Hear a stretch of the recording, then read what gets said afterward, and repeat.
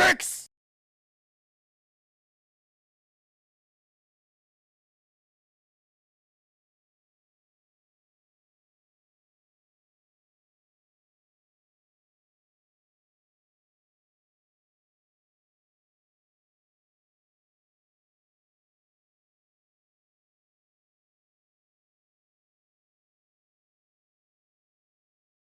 Six!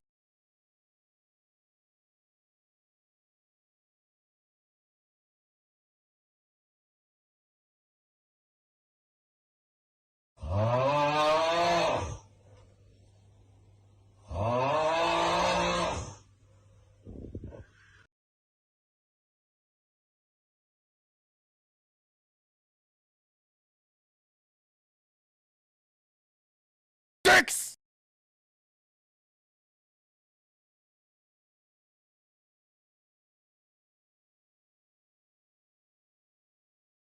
Wow.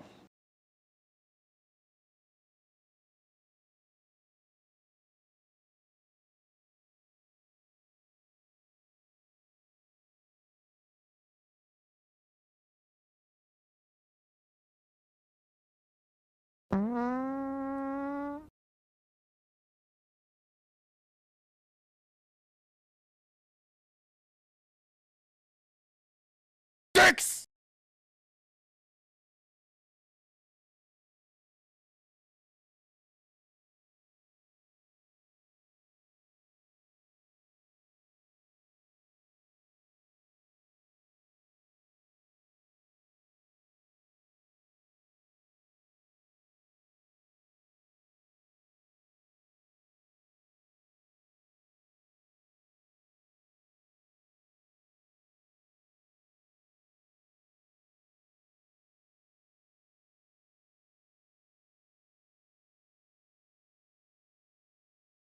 Six!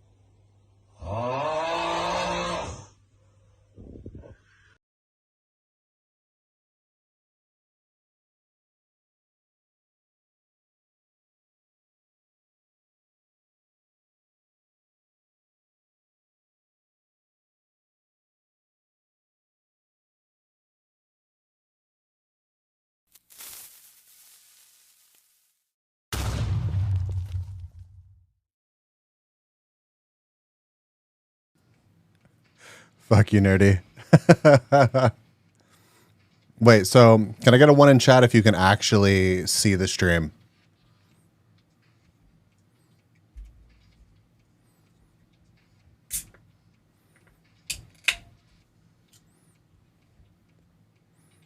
Thanks, Dingo. Dicks! Yo, thank you for the dicks.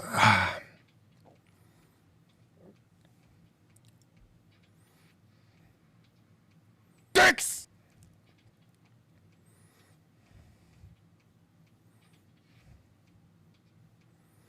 We'll always play such bangers. I can't help it. I can't help it.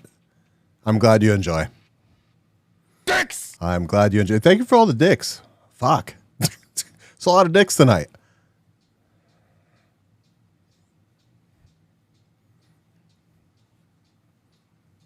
Dicks! Big fat lies right here. Oh, they say they're up. All right, we'll just jam out for a minute. Dingolicious98 says dicks.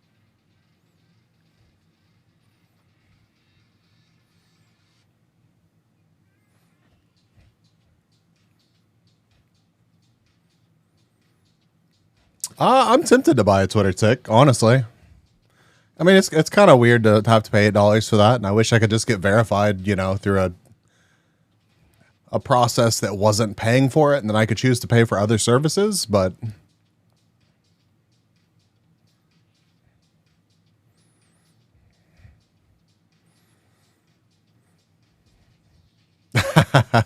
that's very true, Nerdy. It's very true.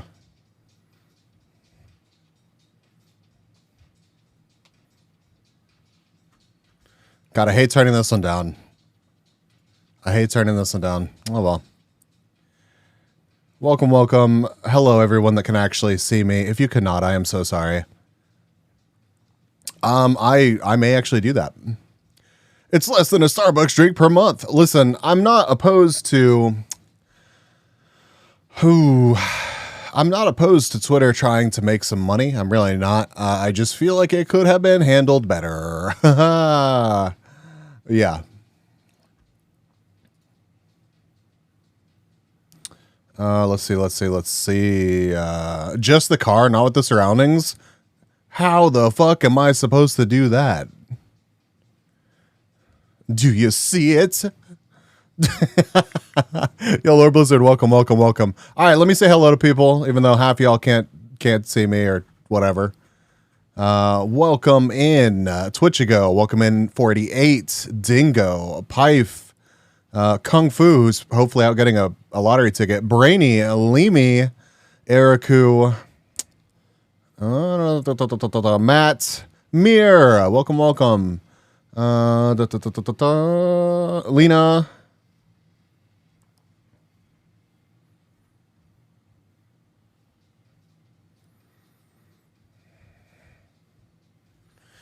You know, paid for verification, in my opinion, really is not a bad thing, though. I really don't mind the fact that it's tough. It's really, really tough, okay? It's really tough because on the one hand, I am a small creator, and yet I would really like to be verified so that, like, my handle doesn't match my... Yo, Nay, welcome. My Twitter handle doesn't match my Twitch handle. It would be really nice to be able to have the check mark and be like, no, this is really like, this is the B's account. But the content shaping and stuff around the check and all that, I don't know. That's really where it starts to get weird to me. It's a very complicated subject for sure. Moms on Twitter absolutely need that tick. It is crucial. Is there enough on that car for me to actually find? Here, I'll pull it up, chat. I'll pull it up. Lena sent me a picture of a Google car, but it is the Google car. And I just don't feel like there's going to be a lot to go off of here. I just don't feel like there is. Yeah, how was everybody's Monday? What was the adventure that you went on 488? Thank you for the lurk, Dingo. Thank you. Thank you all for coming to hang out. It is wonderful to see everybody. I'm not on call this week. This weekend was a real ball buster. So glad that's over with. And I don't have to do that again for another couple months. So appreciate y'all putting up with the scuff, and the lack of me over the weekends. I'd wanted to be around more, but when I wasn't stuck at home doing work, I got the fuck out of the house, and I don't know, just spent some time being, okay, all right. Some time being, trying to find my sanity. So sometimes it'll be like that.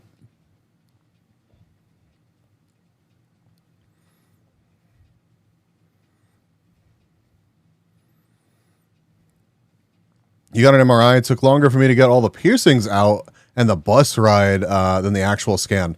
I hope everything went well, and that, you know, I mean, it's never fun to do. But yeah, seems like you made it back okay. All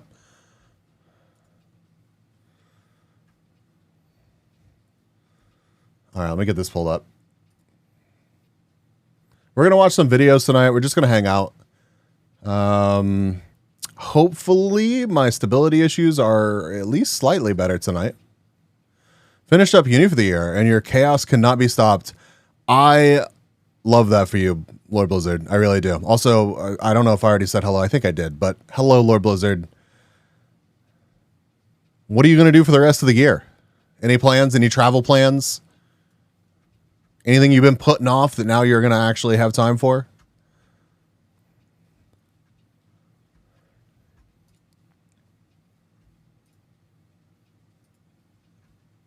Oh my God.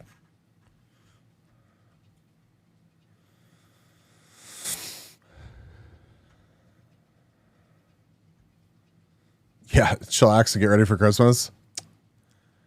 Actually, having time to work on game dev side projects is nice. Dude, I wanna see game dev side project. Tinko! Oh, I guess Tinko's one of the ones that can't see me. Well, my metrics for tonight are gonna be fucked.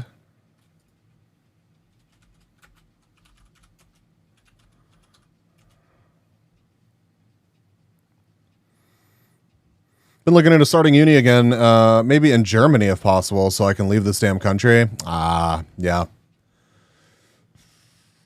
I would kind of like to go back to school, but I've been lucky enough to have done well for myself. You know, it would be tough to set aside the time right now. I feel like if I wanted to go back to school, I would have to set aside the streaming, and honestly, I'm enjoying the streaming right now. So, meh. Work is good, the job's good, life is good.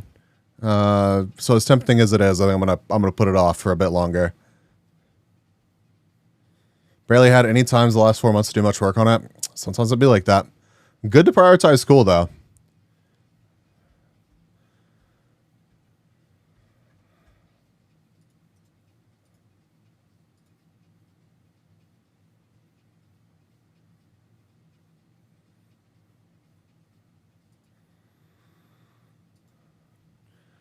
Okay, Lena, how am I supposed to find where we are based on a car, based on this, please? I know it says California.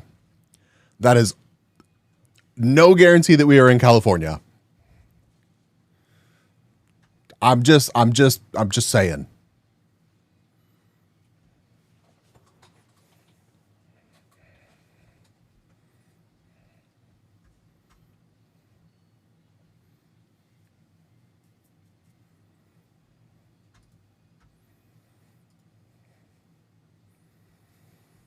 And can I actually... Well, epic!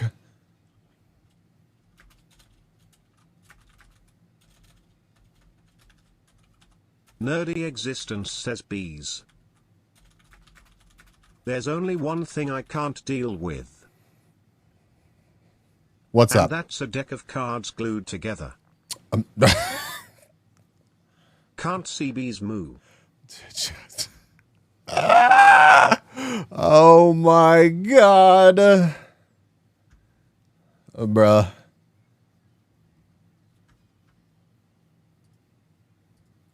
Brady, how the fuck would they know?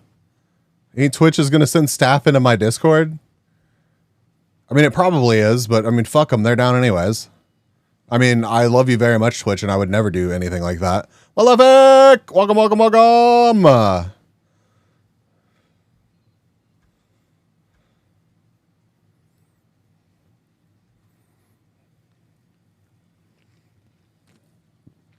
Surely it would be a slap on the wrist. Let me see.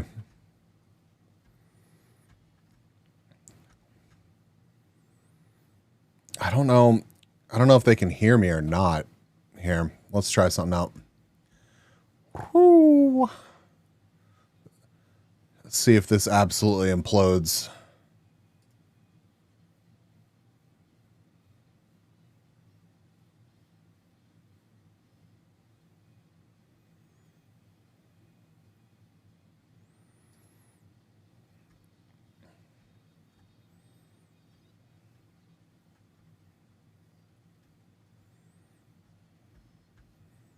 I wonder if I could do, hold on. Enable preview. What if can I pop this out?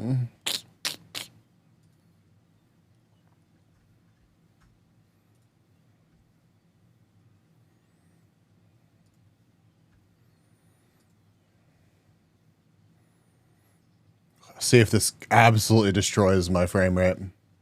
Oh, okay.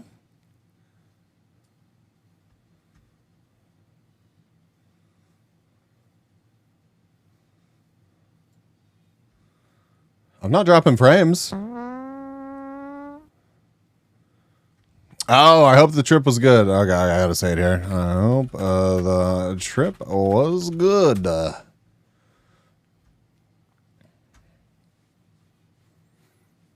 Wangler, welcome.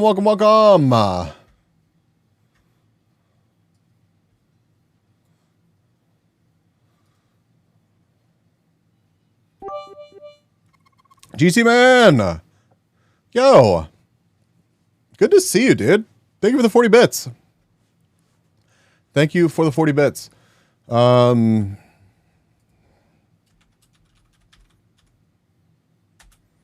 don't know if people on here could hear me.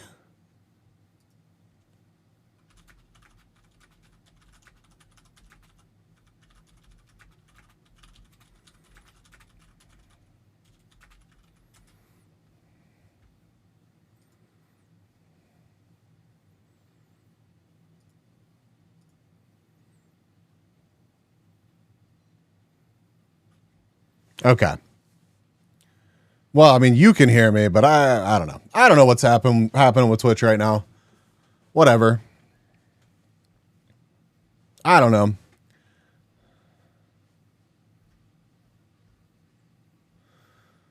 Well, if I am fantastic. Kind of unfortunate that stream is all fucked up. I can hear myself just fine. Apparently some people are having issues with Twitch. So, yeah. Maybe it's already done. Maybe it was just a hiccup and we're good to go. Cheeto! $5, $20, whatever you can spare. Thank you for the 15 months. Holy shit. Get a shout out for Cheeto. Twitch problem. I hear you 5 out of 5. Awesome. Shout outs is chittens.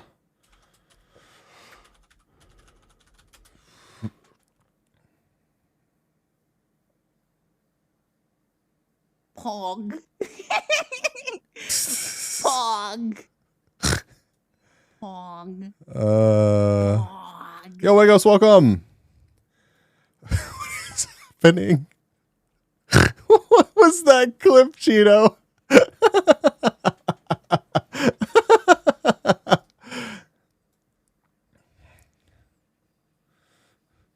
Cheeto, did you have a good weekend?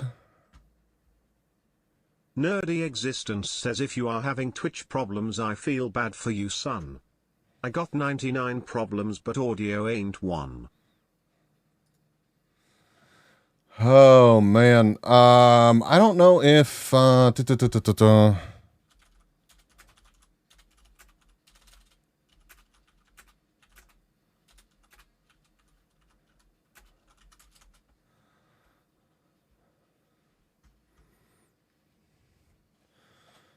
it's fine. Mine was, oh my god, mine was a fucking mess.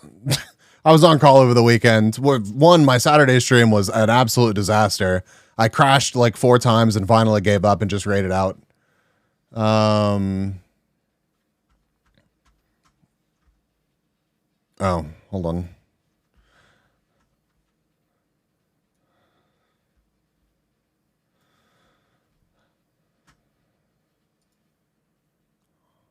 Hylia Star says B. Ah, hi Leah. Hello. B. Hello.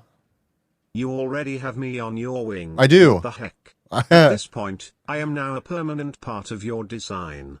I love you so much. I love you so much too. Happy late birthday. And I'm sorry that I forgot about your Kudo board. And I'm sorry that I made Nano feel bad. And I love you a whole lot. Hi, Leah. I hope you have had a fantastic Monday. No bonk spam necessary. I was just crashing repeatedly. Yeah, bad RNG, and I was on call this weekend, Cheeto. It was just both of my mornings. Actually, it was my Saturday evening. It was just a lot. It was just a lot. I didn't really get to focus on anything apart from work, and then sneaking out to hang out with some friends for a little bit. So. I can't believe you forgot. Listen, I got told on October 2nd, like right before I left for TwitchCon, and then I was gonna do it, but after I got back from TwitchCon, but then TwitchCon was a lot, and then time happened, and then I slept, and Tman 199 says B/what the hell did I miss? Man, being on call is pain. Glad you get time to stream. Yeah, I'm not on call anymore. It ended last night, so I'm good. I'm good for another couple months. But yeah, I updated a bunch of stuff, and hopefully we're good to go. Basically, this is Twitch's fault. Supposedly, we're just gonna go with that. We're gonna go with that.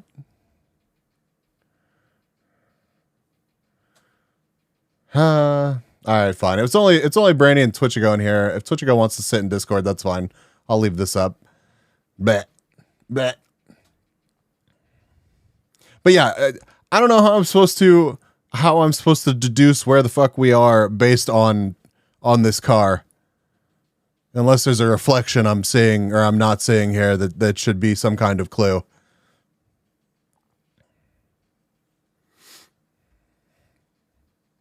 Tell chat what happened this morning. Oh, right. How amazing your birthday has been so far. Chat, y'all aren't gonna believe this shit. Literally, this birthday started off so fucking hectic. So, I believe it. when I woke up like in the middle of the night while I was asleep, I woke up because... Wait. A police chase? What? Explain? Explain, please? Oh, also, I have advanced cam turned off today because I just... the GoPro software is also kind of shit. So I think I'm going to try to find another camera solution for that. That'll just be a lot more stable. And I don't think that was necessarily a cause of the problems, but it certainly didn't help. Police chased a guy through my yard at 5 a.m. on your birthday. Like in a car or on foot? Like, did you get woken up by there being a bunch of cops in your yard? Because that's kind of crazy. The first time I moved to Dallas, I didn't even move to like a shit area, right? It was okay. It wasn't fantastic, right? I was younger. I was more broke. The first full day of being in the apartment, somebody definitely got shot, like in the park that was across the street from my apartment.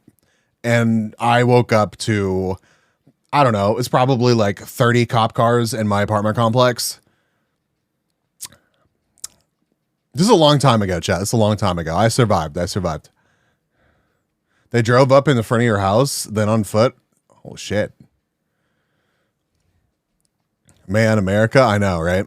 I know. But yeah, so that was a nice welcome to that apartment complex. That was kind of a shithole, if I'm going to be honest. It was fun. But it was kind of a shithole.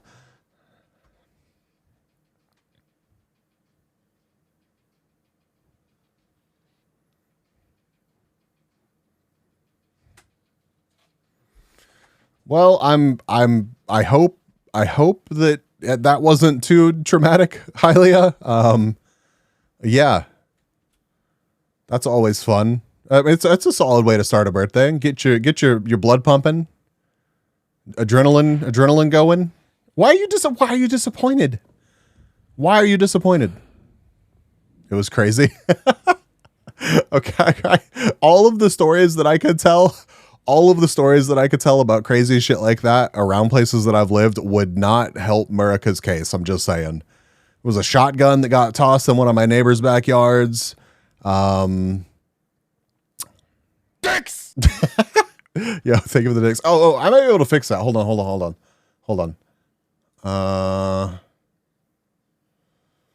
Okay, just don't say shit in Discord, please.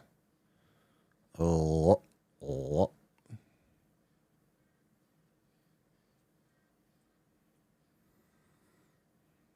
Hold on.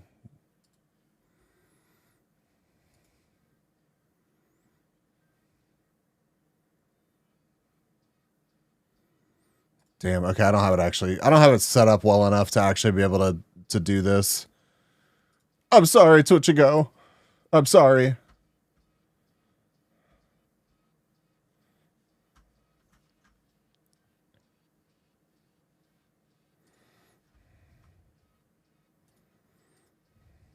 Bees didn't deny that he shot the guy in the park. I did not, Wangler. Also, welcome. Hello. I did not shoot the guy in the park. I don't know if that ever got solved, so I definitely don't want some cold case shit to come back and start getting interviewed over some shit about however many years ago that was.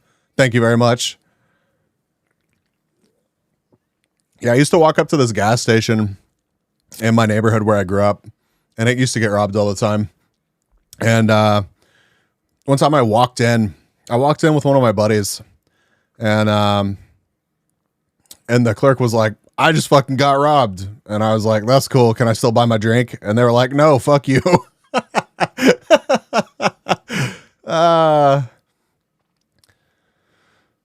you remember the program Cheeto made that fake Discord sounds every time someone said my name? Yes, I do. I do. I still have a copy of that program on my other computer.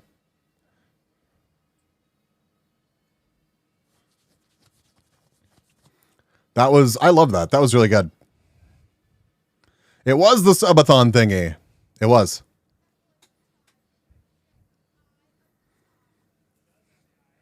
Are you sure about that? Nerdy, am I sure about what? Yeah, I can, I need to boot up that computer to get my cursor off of it anyways. Because I've been missing my B cursor that Artie made. Need a shout out for Artie, actually.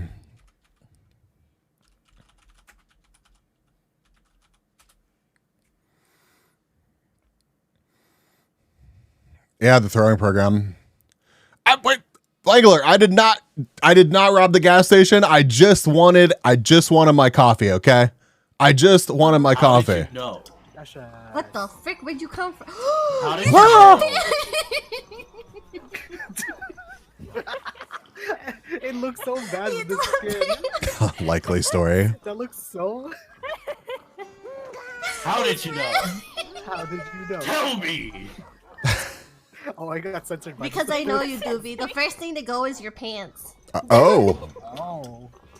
Whatever your armor. Wait a minute. Whoa.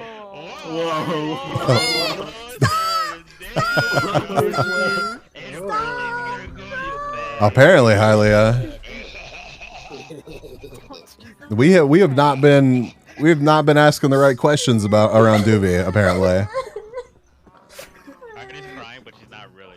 Let me dig down her dog. She's like. Everyone will be Thanks for like, the follow,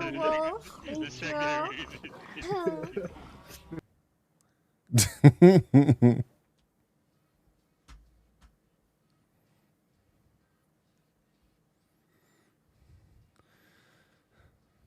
Why you feels weirding, man, Cheeto?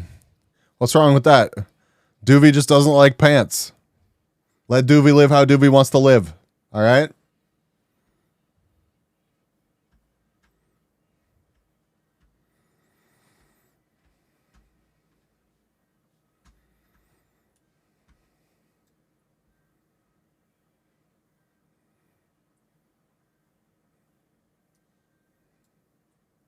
I don't know what the fuck is going on with Twitch right now. Do we know what's going on with Twitch right now? Hello?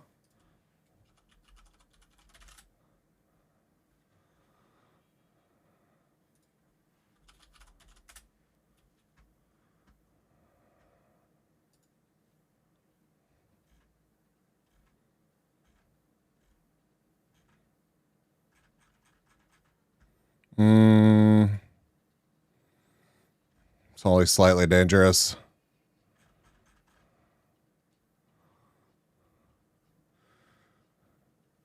Apparently, there's some people that are having issues pulling up videos on Twitch. I don't know if it's still happening. Apparently, Vidalum, welcome in.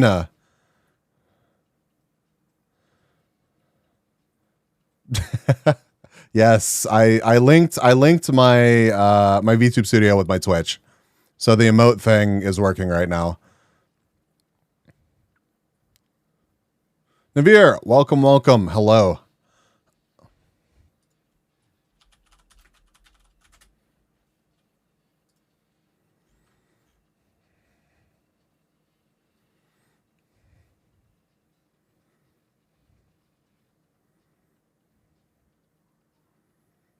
I can't see what that link was.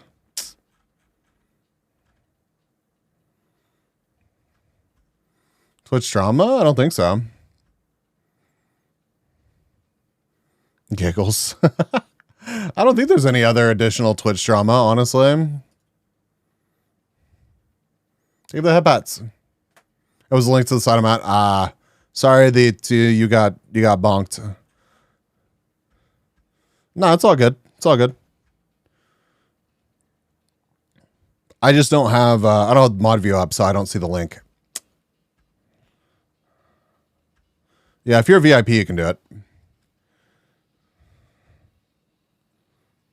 But Twitchigo, yeah, I'm here. So it's working for you. Is it working for Twitchigo now?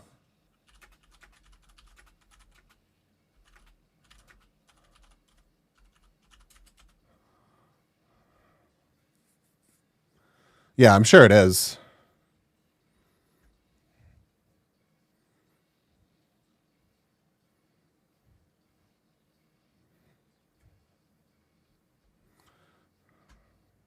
I always add a fucking T to Twitchigo's name. What kind of crashes have I been having? I had Invec encoder crashes and UE engine hanging. So, but alas, Twitch, yes. I was going to I was going to try to figure out how to send my mixer audio over to my input, but I just don't have it set up and it would just take too long to fuck with right now. Yeah, there were a bunch of people. Says I'm deafened. Yeah, you can probably you'd probably be okay, here I can probably do this. Here. I'll do this.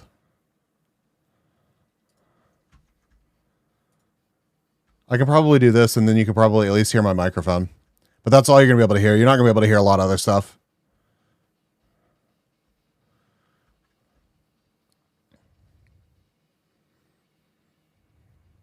Thank you for the emotes, Cheeto.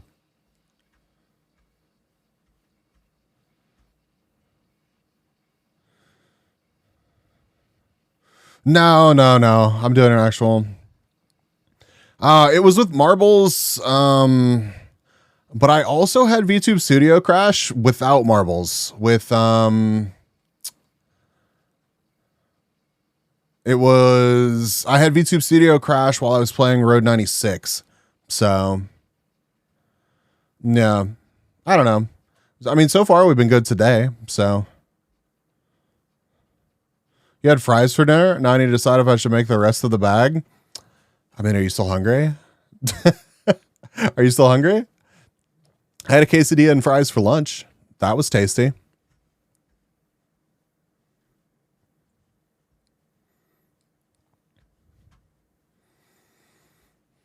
All right, we're gonna watch some YouTube.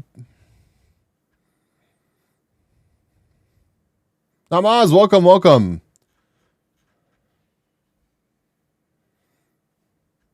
Yeah, having it open doesn't really seem to be. Oh, but you can't see my stream now because I have that. I need more monitor space. I need more monitor space so bad. Yeah, it really is. Okay, apparently this Bang video is worth watching. Let's go down that rabbit hole. Let's go down that rabbit hole.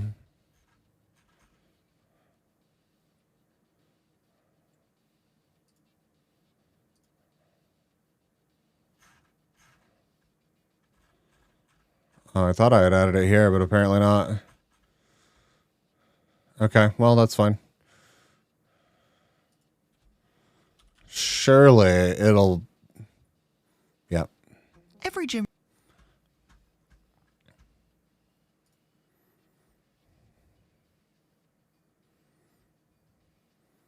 Sage, but small. Yes.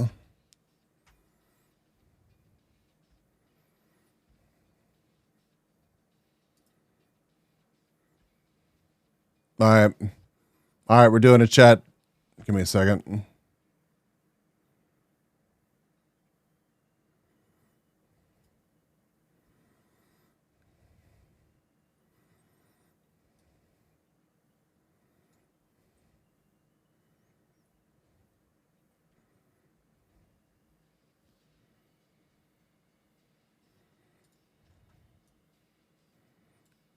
Voco, welcome, welcome. Welcome. All right, so apparently this is about Bang, the energy company, and how they went flat. I had heard that they gone bankrupt or something, but knows that nutrients, dedication, and a good workout are vital to hitting your gym dreams. Maybe that is a protein powder. Maybe that's a good breakfast. Or, hey, maybe a good energy drink. But with what seems like a million options out in the world, how will you ever choose? Well, have no fear, because Bang Energy is here. Touted as the energy drink to end all energy drinks, Bang came blasting into the scene with high-energy social media and posts... Chat, do you honestly... Does anyone actually pay attention to the marketing for shit like this? Like... Does anyone give a shit what like any of the Monster or Rockstar or whatever?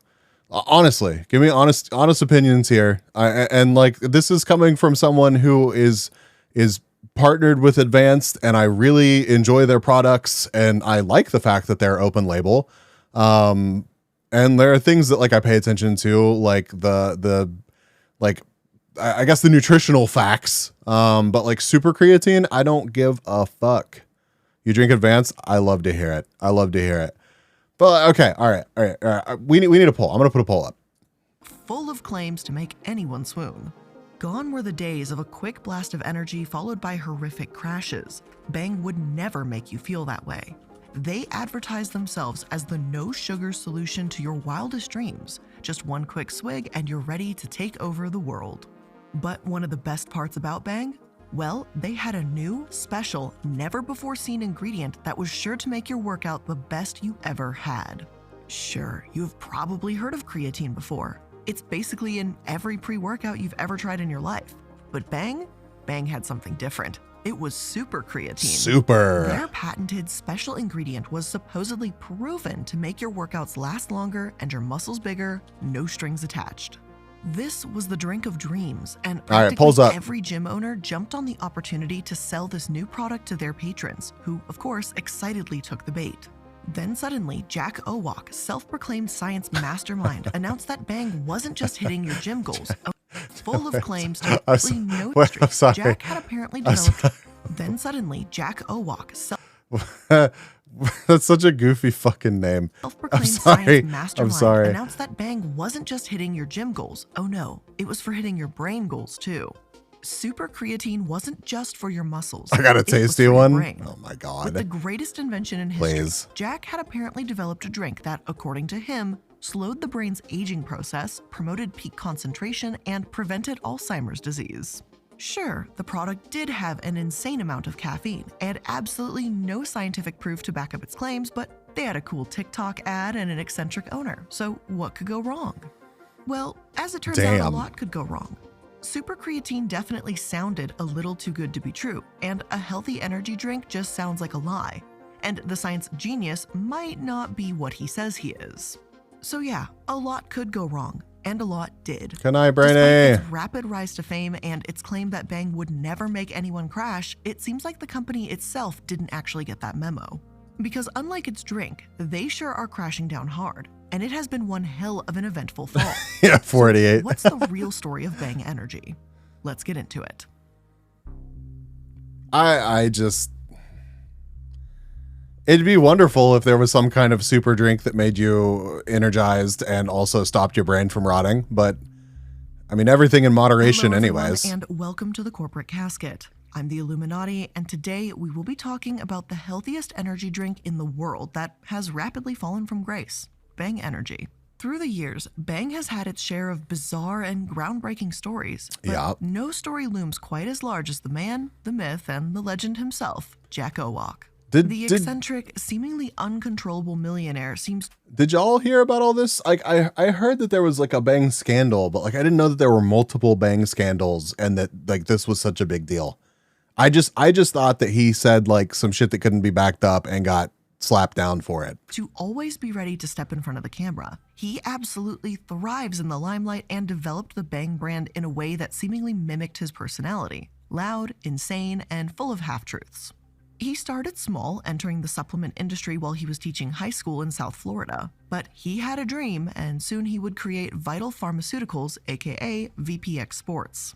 The company started with a simple goal in mind. Interesting. Produce the highest grade, university-proven sports nutrition supplements and performance beverage in the world. After a few years of concentrating solely on the supplement category, the that's company fair. soon took its biggest step, That's fair, energy Neve. drinks. From there, Jack simply exploded in popularity. His wild personality seemed Too to many translate jokes. straight to his business, and for better or for worse, people responded. He created the energy drink Redline, the second strongest energy drink in the world. The tiny packaging did absolutely nothing to warn people of its power, and as people This dude is I knew about VPX and like I know about the Redline stuff. Like I had no idea that this dude was so involved with all of these different things. It's kind of blowing my mind right now. Didn't know his contributions to certain previous U.S. presidents' 2020 run. Oh Christ! people came to find out. Oh Christ! danger. After all, it was coming from a company with the word pharmaceuticals in it. Why would anyone assume that that would be dangerous? It was supposed to be healthier than the others. At least, that's how it was portrayed. However, Yeah. quickly after its release, the world started to understand just Two red how lines for much me. punch was packed into that tiny bottle. Consumers from all over were beginning to experience a range of horrific health impacts after consuming You could the handle drink. it, Cheeto. Anything I from believe. chills to sweating to rapid oh, heartbeat oh, and oh. even high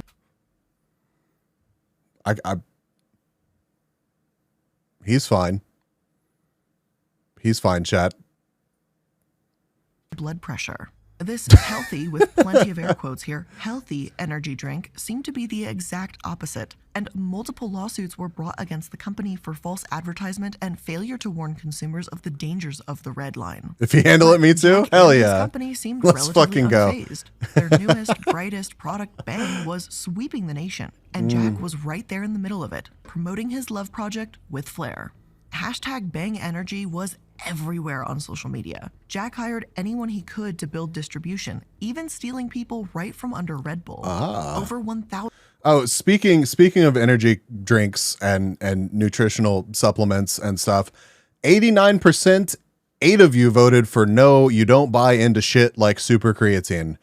I mean, I figured that would be the results. I mean, it's really just about like, it's just, does it taste good? Does it taste good? Does it actually give me some energy?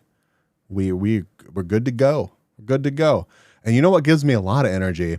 Advanced. Advanced is fantastic. It tastes great and it gives me a ton of energy. Also, I actually ended up speaking with my new brand rep, and I'm probably going to be getting a I don't even know if I'm supposed to talk about this yet, but I'm probably going to be getting a starter pack So I'm probably going to be getting a starter pack soon.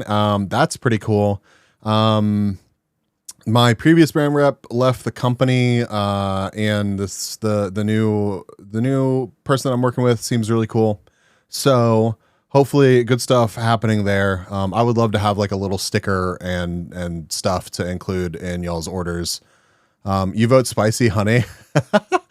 I mean, I think that would be sick, but I feel like it's going to be a bit before I get a flavor. So I think what a starter pack is going to be is just like some sample packs of their different flavors, a shaker, and a sticker. So it may actually be the first piece of official Bees merch that you can get, but we'll see.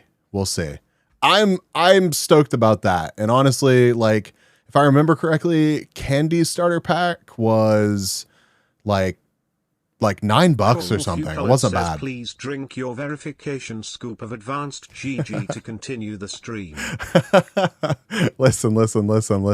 At least in that dystopian future, I'm getting paid. So big preach. 1,000 influencers from across TikTok and Instagram were hired with the sole purpose of developing and promoting the marketing blitz of Bang. There were no rules. Do whatever you want, just have Bang in the background. That was a direct quote, by the way.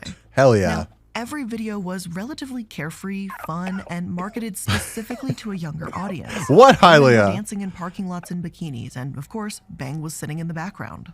But no one seemed to advertise Bang quite like Jack did. What the fuck are these TikToks? I had no idea. Because I actually like the flavors of Bangs. I used to get them before starting to drink exclusively Advanced. But like, I had no idea that I was drinking such a fucking cringe drink the entire time. Christ. These ads are like hurting my soul right now. As his new empire began to rapidly take off, Jack swapped his button-downs and muscle tees for bright and obnoxious blazers with Bang written all over his workout Sick. gear. Every new social media post contained The his taste of personal cringe. social media handle. As the Bang brand grew, Jack's outlandish behavior grew right along with it. He was ruthless with his company. Allegedly, What he a was known for necklace. firing people public execution style, Oh, copying and shit. pasting multiple employees to termination emails. When employees breached non-compete agreements, he spent millions of dollars suing them, forcing some to leave the energy industry for the rest of their lives. A cringergy drink. He answered to no one. Most companies have a board of directors and outside investors. Jack, on the other hand, did not allow that to happen. It's a one-man show, at least according to him. Okay. He is all about power, and that's I had no exactly idea what that he they were put into privately the owned. world. That's But crazy. He is just as ruthless in the promotion of his ultra special products. He promoted Bang anywhere and everywhere and claimed that his healthy energy drink could Yeah. do virtually anything. Okay. He is Bang Energy, according to him. Oh. I exude energy. I Oh. am energy. All right. At conferences, he God runs around the complex. stage while moderators beg Who doesn't love a god complex with their energy drink? That sounds like a great deal to me. him to sit down. He's got Bang energy. This is Bang. Bang doesn't sit down. It runs around the stage. And I'll give it to Caddy! you, seeing a 60-year-old man run back and forth on a stage and refusing to sit down would definitely have me intrigued about what exactly he was on, but I don't know if it would make me want to run out and buy whatever the hell he ended Yes, up doing. Kanye win. For some, Yo, free pair of whatever the fuck Yeezys are going to be called now with the purchase of a 24 pack of Bang. Hell yeah. Being Jack Owak, a weightlifter himself at peak energy levels every minute of the day, was the perfect advertisement for the product. But for others, his rather bizarre and sometimes erratic behavior shit. left something to be desired. Dude. And in the long run, the eccentric millionaire who started the company is probably the same one that actually brought it to its knees too. This dude does have some energy. That's for fucking sure. Looking like he skips leg day. Never Jack Owak skip leg isn't day. just the CEO of Bang. He is the chief science officer too, a fact that is wildly unsettling when you look a little deeper into his background. Sure, he was allegedly a high school teacher, and I say allegedly because When you stop to like look at some older people and the education that they received to get the titles that they have, like it is legit unsettling. It is legit unsettling. And especially people that have made money and like given themselves these titles, which is what I'm assuming we're about to talk about here. Yeah, like oof. My my ex's dad was like ancient. Dude was super old and still a practicing physician. And like when I think about what a medical education was back then, it's fine. It's fine. Because some sources actually claim that there's no proof of him holding any type of science degree. Some claim he was a substitute A teacher. totally real but teacher, not a right? full-time teacher. We're pretty much just believing his word here, which I don't really want to put any weight on if we're being honest.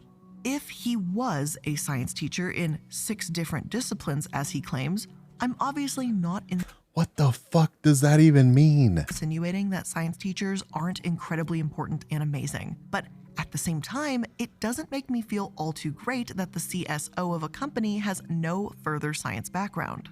Usually, just to get hired at a company like this, you would need to have an extensive background in research. But in this case, the leader has nowhere near the back. Yeah. So you do have to, like, your education has to stay current. So I'm not saying that like people that do that, even with like an older education, like, I'm not saying that they're not intelligent and clearly capable, but like the things learned then and like the mindset that carries forward into like what they're doing now, some things that have been like clearly disproven that they're like, nah, that shit is gospel.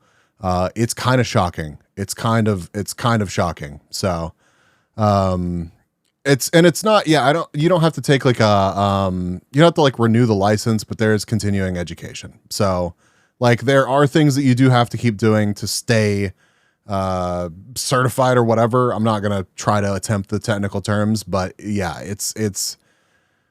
you still got off easier than having to go through the education again, through medical school again.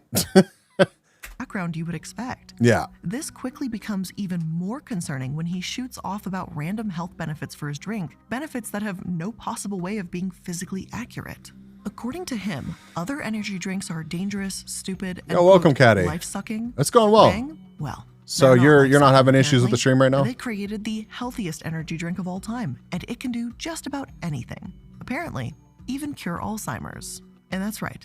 In an 11-minute video posted to YouTube, which is now Curing conveniently Alzheimer's. privated, Holy shit. Jack makes the claim that his energy drinks could reverse the aging process and help with all forms of dementia, Okay, good. including Alzheimer's, Parkinson's, and Huntington's. I wish I was making that up. He credits the magic energy drink because the special ingredient super creatine is what gives you those miraculous benefits. Damn. The website even backed up his claims, saying it can increase your mental function. Damn. All right. Some research has shown that creatine can help with physical activity for a short period of time. But to help with I believe him. Alzheimer's, well, it seems a little made up. And Stockpile all your unsurprisingly, super that's because creatine, it Cheeto. is. I believe. There seems to be some growing evidence that creatine could help with cognitive processing, but not enough for anyone to. Bro, you say lasts that long, it is still fuck you, Kung Fu. You can still buy it. So it's not like it's gone. And I think it still says super creatine or whatever on the can. I'm pretty sure Chittens is super creatine. to make the claim that it has proven to work. The scientific community is still very much at odds with the Energy idea. drinks, Caddy. Energy drinks. Jack Owak likes to claim that it is a scientific fact, and his company Even Ultra. apparently, is just Damn. way ahead of the game when it came to energy drink science. Go beyond. One small little teensy-weensy problem, though. They Yes. never actually says how much of their supposed super creatine is in their drinks. Oh, It's nowhere on okay. the cans or bottles on their website. It's just in there. Nowhere. It's It just just in says there. It's there. All That's right. it. And No G Fuel, well, only it's advanced, suspicious to Caddy. me. Only advanced. But beyond their super creatine claims comes the concept that Bang is just so much healthier and, oh yeah, Yeah, it's safer still a thing here, than Mir. every other energy Well, drink here. ever. Jack proudly proclaims that consumers went to choose Bang because it didn't contain, quote, harmful amounts of sugar and highly suspect ingredients like D-gluconolactone contained in Monster. Apologies if I didn't quite pronounce that right. This is I don't know what the fuck D-glucomalactin is and was never aware of it being in Monster. Could not give less of a fuck. Like, I get the sugar-free Monster. I'll take my mystery sweetener, and thank you. Have a nice day. This is not my industry. This is not my type of chemical language I'm used to speaking. But I drank 2 cans, now I'm negative age. this was only proven in one study, by the way, and usually Damn, more than Cheeto. just one in order Damn. to actually verifiably say something's true. But Jack doesn't seem to understand that. The scientific method, making sure that your claims are repeatable consistently? No, we don't believe that here at Bang. And sure, Fuck. Bang doesn't have the amount of Fuck the scientific method. I'm rich. I'm rich. I can make it true. Make it true. insane sugar of some other energy drinks, but does that mean it's actually healthy to drink? Or even safe for the matter? The short answer is no. While most of the advertisements were specifically geared towards younger people with brightly colored ads spewed across the most popular social media platforms, multiple entities swept in trying to warn young people under the age of 18 that this energy drink may not be Oh, we're for good them. there. Keep in mind, this is literally the same company that created exotic Red Line, fruit. the drink that contained so much caffeine Damn. that 4 teenagers had to be hospitalized after drinking it. It's not really the company I would trust with my health. And as it turns out, Bang man. isn't that much different from Red Line either. Bang has a whopping 300 milligrams of Hell caffeine, yeah. which would basically be the equivalent of downing over 3 strong cups of coffee at one time. Yep. And that is an Sign me absolutely up. insane amount of caffeine. And sure, that can be tolerable for most adults. I know not everyone, but for a fair amount of adults. But for children, children, the key demographic for drink sales, yeah, that's not great, and it can actually be incredibly dangerous, leading to multiple side effects, including jitters, raised blood pressure, and an increased heart rate. All things that Yeah, are bad Kung for Fu. I would children. imagine that Now I that's know, very I'm true. gonna get the naysayers. Well, Bang doesn't advertise to children, and it's true. Bang does say that it is not recommended. Bruh, they don't advertise the children, but that shit is in brightly colored cans and on TikTok. So fuck off. For someone under the age They of 18. clearly advertise to children. However, when you look at their advertisements, where they run them, and who they're actually targeting, it's almost exclusively young people. working Sugar as and death? Hell influencers. yeah. Life is short. Kids are not particularly well known for heeding the warnings written in small print on labels. I know I was not as a kid. We've seen it time and time again with weird and bizarre trends. Kids don't read the small fine print. Still, it's not Don't just give the a fuck. caffeine that leaves you questioning the overall health of what Jack touts to be the healthiest energy drink ever. Okay, what else? In their list of What ingredients, else? there are multiple components of the drink that raise more than a few eyebrows. One of them is sucralose, an artificial sweetener that has been shown to decrease insulin sensitivity in young and healthy volunteers. Of course, nowhere on the label does Bang say how much of each ingredient is included, so again, it's a bit concerning. Oh, and yeah, Bang doesn't seem abnormally unhealthy, but calling it good for you is definitely a stretch, especially if people aren't drinking it in moderation. But moderation doesn't seem to be ideal in the advertisements. It seems like the more Bang, the better. I mean, that's not really like, I don't feel like, okay. If we looked up Monster advertisements or Red Bull advertisements, I bet they're pretty fucking wild too. It's not like people go, get their marketing degree and they're taught to be like, now make your advertisement boring as fuck and make sure it's super bland and make sure it's only, statistical facts. Like, the more Bang, the better.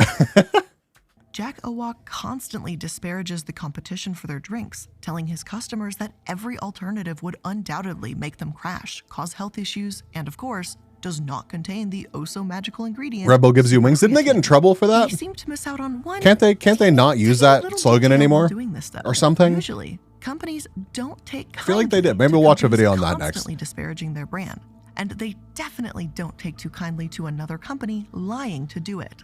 So, to be frank, Monster Nice, came what you up got? and bitch slapped the fuck out of Bang publicly. Oh. So it's time for some lawsuits. Lawsuits, hell yeah. Litigation.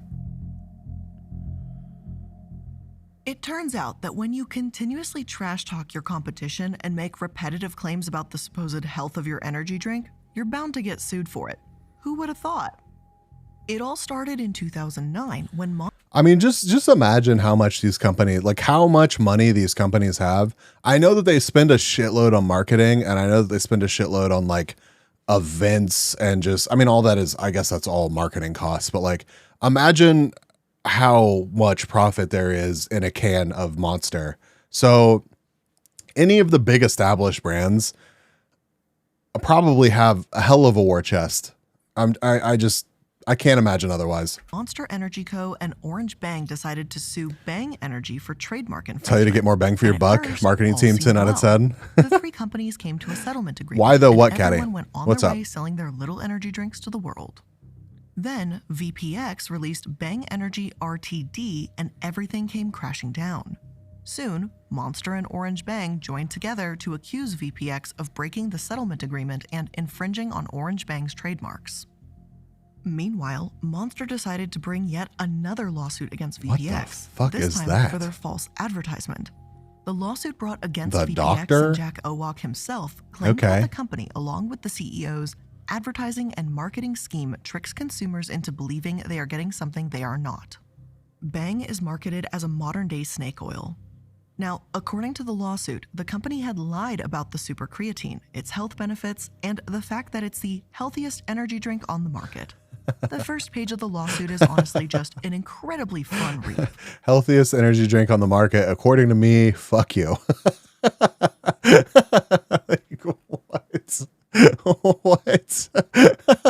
Because it just shows a running list of all of Bang's claims followed by some form of they're lying. Now, I've read a lot of lawsuits, and I mean, I've read a lot of lawsuits. But this one is actually particularly funny. Most are really dry. Source, really trust me, serious. bro. This one, really fun read, gotta admit. I mean, one of the first lines is just, it's great. Take a listen. According to defendants, Bang is nothing short of a miracle drink that delivers benefits and cures that have evaded scientists for decades. Sounds pog. Admit it. You chuckle. Okay. The absolute fucking sass. I love it. I live for this. When lawyers get absolutely sassy, like, yes, please, give me it. I love it. It is great. But seriously, like, giggles aside, the lawsuit goes on to list the plethora of misinformation represented by Bang's I hadn't noticed advertisement yet, 48, campaigns, but and of course, takes a shot God at damn Jack's it. qualifications as the chief scientific officer, which says are based exclusively on his previous stint as a high school science teacher. The whole lawsuit literally reads like an insane satirical piece. But Yeah. what was even funnier was Jack's response. Eccentric as always, the CEO/CSO decided to release a press statement arguing against Thank you, almost Caddy. everything in the lawsuit, and yes, it is about as insane as you'd think it is. He claims to be the most innovative and prolific scientist in the history of sports nutrition and What? performance-enhancing beverages. And he goes on to say that he probably does more science in a day than Monster has ever done. This dude clearly has an entire fucking team of people that he has hired to carry around his just absolutely enormous testicles. Like, just the balls on this dude to just say this shit is like, what? What? And I'm just gonna say, and I hope this is pretty obvious, but if someone says they do science, that's a little weird, and it should be a bit of a red flag. He never says what type of science. He never says experiments. He never says research. Sounds He never believable. specifies anything. He just does science. That's a red flag, or 10. Now, Jack goes on to dispel pretty much every claim in the lawsuit, continuously pointing out that Monster is just the worst thing ever. Which, don't get me wrong, Monster is not great. But when you're being sued by a company, the common response isn't usually just outrageous slander. Walter just White also does saying, science. "Is he running PR for his True. company too?" Because he should fire himself and hire an actual PR company. Because there is no way a lawyer or a public relations specialist would have approved of this behavior. Now, the company took it a step. Before we go further, though, I wonder how this would have played out if this dude had had like the mental capacity to have stepped back and let some actual real PR firm right the ship, you know, like really. Because it sounds like even right now at this point, they probably would have lost these lawsuits or something. Like, I don't know. It makes you wonder how different it really would have played out if he had just like backed off, enjoyed his comb over and his hella sick chain, and just partied rather than be all up in everybody's shit being the #1 sports nutrition scientist in the world. Like, it's wild to me. It is wild to me that people can be so fucking crazy successful and wealthy and be like, yeah, I'm gonna light this bitch on fire, which is very similar to the Twitter situation, really, if you kind of think about it. But like, it's crazy. It's so crazy. Like, if I was that fucking wealthy, I would just fuck right off with my money. Maybe I would be a terrible rich person. I don't know, but Further, when they decided to sue Monster for trademark infringement, a step that they're probably wishing now they never took, but hindsight is 2020. At the time, Monster claimed the lawsuit was merely an attempt to shift attention. Then, they responded by expanding their original lawsuit. This time, they claimed that Bang's main pitch to their customers, their magical super creatine, was a hoax. Additionally, Monster accused their competitors of stealing trade secrets from former Monster employees, an accusation that, considering Bang had a history of hiring people out from under their biggest competitors' noses, certainly was not difficult to believe. That's actually and of course, spicy. What was Bang's response? Well, they claimed that Monster was just jealous and living up to its reputation of being an overly litigious bully. They would never lie about their super secret ingredient, and stealing trade secrets? Preposterous. Yo, Sync, welcome. At first, Bang was almost acting like the lawsuits were funny, but it was Monster that would be laughing at the end and, of course, right to the bank. Yeah. Suddenly, an onslaught of decisions was coming out against Bang Energy, starting with a $175 million penalty for the original trademark suit. Bang Energy tried to appeal after claiming they were shocked and disappointed, but the decision was upheld by a California judge the following June. Then came the big boy lawsuit, the one that proved that almost everything Bang Energy and Jack had been saying about their healthy energy drink was utter and complete bullshit. I know, I'm absolutely freaking shocked, but the proof is in the pudding. Shocked. It turns out, not only was their super creatine not doing anything they advertised it could do, but that it also didn't even exist. That's right. After a lengthy trial, it was announced that Bang Energy had no creatine in them, despite that being their entire advertisement. In September of 2022, so a judge curious. awarded I could have sworn that you can still go to a store right now and that super creatine would still be, or some kind of creatine was still on the cans. Like what? How is that a thing? Monster Energy a staggering $293 million in damages. A huge chunk of that still was on the for label? false That is advertisement, with the rest paying for that is Porsche's interference, which insane. means they interfered with Monster's ability to make money, and for stealing trade secrets too. Now, about a year and a half ago, I made the original Bang episode, so I know at some point, like right now, many of you might be thinking, didn't Blair cover this like a little bit ago? You're right. And before, obviously, this judgment in September, I didn't actually have the complete story of Monster and what was going to happen. So, right like 5 minutes before this is about where the story ended. But now, this is where stuff gets interesting. Monster's trial team immediately celebrated their massive success, saying that the verdict proved what they had been saying all along. Bang achieved its wild success. No, not on Monster. On Bang, it used to say, or it still says something about super creatine, which was apparently proven in court to just be completely false. Like it's not a thing. So yeah. Also, how are you? How was your rest? How was your break from everything?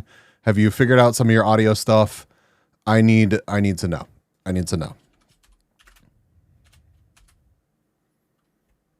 I have slept a lot.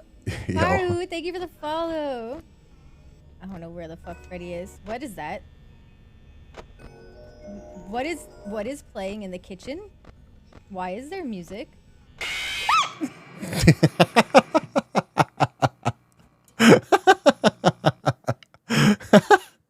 I didn't realize I needed an XLR cable, so you had to order that. I thought that I had mentioned that. I should have. Damn. Well, hopefully it'll be there soon, and you're gonna love it. So probably did, but I'm smooth brains. Yo, listen, I forget shit all the time that people tell me. Hylia, I'm sorry. I'm so sorry, Hylia. based on widespread deception. The two decisions levied against Bang Energy are some of the biggest awards in the history of the Lanham Act, which accounts for false advertising and trademark law. So Bang Energy was just having a string of bad luck. Hey, to make matters D's a worse, degree per. while they were fighting these lawsuits brought up against them by competing energy drink Not saying companies, that that's what they you were got. also stuck in multiple other lawsuits, including a class action suit brought against them and their own lawsuit against PepsiCo, their former distributor. The class action suit brought up by Tiffany Nguyen and William Muscara alleges that Nice. VPX had misrepresented their ingredients to customers, which, as we now know, they did. Not only did the company mislead their customers, as it states in the lawsuit, but it also violated the Food, Drug, and Cosmetic Act by including false information on its labels. Shocking. Which, once again, they did. I couldn't find the results of this lawsuit or if it's even been settled yet. But considering the current state of the company, let's just say they have bigger things to worry about at the moment. So what's the current state of the Apparently, company? all the other lawsuits just weren't enough for Bang Energy because they had to add one more. Oh. This time, it was them suing another company and food and beverage giant, PepsiCo. The two companies had reached an exclusive distribution deal back in March of 2020. Imagine but it going took after 8 months Pepsi. for it to turn sour. Seemingly out of nowhere, Bang Energy announced it was terminating its exclusive contract with PepsiCo. That's claiming insane. They were unsatisfied with the distributor's performance. No one seemed to know what that actually meant, considering they had only been partners for 8 months. But Bang Not was the adamant Beppis. that it wasn't a healthy relationship. Soon, Bang would file a lawsuit against PepsiCo, claiming that they had used intimidation tactics with independent distributors and major retailers like Walmart, threatening lawsuits against anyone who fails to purchase Bang Energy exclusively from Pepsi. Yeah. Basically, Bang claimed that they had ended their contract, and Pepsi claimed that they still had exclusive rights to distribute. Can you fucking imagine how much money Pepsi has? Like, can you fucking imagine how much money Pepsi has? Like, what? what the fuck is wrong with this dude? Distribute Bang's products. It was a breakup gone wrong, and since then, the two companies seem to have reached an agreement, letting Pepsi still distribute Bang until their original contract date ends in 2023. Jack claims that Pepsi was trying to destroy Bang from the beginning, and if that's true, they seem to have done a damn good job of it, considering how things have been crashing down around them. They goofed. With Yeah. multiple lawsuits still pending and $500 million owed to Monster Energy, Bang Energy and its parent company VPX began to panic. Clearly, this was too much to handle, a fact that became readily apparent this year when the company officially filed for bankruptcy. And before we get into the details of the bankruptcy and the lack of a future for Bang, let's go ahead and have a moment to thank today's sponsors. So the first sponsor is me, and I just want to say that if you guys are not following me on my other social media, we'll including watch Twitter, this part. Instagram, TikTok, Twitch, other channel, Illuminati with a TEA I at the end, you subscribed. should be. I'm I uploading subscribed. shorts, TikToks, we're doing live streams. Net We worth also have Patreon, if you weren't aware of it. Some $232 cool benefits billion. and shenanigans going on Fuck. over there. Make sure to check it out. That was kind of it. Thank you. Oh, and because I'm an idiot, links are in the description box. Just click the link that says Linktree link, and it's just a neatly organized list of all of my social media and where you can find me. Today's episode is also sponsored by Function of Beauty, because your hair is unique and your hair care should be too. Function of Beauty makes products that are 100% customizable with ingredients designed and formulated to meet your specific hair goals. Now, if there's two things about me when it comes to hair care, it's the following. One, I live in That is a number. That's a In large Jack number. Walk fashion, he seems to blame anyone but himself for the financial crisis. Win his the biggest business lotto finds itself ever in. 120 Of course, times. it Easy. wasn't the Yeah, lying, easy. false advertising Fucking or easy. stealing trade secrets that caused Bang Energy and VPX to freefall. It was everybody else. Shortly after the Monster Energy lawsuit verdict was announced, VPX filed for bankruptcy, saying, "This filing is a restorative action to help the company recover from recent challenges, including multiple lawsuits that impacted the company's short-term outlook. Recent Calling challenges. these multiple Shit. lawsuits challenges seems a bit misleading to me. These were not challenges, these were bombs going off for a company. A judge basically announced that they had been lying to everyone for years and were nothing but complete frauds. That's not a challenge, it's a lot closer to a company death penalty. Of course, it doesn't help that Jack Owak doesn't seem to acknowledge this at all. Yeah. Instead, he blames PepsiCo for their swift downfall, saying that they had a premeditated plan to destroy Taxes Bang be like, from we do a day little bit of one. trolling. It Yeah. wasn't the lying to their customers or constantly disparaging the competition. Listen, the Powerball is like $1.9 billion right now. Even after taxes, you're walking away with over $500 million. So, you know, I think at least where I live. So, you know, I think I could work. I think I could work with $500 million. I think I could make that work. It was the distributors. Sure, Jack. Sure, Jan. But he claims to have a plan and says he's excited for the future. This company was founded on the determination and a relentless passion for giving our customers and consumers what they want. And we will continue to do so. I know we will successfully emerge from this. Can buy some process as monitor a space, stronger right? company. And it seems awful. Hey, I could fit more monitors in here. I could do that. Optimistic, but okay, I'll bite. What's the plan, Jack? Well, first things first, the company needed a loan. And it seems simple enough, but with Monster Energy breathing down their neck, it's a little easier said than done. While in bankruptcy proceedings, the company was met with objections from their rivals as they tried to beg a bankruptcy judge to allow them to receive a loan. Lucky for them, the judge decided to cut them a break and allow them to tap into $34 million from a group of banks. Oh, yeah, and I forgot this little fun detail. They already owe those banks about $350 million. Jesus So Christ. I feel like that's going to be a problem in the near future. Meanwhile, the company is working under Chapter 11 bankruptcy, which allows them to continue their business operations while going through their proceedings and attempting. Hollowed. Sorry, was looking for the only bees. Soon. If you have spicy ASMR related content that you would like to suggest, feel free to drop in the Discord. to work out deals. Thank you, Hollow. Thank you. So if you happen to see Bang Energy around in stores and find yourself slightly confused as to why the product is still available despite yes, everything going on, I am indeed don't confused. Be so shocked. Although remember, they do lie about their product, so maybe avoid buying from them for a bit if the super creatine was your main motivator to purchase. And since its very public breakup with PepsiCo, the company says that it's going to go back to its previous distribution model, direct selling to stores. Maybe that will work out for them in the end, maybe it won't. Even after trashing and suing PepsiCo though, it seems like Jack Owak might be up to his old tricks. You know, hiring his rival employees from right out of nowhere. And let me explain.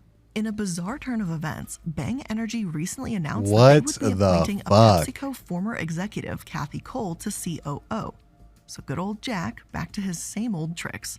If you can't beat him, hire them, right? One thing is for sure, Jack Owak won't be taking the easy way. Oh no, out, and that's my it's microphone. apparent that despite his company's multiple legal battles and bankruptcy, he's not going to be selling off his pride and joy anytime soon. When rumors began to spread in August that Keurig and Keurig Dr. Pepper, I guess one thing, was interested in buying Bang Energy for almost $3 billion, Jack quickly shut them down, saying he would never sell Bang Energy for that amount. But And that just to me sounds like he's got a price tag, someone just has to match it. But who knows, maybe Bang will come back bigger and worse than ever. But for the time being, it seems like the company itself is in need of an energy boost, $3 billion. and they certainly won't be getting it from their super creatine that doesn't exist. But with all of that $3 being billion. said, that is where I'm going to end today's episode. $3 billion. Can you imagine $3 billion, chat? Can you imagine $3 billion? $1 billion. Why is your brain hurty? Why is your brain hurty, Hollowed? It's more than I make in a week. That's true. That is very true.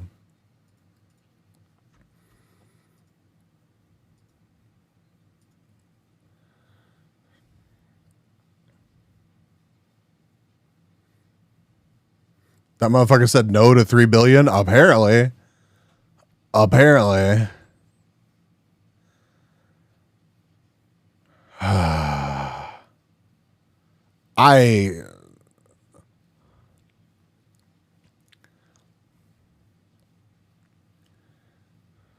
What about Red Bull? Yeah, we'll probably watch that. Give me just a second.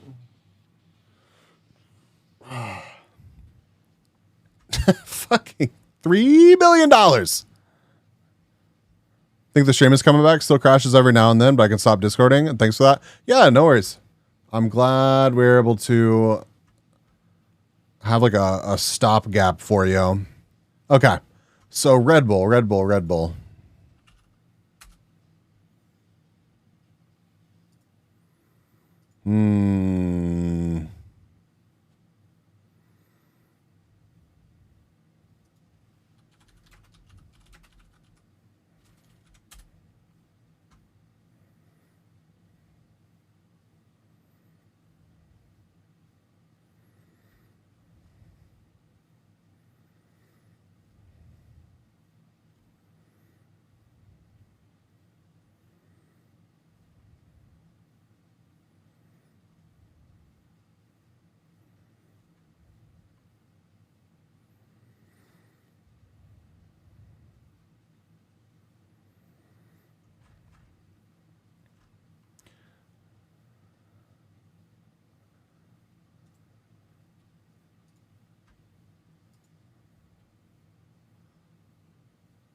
I may or may not have discovered a member of Hololive's underground alias and who they are.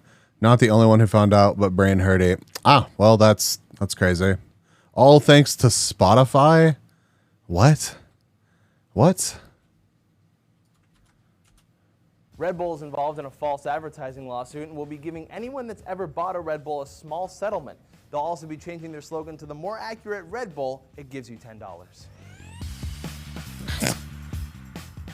Hey folks, welcome. Yeah, thank you for the hydrate. I'm Ross Everett, and thank you stay for to it. the end of this video because it gets crazy. Red Bull energy drinks have come under fire for their brand slogan, Red Bull gives you wings. Apparently they don't actually do that, and that's a problem for Benjamin Carruthers, who sued them for false advertisement. Benjamin claims he's been drinking Red Bull since 2002, and the still wingless man from New York is livid. He should have been living in a white picket nest with his wife and 1.5 eaglets by now. If you've ever seen a Red Bull commercial, you're familiar with the image of a cartoon character opening a can of the beverage, guzzling it, and then sprouting wings and flying away. And if you've ever seen a cartoon, you know that they're not real. The suit claims that Red Bull's advertising is not just puffery, their words, but is instead fraudulent and deceptive, real words. That a can of Red Bull only contains 80 milligrams of caffeine, and a cup of coffee that costs $1.85 contains 150 milligrams of caffeine. Therefore, the can of Red Bull is not worth the premium price. Or, as it's known everywhere else, marketing. But let's play this game. I followed my nose and did not find a bowl of Fruit Loops. I claim that this cereal...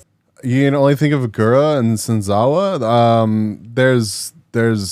I mean, I don't even, like, you can obviously talk about this because, like, it's just a known fact. I'm assuming, Hollow, that this is somebody that it's, like, not well known, because there's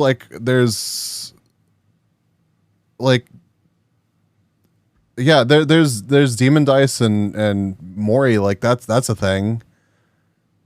I don't know. More like free money and clout. Let's do this. Yeah. Smells just as much, if not less, than other cheaper cereals. I fed tricks to a rabbit. He loved them. They are just as much for rabbits as they are for kids. And by the way, these M&Ms melted in my hand. Instead of taking this Cali, whatever it is. I don't know. I don't follow a shit lot of Hololive, honestly. Anyone in the U.S. who bought a Red Bull product ever, because this is so dumb, and only people in the U.S. would get upset by this sort of thing. In Egypt, they have an abusive standard that's that sells super well done, cheese, and they don't even bat an eye. All Americans have to do is go to the website and submit a claim. Showbon, welcome. $10 because you thought you were buying wings in a can, and go spend that money on some shrooms that you can put into your next Red Bull. Still won't get wings, but you will feel like you're flying. But here's the catch. This news spread so quickly online, millions of people signed up for the settlement. Red Bull, however... Oh yeah, didn't they run out of money? Like, didn't they like immediately run out of settlement money? Capped the settlement at $13 million, meaning that every person who submitted over the first 1.3 million would actually start to dilute what each person would receive. BuzzFeed's article alone was viewed 4.6 million times, good for BuzzFeed, which would bring the settlement down to below $3 per person. Considering they're only paying $13 million, when it's all said and done, this isn't a bad marketing deal for Red Bull. Right? Where it gets crazy. This isn't the only lawsuit Red Bull is dealing with, but it's definitely more publicized than the $85 Demon Dice million even subs up on stream. Yeah. That they're facing after a man suffered a heart attack. His family claims he drank Red Bull all the time because it, quote, perked him up, which ironically is what Benjamin is claiming the product was advertised for but failed to do. In fact, the claims made in the wrongful death lawsuit seem to directly contradict the claims made by the false advertising lawsuit. Benjamin claims that the additives in addition to caffeine contain no more stimulant than a regular cup of coffee. The wrongful death lawsuit, on the other hand, claims that Red Bull contains, quote, extra stimulants that make it different than a cup of coffee. Benjamin claims that Red Bull does not give him wings and that saying so is puffery, still not sure that's a word. The wrongful death lawsuit claims that Red Bull killed a guy, turning him into an angel, and That's hilarious. So basically Red Bull just got a shitload of publicity because they capped the payout. They lost that lawsuit, which set precedent for the other. I wonder what happened in the wrongful death lawsuit. Because the precedent set in this lawsuit, like, that's kind of fucking hilarious. That sucks, but for the person that died. But I mean, if you drink so much Red Bull that you fucking die, like, I don't think there's much that we can do for you. Well, if you think about it, it killed him. Didn't it give him wings? Show fun, holy shit. what do angels have? False advertising lawsuit over. So guys, what do you spend your $10 on from the Red Bull settlement? Let me know. Oh my God. What a fucked up situation. Red Bull might have killed a guy.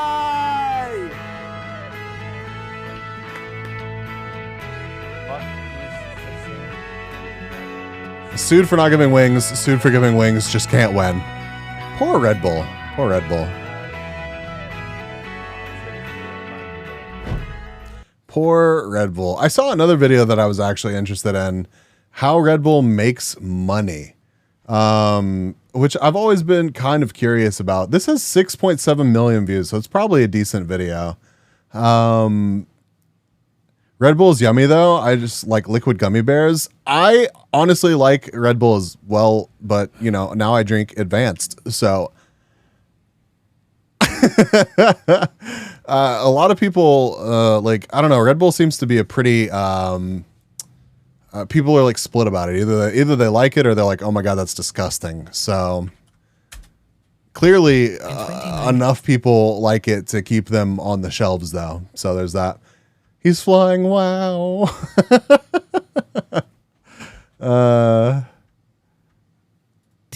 Red Bull sold 1 can for almost every person. They go the headbats. They go. But besides selling 7.5 billion cans of a very That is so many cans. That is so many cans. sweet drink. God, if they sold 7.5 billion cans, imagine how many cans of like Coke are sold every year. That's probably like a horrifying amount. They also run 2 Formula Contributes 1 to that statistic. 5 professional football clubs. I no longer contribute to that statistic. And 1 ice hockey team. Not mentioning events like the Crashed Ice Challenge or the Wings for Life run. The thousands of athletes that yeah, Red Caddy, Bull I do. sponsors and I the do. media production they Don't call me out. Don't call me out, Per. I'm I'm totally sure. But is all that? Do you know you can save 10% on your order by using code OMGBs when you check out at the following link? It's right here. Yo, later, Dingo. Have a great rest of your day. Good seeing you.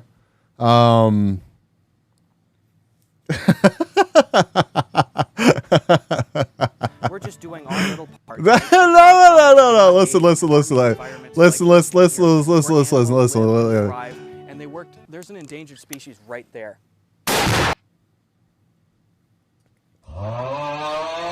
We can still be friends, right?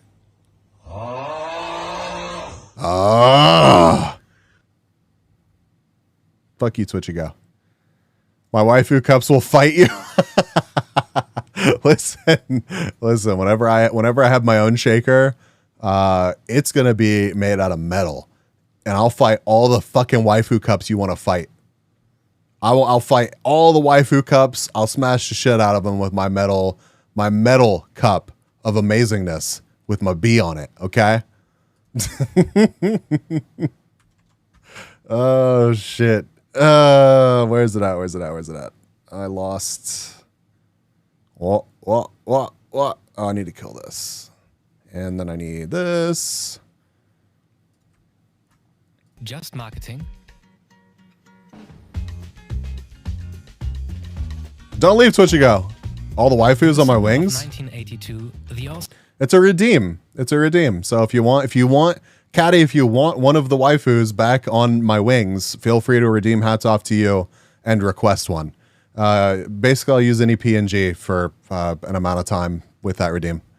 Austrian businessman Dietrich Mateschitz found himself You are, suffering Hylia. from jet You lag are. during a business trip to Thailand.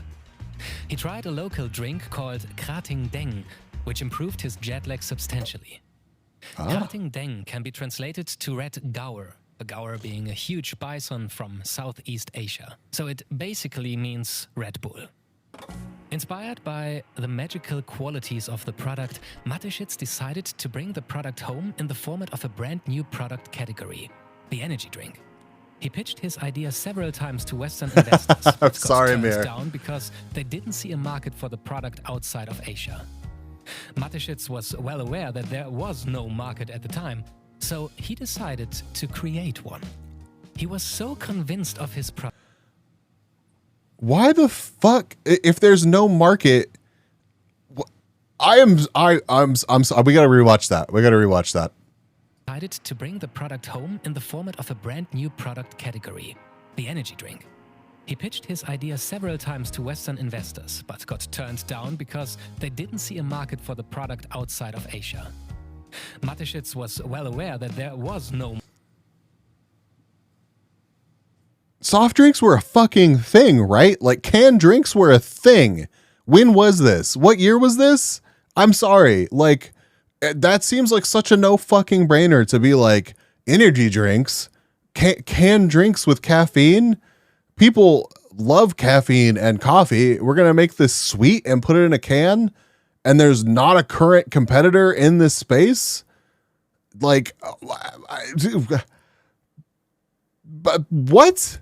Who turned this dude down? I'm shocked that it took this long for Red Bull or a product like it to become a thing in the West. Like, what?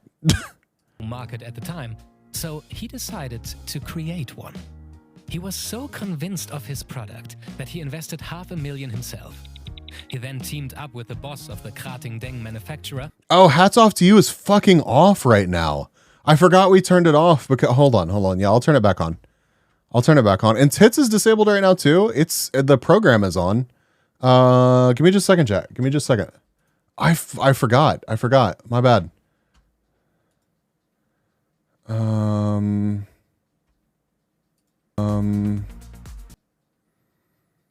Yo, give me just a second.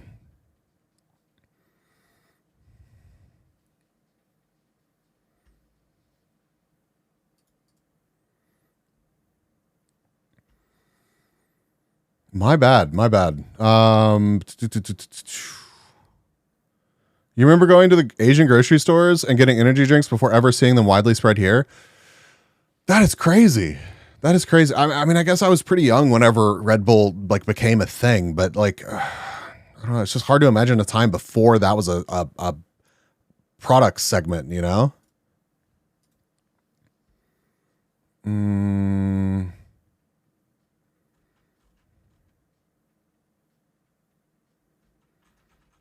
Oh, it's just disabled.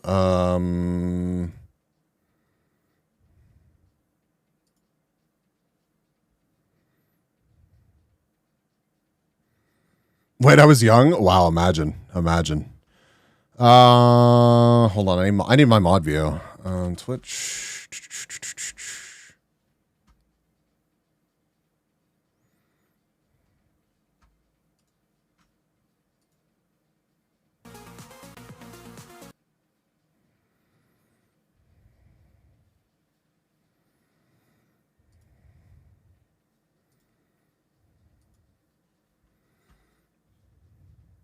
Almost there. Turn item is enabled again, and Hats Off to You is enabled again. My bad, chat. My bad. All right, we're good to go. Thank you, Angler. Thank you. I was wondering how we made it this far in the stream without any, of course. Who also invested $500,000 for the other half of the company. Next, Yeah, Mateschitz that dude made a adapted the ton of formula in money. favor for the Like, so European much market money. and successfully launched the product in Austria in 1987. Because the drink was initially banned in Germany, Red Bull profited from the reputation as an outlaw brand. Many young Germans would cross the border to Austria to buy the banned energy drink, and Red Bull sold over 1 million cans in their first year. Okay, so 87 is like It quickly earlier spread than across I Europe, was thinking. First to Slovakia and Hungary in 1992, and then to Germany and the But when did UK it make it in to the 94. States?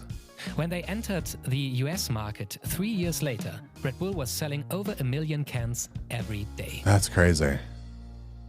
Soft drink giants like Coke and Pepsi could benefit from deeper pockets, but they underestimated the strategic intent of Mateschitz and the upcoming brand. He created a new species of corporation that focuses only No on worries, the Matt. downstream Enjoy your activities rest. of the value Thanks for chain coming to hang by out. outsourcing operations such as production and logistics. That means that Red Bull itself is actually not producing the drink. Production and filling of the cans is completely outsourced, so Red Bull can fully commit its resources to selling the drink. Yeah, Twitch is just fucked Looking up. at the Who profit knows? margin, that pays off. One of Red Bull's secrets to success is that they can charge a much higher price than their competitors. Red Bull makes each can for approximately 9 cents. The suggested retail price for a can 9 fucking cents. Oh my god. I knew. Listen. I knew that it was going to be inexpensive to make a can, but holy shit. What? is $3.59. The biggest customers like Walmart and big grocery stores pay between 44 and 48 US dollars per case of 24 cans. That means $1.87 per can, which is more than 20 times the cost of production. To create a market for his product, Mateschitz first focused on the club scene. It's really hard to imagine a student party without several packs of Red Bull on hand, since the company actively made use of student brand That's managers. so Brand managers were crazy. popular university students encouraged to promote Red Bull. Okay, I mean, I guess I knew that, like I said, I knew it was going to be very profitable, but like under 10 cents a can, I guess it shouldn't surprise me, but it honestly did. It honestly did. On university campuses and to throw parties at different locations, supplied Red Bull and vodka. Volkswagen Beetles with larger-than-life Red Bull cans strapped to their backs showed up at beaches, at colleges, gyms, and even office buildings with free samples. Bartenders quickly learned that this new drink was a money machine. It is likely that you have at least once tasted a Red Bull mixed with vodka or Jäger, since the mixes became two of the most popular drinks in bars everywhere. Soon, the beverage was sold at nightclubs and festivals around the world, creating a competitive advantage for the Austrian brand. But this was only the beginning of the Red Bull marketing machine. Through sponsorship and Yeah, like I remember Red Bull like becoming like more. It was like a pop culture thing, honestly, in like the early and late like 2000s until like the 2010s, I guess. Like I really don't. I remember Red Bull being like the energy drink like through I don't know. I guess almost 2010. and ownership of sports. In my head, Red Bull anyways. continuously engages with the customer in a deeper way than traditional advertising ever could. This allows its customers to feel active and intense by drinking from a can that bears the same logo as a Formula One car, a skateboard, Damn. and a record-breaking parachute. Damn. Instead of sober storytelling, Red Bull employs We're so story badass, Chad. performing. We're so They don't do badass. conventional marketing or try to look for stories to be associated with. They create their own stories and produce the content with their own media house. That means they hold the rights to all pictures of their events. With social media, this results in viral communication effects that drastically improve the return on marketing. The ultimate example That for dude. Red Bull's story That was performing crazy. was Felix Baumgartner jumping from space in 2012. The project cost Red Bull an impressive $50 million, but some experts estimated the global reporting about the event to be worth approximately $6 billion. I believe that. So I really it do. was Like who heard about that? Like seriously, chat. Like give me a one in chat if you heard about this dude jumping out like from the edge of space, like for Red Bull. I heard about that shit. Like I wasn't particularly plugged in. I was not particularly plugged in to Red Bull or what the fuck they were up to. But I remember this dude jumping from basically space. Like what? Probably worth it. Both sponsoring extreme sporting events like this and selling products. -5. To Listen. remain the market leader in its category. In 2019, they sold 7.5 billion cans. Was it which had 800 a miles an hour? revenue Holy of over shit. $6 billion US. It's been a while, Mir. To It's been a reach while. that much revenue, they spent almost a third on marketing. But despite the huge marketing budget, the revenue growth of Red Bull slowed down since 2012. Just more The competitors, I company is imagine. depending almost completely on one product only, the energy drink. This Kind of cooldown. Wait, I have a cooldown on. Wait, which redeem? Which redeem per? I shouldn't really have much of a cooldown, unless somebody went in and fucked with it. limits its growth and can eventually become Hats off a to big you. risk. Especially with the growing awareness Let me for look. health and nutrition, the focus on a product that causes obesity, insomnia, and diabetes might backfire eventually. Investments in sport teams and media production are therefore not only marketing activities, but the attempt to diversify shouldn't and be paused. create What the fuck? additional value chains next to the can business. Okay, To now it implement should be sport as a available. business, Red Bull takes advantage of a fully integrated entertainment and media value chain that ranges from media production to team ownerships, broadcasting arrangements, and contract management. One example how that strategy can work are Red Bull's football teams. Owning more than one club gives them the opportunity to use synergies, for example when developing talent. A player can potentially start his career in Brazil, move to Europe to play in the smaller Austrian league for Salzburg, and eventually join Red Bull Leipzig when he is ready to play in the Champions League. At the end of his career, he might move to the New York Bulls to spend the last years in the Major League Yeah, there Soccer. shouldn't be a cooldown on it. The team in New York is also a good example how private equity in Weird. sports can generate value for Red Bull. They purchased the team for an Me. estimated $25 Gotcha. million in 2006. According to Forbes, the team is now worth $290 million. Yeah, it was still So Red disabled Bull for was some able to reason. tenfold the I know I investment. clicked it earlier. And with the US soccer market on the rise, the price for a franchise in New York City will most likely soar in the future. Nevertheless, the overwhelming revenue driver to this day remains beverage sales, representing approximately 97% of the total earnings. Red Bull mentions the other activities as ongoing brand investment, which indicates that these are losses, not revenue streams. At least, not yet. That's crazy. I mean, I guess that makes sense. That makes sense. Yeah, it's working now. Okay. All right. That's, I mean, it shouldn't, again, that 9 cents per can, like, yeah, I don't see Red Bull, like, even if Red Bull's sales like decline a pretty significant amount, I still see them being pretty profitable. I'm curious about this story. Sup, you beautiful bastards. Welcome I'm back curious to the about this Filthy Franco story. Show. Buckle up, make sure you hit that like button, and let's just jump into the news. Starting with Ethan Klein got nuked. Yeah, Per is super cute. Go check out Per. Hold on. Off the internet again, but this time on Twitter, and it's because of Elon Musk. So just a little over a week ago, after Elon Musk took over the platform, he declared that comedy is now legal on Twitter. But he has seemingly unveiled that he is not an absolutist about that, or that there sometimes have to be limitations to that rule, specifically impersonations. And a key thing with this story is people impersonating Elon Musk. Right, since his takeover, it's been a big trend for verified people to change their name and photo to Elon Musk's and tweet something absurd or out of character. But here's the thing, and you may not expect it. It makes complete.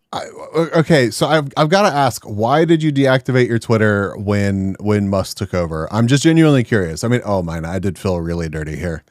You don't have to give me like some super long, detailed example, and I'm not like judging you for it. I am curious about like why right off the bat you were just like, fucking, I'm out. complete sense why these people were suspended. Impersonation has always been against Twitter's They're- rules, so they're it going wasn't to, Per. surprising to see this happen to the accounts. And I They're have going imagine to, the number of Per. people It that sucks. were banned, It including sucks. Ethan, were expecting this. It really Even sucks. Ethan's own fans were like, he's going for the ban. So for anyone that did this and didn't expect to get banned, I got a beautiful book for you to buy the week of Thanksgiving. You'd have to include that it is a parody account in the... Main reason because I'm almost positive he's going to unban people like Trump. I mean, you've got principles and you stick to them. Hey, more power to you. Fuck this shit, I'm out song. Yeah, right. Playing to other platforms as backups for art. Yeah, Lord Blizzard, but it's still like so I think I had an old Tumblr floating around somewhere. I have no idea what the fuck it was. I have made a Tumblr account. You know, I'm going to take part in other social media things. The thing is that like some of the shit that's happening on Twitter like actually has a chance of basically nuking the platform. Like if you weren't around, listen, chat, if you were not around for like MySpace and how big MySpace was, and how fucking quickly it became completely irrelevant, I don't think it's out of the question for Twitter to basically just become irrelevant incredibly quickly. So, hi, just woke up. Hi, agent. Welcome. Thank you for being here. Doesn't help that he literally fired everyone. It's tough because if he's to be believed, they were hemorrhaging millions of dollars a day. What do you do?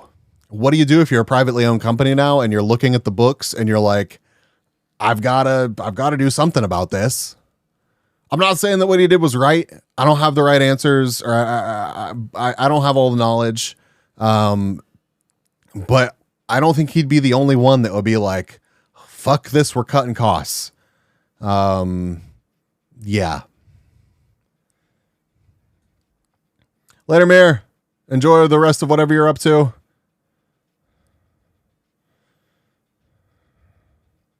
They went back begging some people to come back after like 2 days.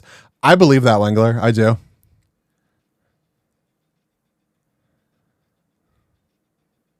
Yeah. Yep. It's going to be messy. What I'm looking forward to, because listen, I've never been like a huge Twitter user anyways. What I'm really looking forward to is the people that dissect this situation and report on it. And I get like a really interesting 45-minute long Twitter documentary about the dumpster fire that Twitter is right now. I think that will legitimately be an interesting watch. The people that I feel the most sorry for in the realm of the way that I use Twitter are the artists, the creators. A lot of people like really depended on Twitter to drive their commissions. And I am scared for them. So I hate that ever since he took over Twitter, I've heard the name Twitter Blue every day. Yeah, it's pretty annoying. Pretty annoying.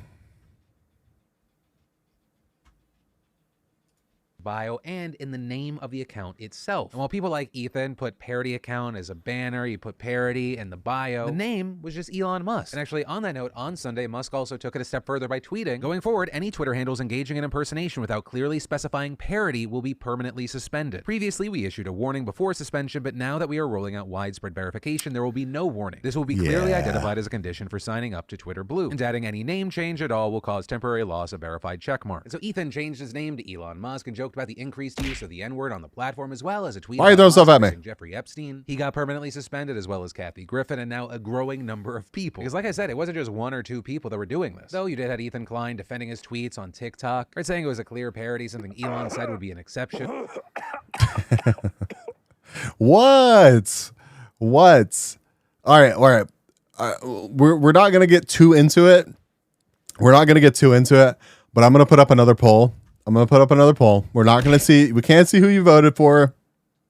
Let's see.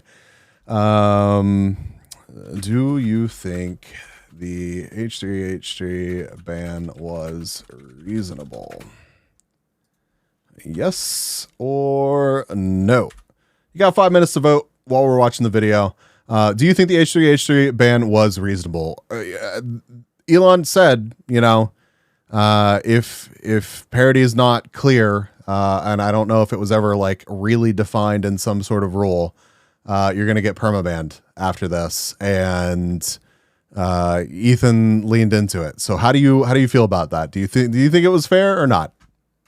Also around this time, you had Elon making jokes about the suspension, saying of Kathy Griffin she was actually suspended for impersonating a comedian, but if she really wants her account back, she can have it for $8. Well, yes, you had people understanding or even defending the bans. You had a lot of people using this as a way to attack Elon, tweeting things at him like free speech includes racism, but not making fun of you. But here's the thing. Like I said, I am not a Musk fan, but I understand these suspensions. That said, that is not where but Twitter's always been a shit show like that. A lot of focus on getting the check mark for $8 a month. With that, Twitter's reporting that Twitter's delayed. Rules have always been seemingly just randomly enforced, and like it's I don't really necessarily feel like that's staggeringly different now that Musk is in charge.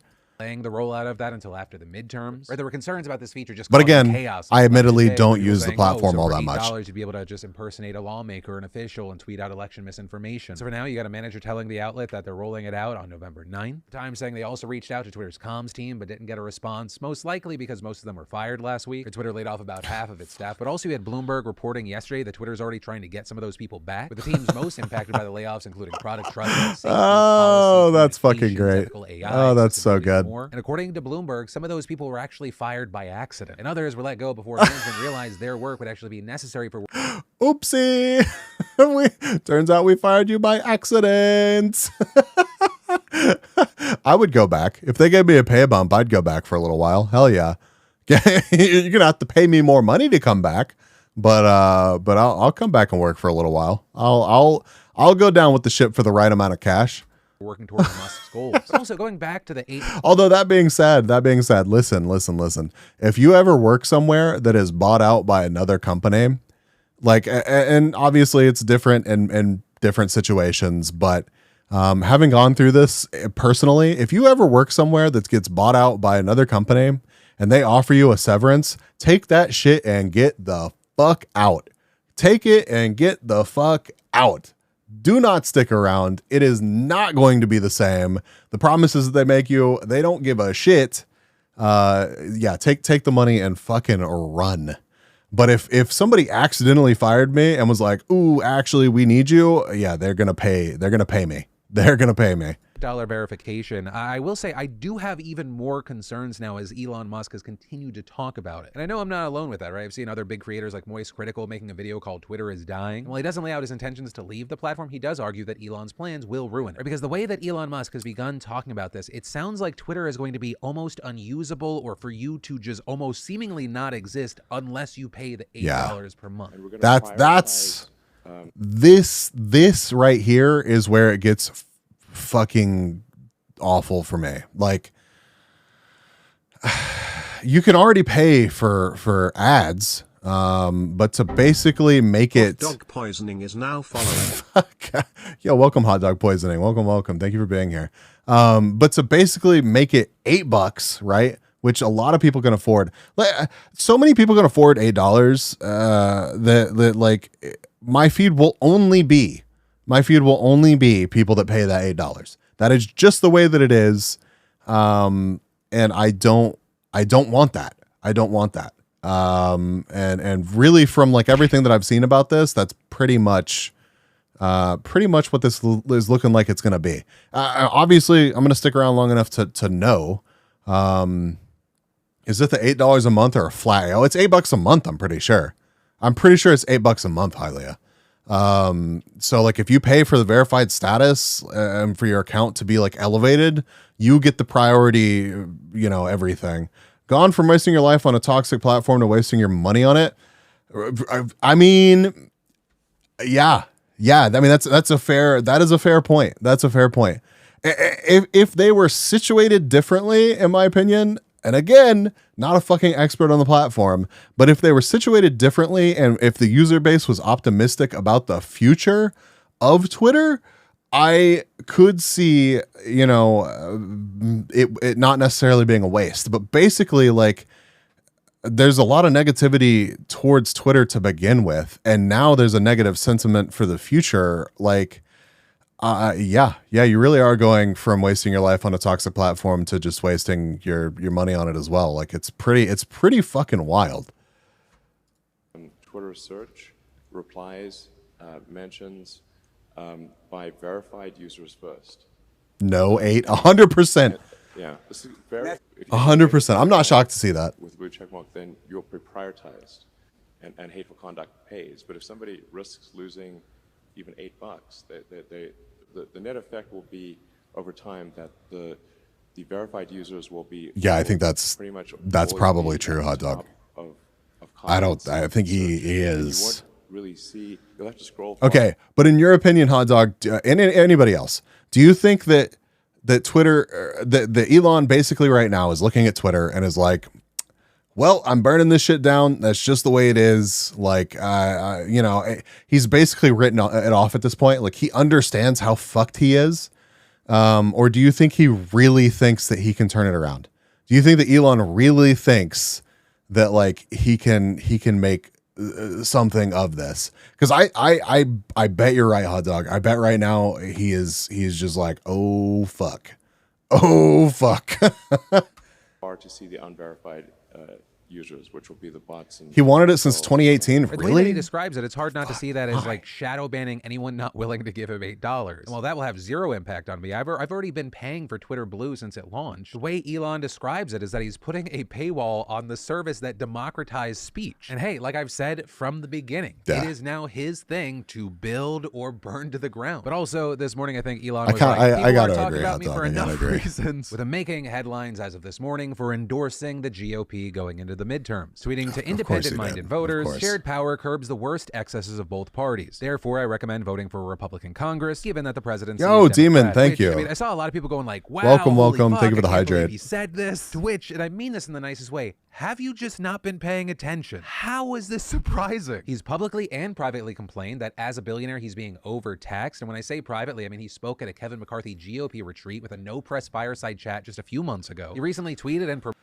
I mean, 488. If that was the worst of it, I would put up with the discomfort from the dad jokes. But yeah, it's looking rough. promoted out right-wing misinformation about the Pelosi's, and that's in addition to primarily retweeting a lot of right-wing mouthpieces. And hey, as an individual, I think he's free to do this, obviously. Where my annoyance comes from is his kind of framing this as him being an independent. Everything in at least the last 2 years has pointed to that not being the case. And in recent months, right back in April, before he made himself the king of Twitter, he tweeted, for Twitter to deserve public trust, it must be politically neutral. To which I know a lot of Elon defenders will say, Tom is still your friend on MySpace. Donate to Dem. Yeah, so did Trump. I don't think you would He's call him always an been there for independent. I me. always try to Me be very too, me fair in my too, reporting. me I'm not too. always going to hit that mark. Everyone makes mistakes now and then. But most people who have watched me for a long time know I have made no secret that I'm left of center. Right? Like, I'm not co-signing defund the police, but I do think we need to tax the fuck out of billionaires. I agree with Obama that some on the left have gotten overly preachy and overreactionary, but I think that pales in comparison to the threat democracy is facing from a number of far-right Republicans as well as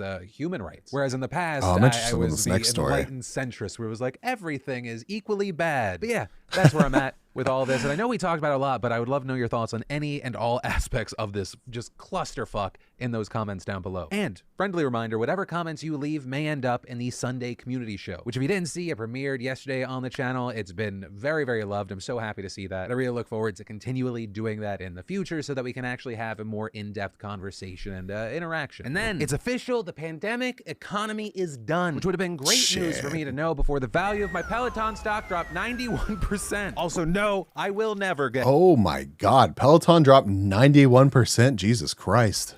over it. Bicycle plus iPad. Obviously, that should be a $1 trillion company. No, but we're not talking about Peloton today, even though that lives rent-free in my head. Instead, I'm talking about the implosion of Carvana. Because while I lost some money, holy shit, the father-son duo behind this company has lost tens of billions of dollars. So Carvana sells used cars when new cars were impossible Yo, to buy welcome during the back. Welcome pandemic. back. Used car Sorry prices about the soared. ads. If you got in on Carvana's rise, ooh, it was exciting. With its stock even selling for over $370 a share at one point. But today, it is now valued at $7. In fact, the stock is so volatile right now, the New York Stock Exchange halted trading on its shares this morning. While this is horrible for Carvana and its investors, this is a clear sign that the economy is returning to normal in many ways. You have car brands finally able to get the electronics they need to build new cars, helping drive up their availability, although pricing remains volatile. I mean, shit got crazy during the pandemic. I know people that were spending like $35,000 to over $100,000 over sticker price to buy new vehicles. Talking absolute hate your money insanity. But also, a key thing, this isn't the only... Yeah, and a lot of those fucking people are going to be having their cars repossessed before long. I cannot imagine. Listen, if somebody in chat paid that much more for their vehicle than like that much over sticker, listen, I hope that, you know, I'm not, this isn't a sore spot for you, but I cannot imagine paying that much over sticker for a vehicle unless I just had fuck you money. Like, fuck you money. I'm not talking like, oh, I got like a million in the bank or something. I'm talking about like, fuck you money. That is just so absurd to me that people would spend that much more when there's like a perfectly good used car out there. That you, I mean, and granted, used cars were too expensive. They were too expensive, but it still wouldn't just like, you weren't basically burning more money than most people on the planet make in an entire fucking year, because you just had to have your new shit right now. That blows my mind. I maybe it's just I'm the kind of person that enjoys my shit box, but fuck that. Fuck that. Industry that's returning to normal. Essentially anything that relied on electronics has seen their prices plummet as the chip industry has started to stabilize. But before you sell... Yeah, the lottery ticket sales around here are going to cut off here before too long. So I think you still have about an hour to buy a ticket. But yeah, the Powerball jackpot's like $1.9 billion right now. So the cash payout is almost $1 billion. Almost $1 billion.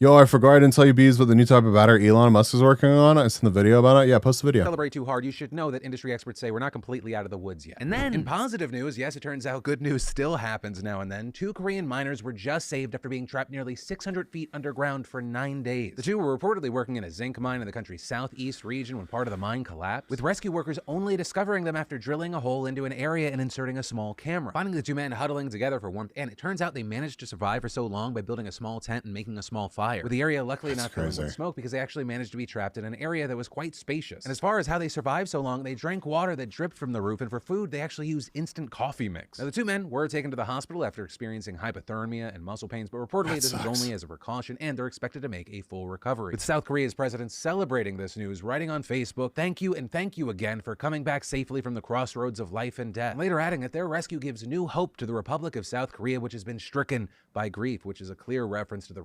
Oh, there's a video about Carvana. Ooh, interesting. Yeah, I don't really feel like watching the rest of this video. It's basically about Trump and the midterms, and I just do not want to put myself or chat through that. So we're done. We're done with that video. We're done with that video. Let's see. Do I still have... Was it here? Every gym rat knows that. It was. Every gym rat knows. It really was. How long is the the Kanye video from, oh shit, it's 5 days old. Oh God. I tell you what, chat, I am going to give y'all a daily dose of internet video to watch. I'm going to go get a drink and I'm going to put up a poll on what y'all want to do. So give me just a second here. They all run about 30 minutes. Yeah, I'm down with that. I listen, this may be peak Twitch content, but I think what I'm going to do is I'm going to fire up marbles, put it in the background, do a shitload of alt tabbing, see if we can get the stream to crash, and we're going to watch some videos. So the main focus is going to be the videos. I'm sorry, agent. The main focus is going to be the videos. But yeah.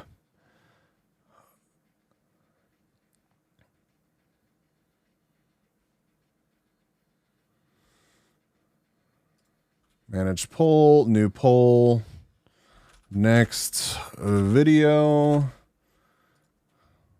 Kanye or Carvana. Y'all get 5 minutes to vote, chat. All right, then.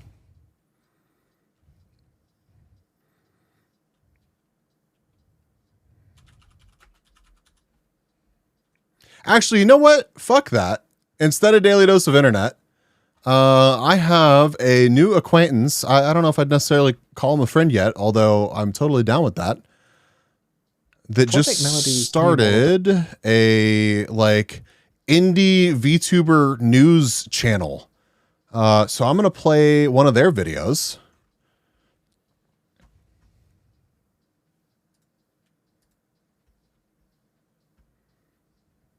Vote in the poll, chat. Vote in the poll. Yeah, they're active. They're active in Moon's community.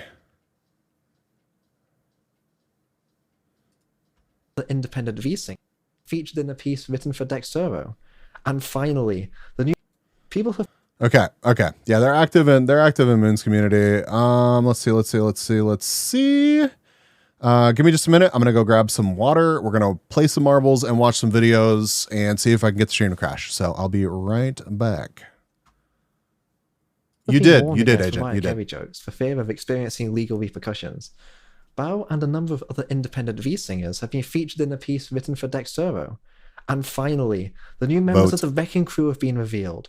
All of this and much more coming up on the very first virtual happenings. The Halloween season may be over, and Mariah Carey has once again escaped containment, but people are being told not to feature her song, All I Want for Christmas Is You, in their shitposts.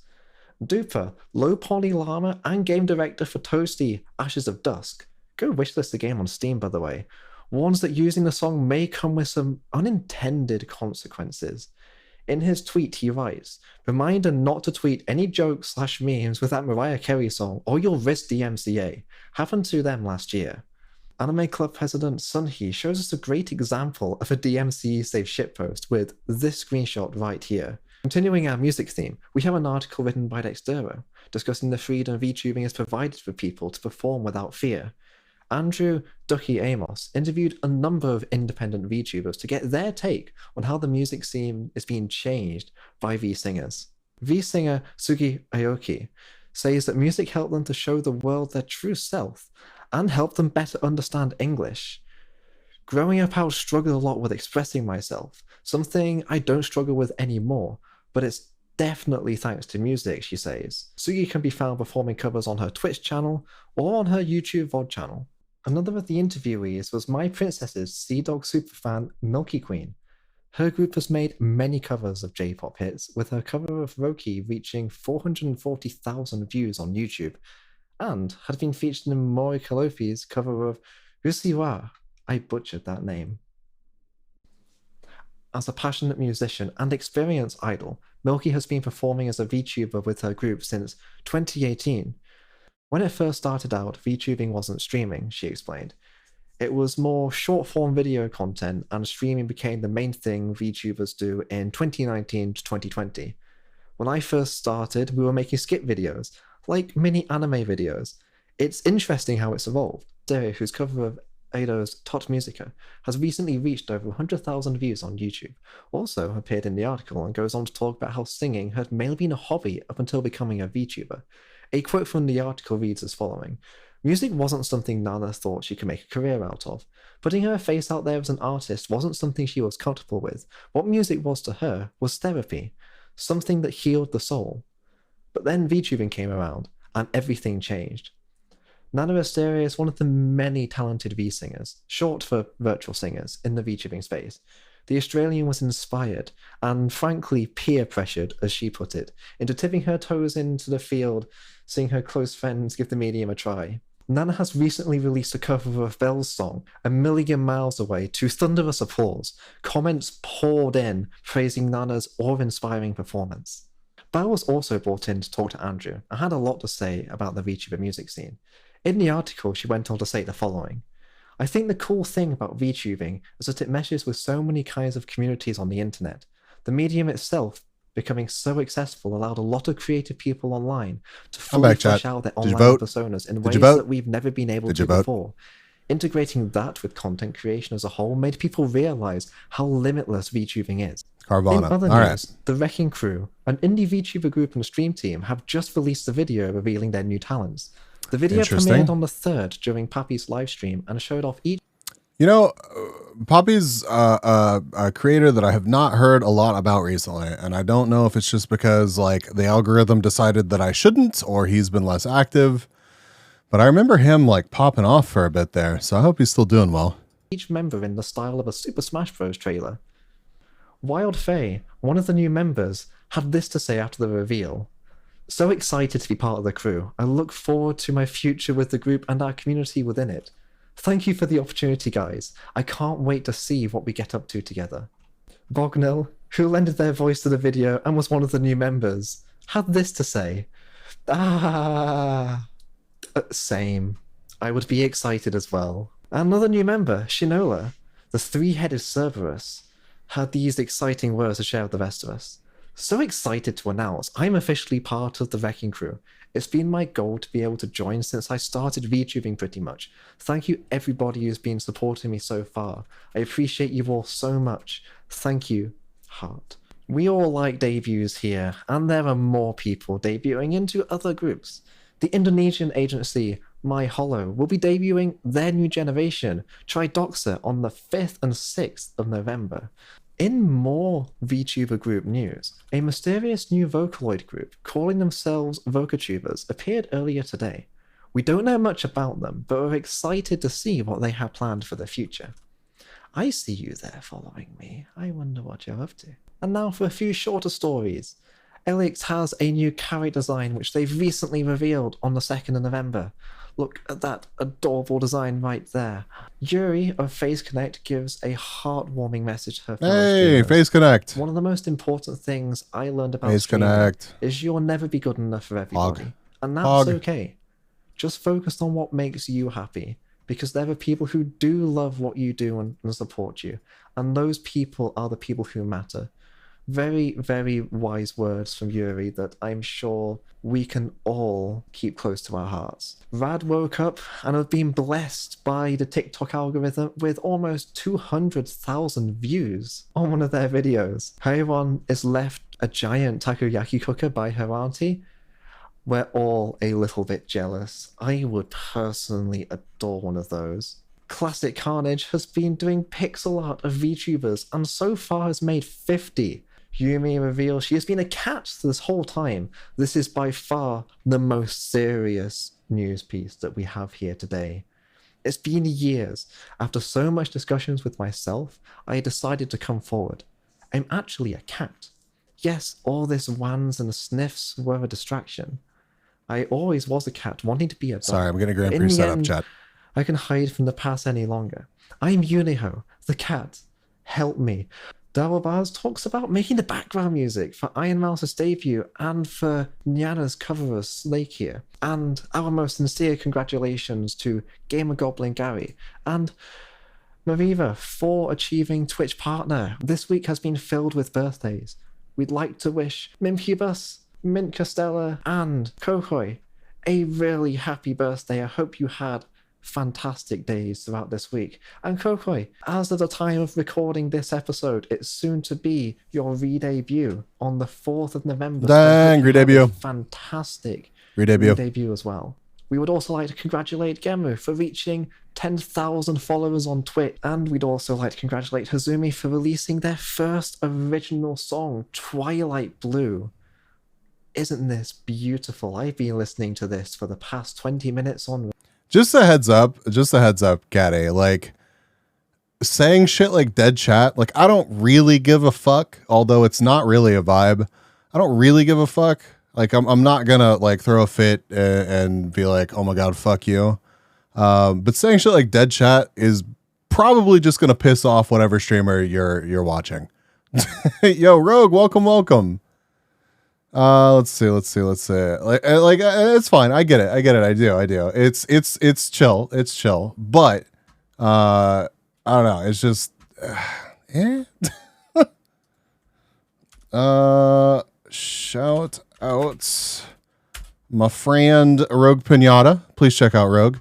We are about to play some marbles and watch a Carvana video. So some people like to lurk and chill, or they're busy. Yeah, today's been kind of an interesting night with like the Twitch fuck ups and stuff like that. Like it's just dead streamer. Yeah, I'm pretty fucking dead. But yeah, it's just, you know, eh. We are going to watch the Carvana video. It won the poll. Let's see.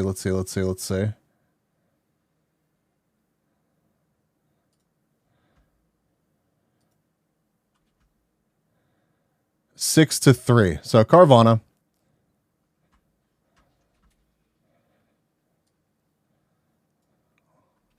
Let's do a better job of shrinking this down.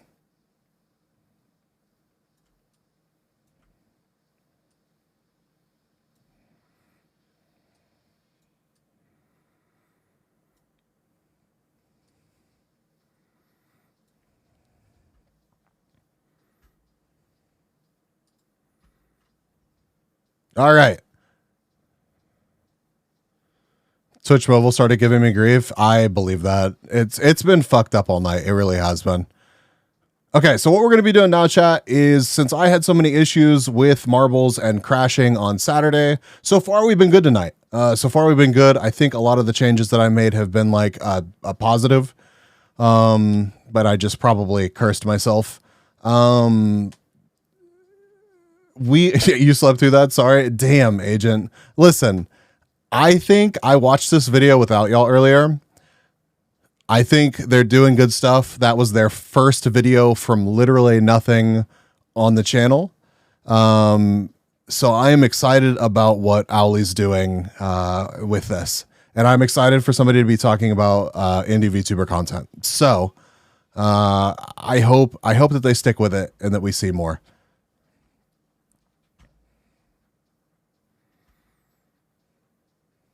All right, chat.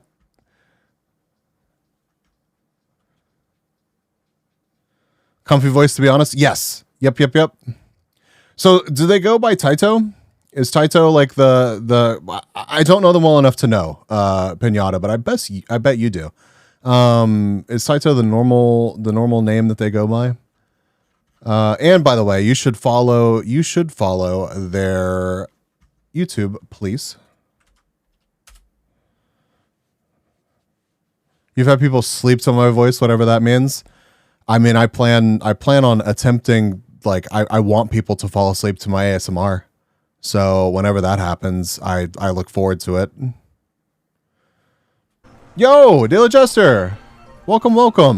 When did you sneak in? Hello? Where? What up? Taito? Okay. Yo, check out Daily Jester. Give them an actual shout out. Suddenly Marbles. Yes, Marbles.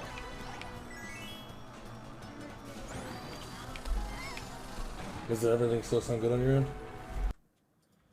Yo, shout outs. There you go. And Beavis was like, wake up, pussy. Yeah, that is exactly what I was like. Yeah, so we're going to watch the Carvana video. Where is it at? Hello. Uploads. Carvana. It can't be that hard to find. Anyways, so we've got 8 marbles on the track. We're going to start with Buckshot, and then we are going to move to longer maps. So get in here. You got 69 seconds left to join. Still finishing up something. You'll be back soon. No worries, Switch, you go. No worries. So yeah, we are playing marbles. I'm gonna take care of the marblers' energy that wander in here. But mostly we're gonna be watching this Carvana video. So good luck to everybody. Let's see how this one plays out while I get this all set up. Carvana, hello.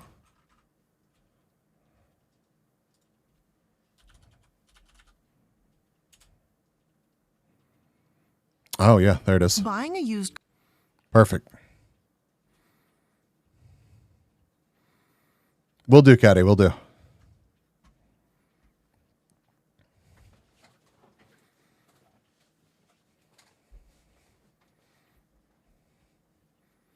Pinata, how was your day? How was your day? All right, here we go. Here's our first race of the day. We got 12 marbles on the track. Hell yeah. And Pink has our record here, which is probably not going to get broken.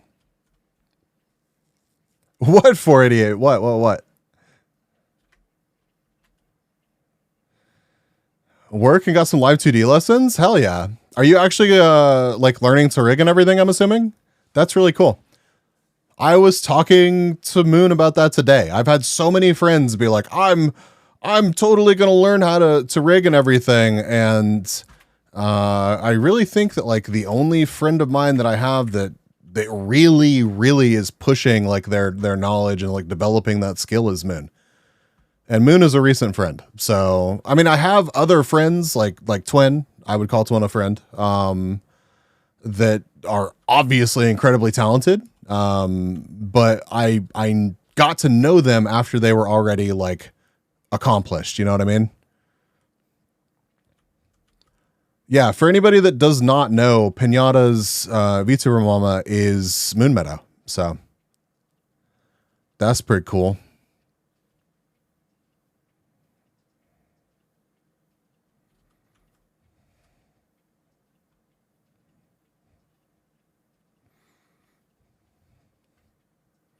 Yo, Pinata, congrats.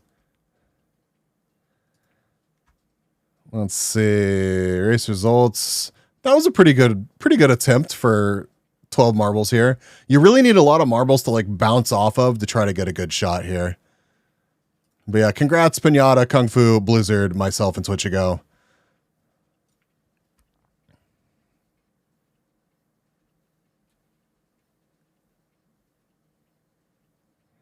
Now, hopefully I get to be a good papa for someone. Oh, I'm sure you will, Pinata. Moon MILF? Yes. Yeah. Yeah, Kung Fu Moon is super talented.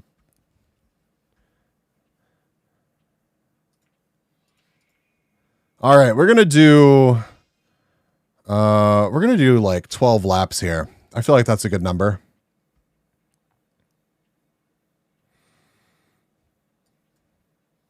And I'm going to give y'all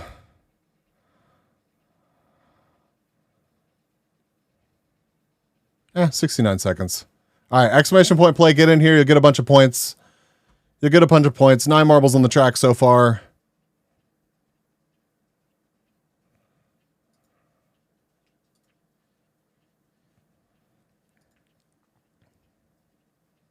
Reminded me I should work on this chibi goat model art today. Do it, Lord Blizzard. Do it.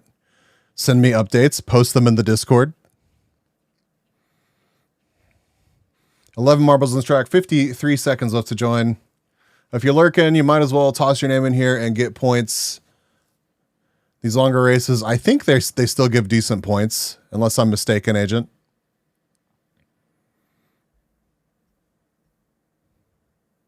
Did I hear Chibi? I mean, you heard Chibi models. You didn't hear Chibi though.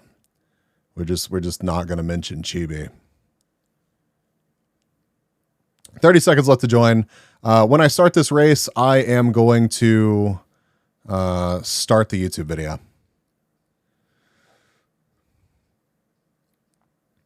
And you know what I think I might actually do now that I'm thinking about it? It's an avocado. It is. It is an avocado on the left. Oh my God. 488.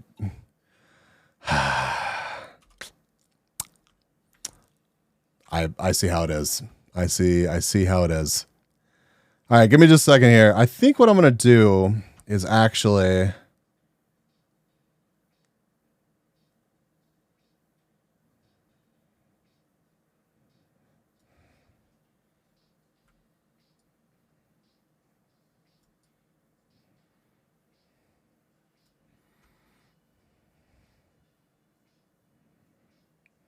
where is marbles?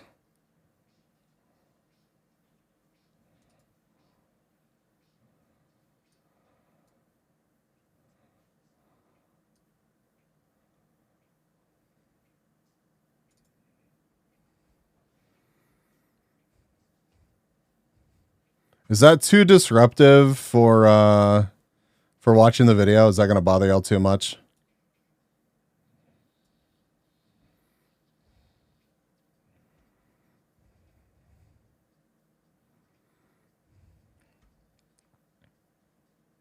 Okay.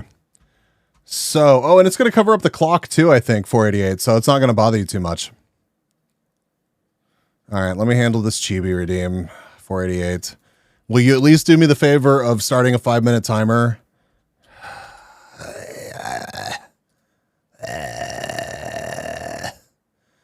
This is just... Oh, well, that's not okay. I hate everything about this. Please go away, Toggle. Oh! Perfect. Perfect. Car is practically a universally hated experience. Stories of shady dealerships are alarmingly easy to find, and handling these used dealership horror stories can be a massive pain. Polls have said that out of around 1,000 people surveyed, 20% would willingly give up sex for a month if it meant avoiding the hassle of haggling at dealerships. So, yeah, we really hate car dealerships, apparently. What the fuck kind of statistic is that? The automotive Hello? industry is the largest retail vertical in the country, at least according to Garcia, one of the founders of Carvana. When Carvana came to be, it was meant to eliminate the hair-pulling and headache-inducing experience of buying a car by making it straightforward and simple. You go online, look up the kind of car you want, search the year, make... Chad, has anybody gotten a car off of Carvana? Anybody? Like, really? Model, price, all that good stuff, then pay the price listed and have it delivered to you. For anyone that doesn't want to go to a dealer or who may not have the time to do so, this was perfect. When Carvana's building was first unveiled, You almost did, Chillon? What stopped you? A car vending machine, prompting the company to turn it into an actual Yeah, Kung Fu, car I know you vending almost machine. did. And how cool is that? What The future what is ended up here, happening and with the that, future Kung Fu? was Carvana. The company started Like, in you 2012, pulled the but trigger, this right, building Kung Fu? was unveiled in Nashville in Your shitty credit? 2015. Nah. Fortune claimed that while the concept was catchy, it was also built on a Yeah, quote, Pinata. foundation of legitimate scalability and rock-solid culture. Though they may have had the makings of a supposedly fantastic company, Carvana wasn't creating massive waves, at least not in the beginning. There's little information They delayed on the a early month? years, What but the in fuck? 2017, they filed for an IPO, or initial public offering. They also opened up more locations in Houston, Austin, and San Antonio around the time. You'd think that in order to be opening all these new vending machines, they must have been doing well. Instead, Carvana still wasn't actually earning a profit, having lost about Okay. $152 million from their founders. That's a at the lot time of they fucking filed. cars. They did manage to raise $460 million from unnamed investors alone, though. Now, That's a lot of cars. Company. Holy so shit. All they really needed was time to get this idea off the ground. Time and a pandemic. As you can imagine, the pandemic absolutely propelled Carvana forward.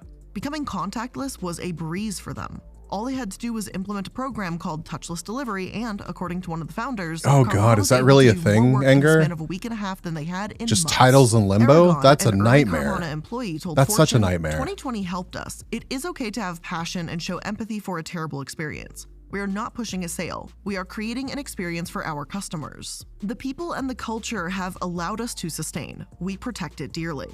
After all, Carvana's profits from the pandemic were simply due to the fact that they were able to provide people with the service they needed, buying cars, in a contactless way Oh, that no. hadn't traditionally been done. It paid off in more ways than one. They made the Fortune 500 list just 9 years after they'd been founded. This placed them at the third fastest company to make the list, Oh, as shit. Amazon and Google both made it 8 years after launch. Okay. And to just repeat how impressive that is, they were right behind Amazon and Google in the race to make the Fortune 500 list. That's insane. In 2021, they announced that they finally made their first positive net income quarter, seemingly proving that Carvana was viable, could be profitable, and could make a major impact on the I did not realize that they got that big. I didn't realize that they made Fortune 500. Like yeah, that's pretty crazy. Like, I don't know. I guess that shouldn't shock me either, especially because of the pandemic, but never heard of them. USA only company. I believe so. Yeah. the way we buy cars. So then, imagine the surprise when they laid off about 2,500 workers via Zoom in May 2022. According to a former employee, Jay Romero, he heard nothing directly from managers, but was just told about an email from founder Garcia.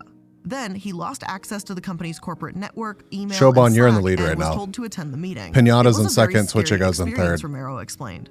I had no support from anybody, no management, no team leads. One of Carvana's slogans is treat customers as you would treat your own mom. And we didn't get treated that way as employees. Another former employee, Leigh France, alleged that workers weren't even allowed to ask About halfway questions on through the the Zoom call, race, on saying lap that 6. the handling of the situation was so disrespectful. If Carvana was really doing so well, why lay off thousands of workers less than a year after their most profitable and only profitable quarter? Yeah, that's Though they blamed really the car buying sus. shortage, something definitely seemed off about this little Fortune 500 darling. Soon, employees weren't the only ones complaining about Carvana, so were the customers. Rogue's catching up. Hello everyone, and welcome to another episode of The Corporate Casket. I'm the Illuminati, and today we're going to be taking a look at the online car company, Carvana. Now, a lot can go wrong with buying a car online, and as Carvana exploded in popularity, it also exploded in complaints. See, 488. The clock is blocked now. You don't even have to be bothered by it. You don't even have to be bothered by it. This is an improvement. One of which was the fact that customers weren't even getting their titles. Obviously, you need a title Yeah. in order to register Yeah, and me drive too, your car, Anger. but Carvana didn't really seem to care about that. One man told Fox 4 News in Kansas City that he was waiting 11 months for a title. That is Apparently, insane. he went to the DMV to try and sort Thank it you, out, and they 488. laughed because so many people were dealing with the same issue. It wasn't until the news pointed out that Carvana can legally only wait 30 days to send a title that they finally provided it. And I'm not to be honest, this just feels like pure incompetence to me.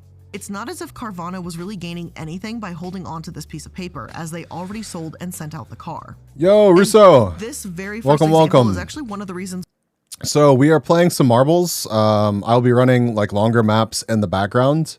We are playing some marbles and watching some videos to see if I can get my stream to crash. Because I had so many issues on Saturday. I normally play marbles every Saturday.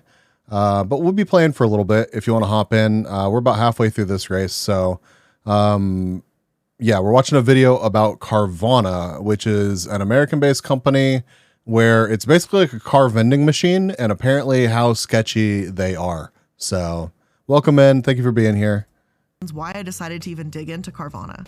Yes, See, it's I still have a sister, 10:15, for those of you that 488. don't know.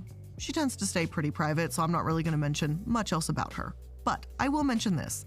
In 2020, she purchased a car from Carvana. And she couldn't get rid of those ugly little Carvana temp tags until a year and a half later. So she What was just the driving around fuck? on expired temp tags for like a year and a half, and there was nothing she could do Russa about it. Talks 2, 3, I had even 4, tried 5, helping her 1 is calling now Carvana following. and trying to Yo, thank you for the find follow. out I what the hell appreciate was that. going on to really just kind of get stonewalled on the call.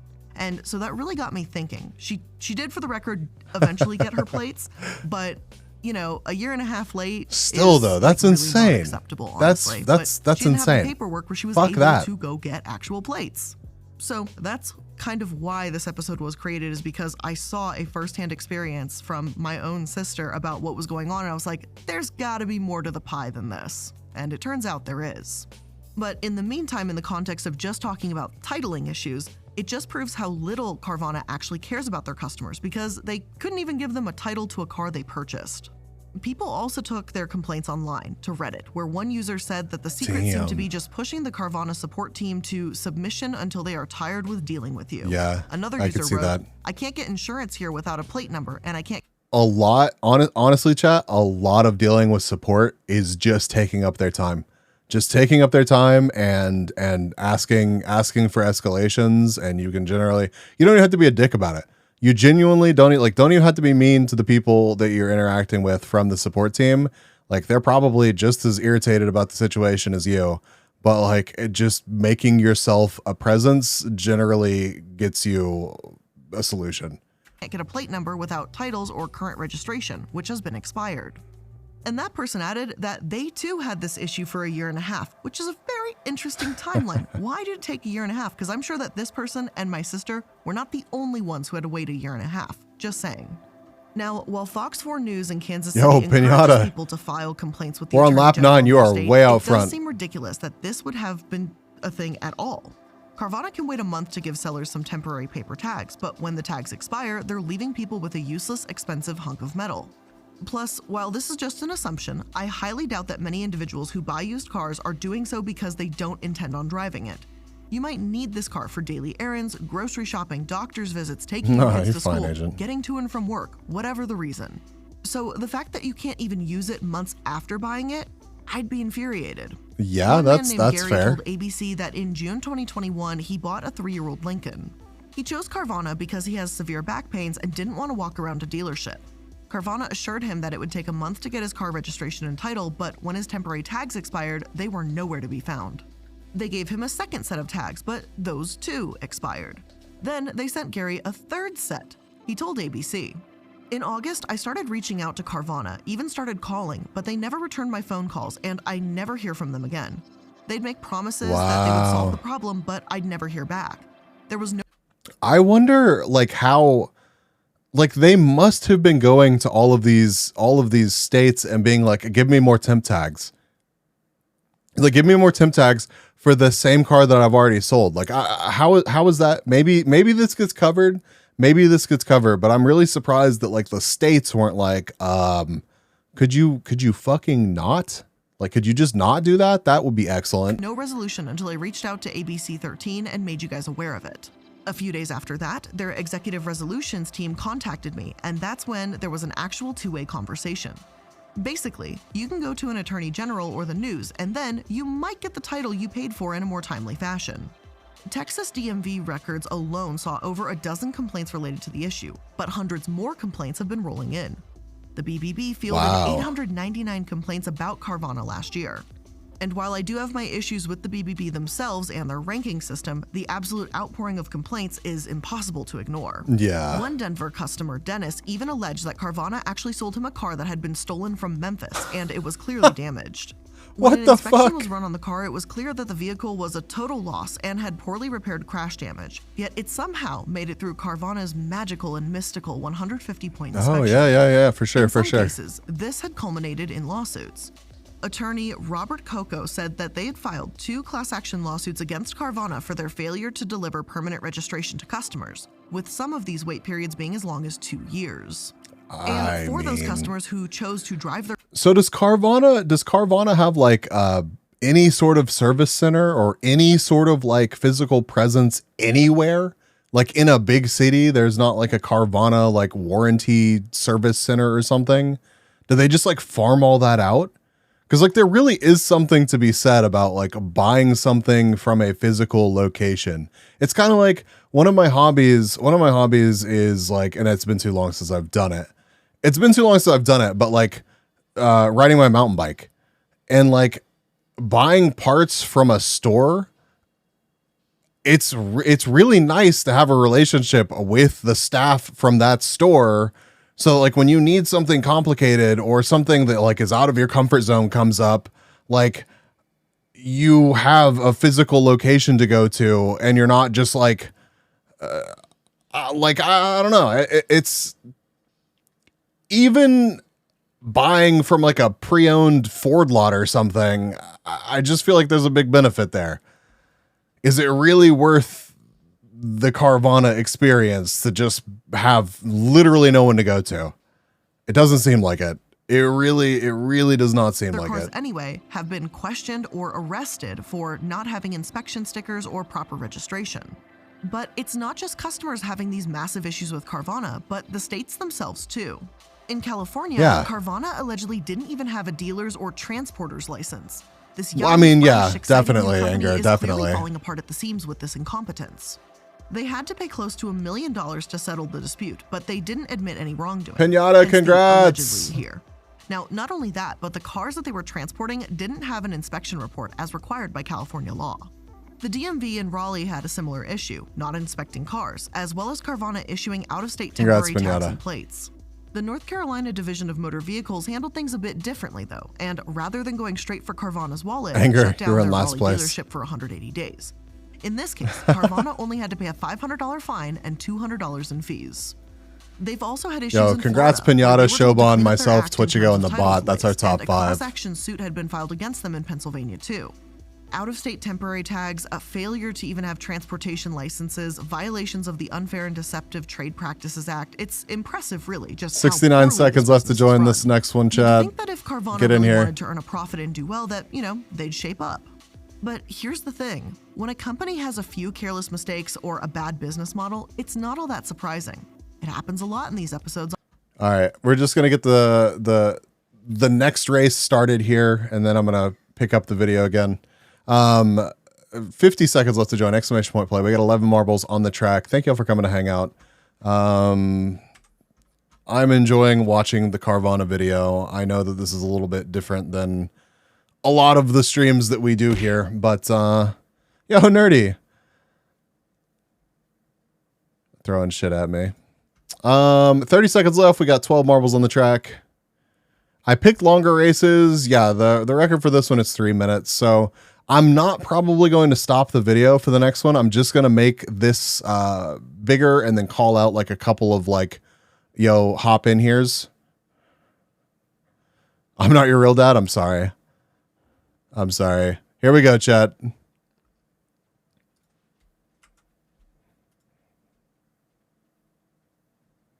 Spooky, welcome, welcome.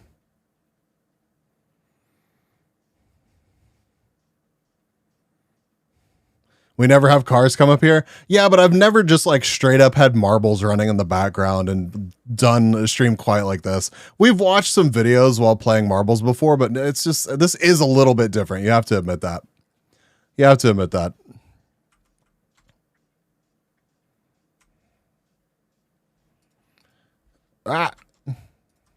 Obviously. But when a company truly cares this little about its customers, you have to wonder why. And as it turns out, there's a reason for this. Carvana's purpose isn't actually selling cars. They're selling loans. Yup.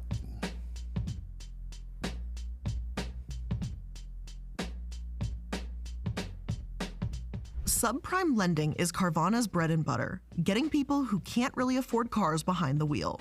Joseph Wilde, who wrote the article Remember, Carvana Sells Debts, Not Cars, speculated in 2020 that this is one of the things that led them to open multiple locations in Texas in the first place.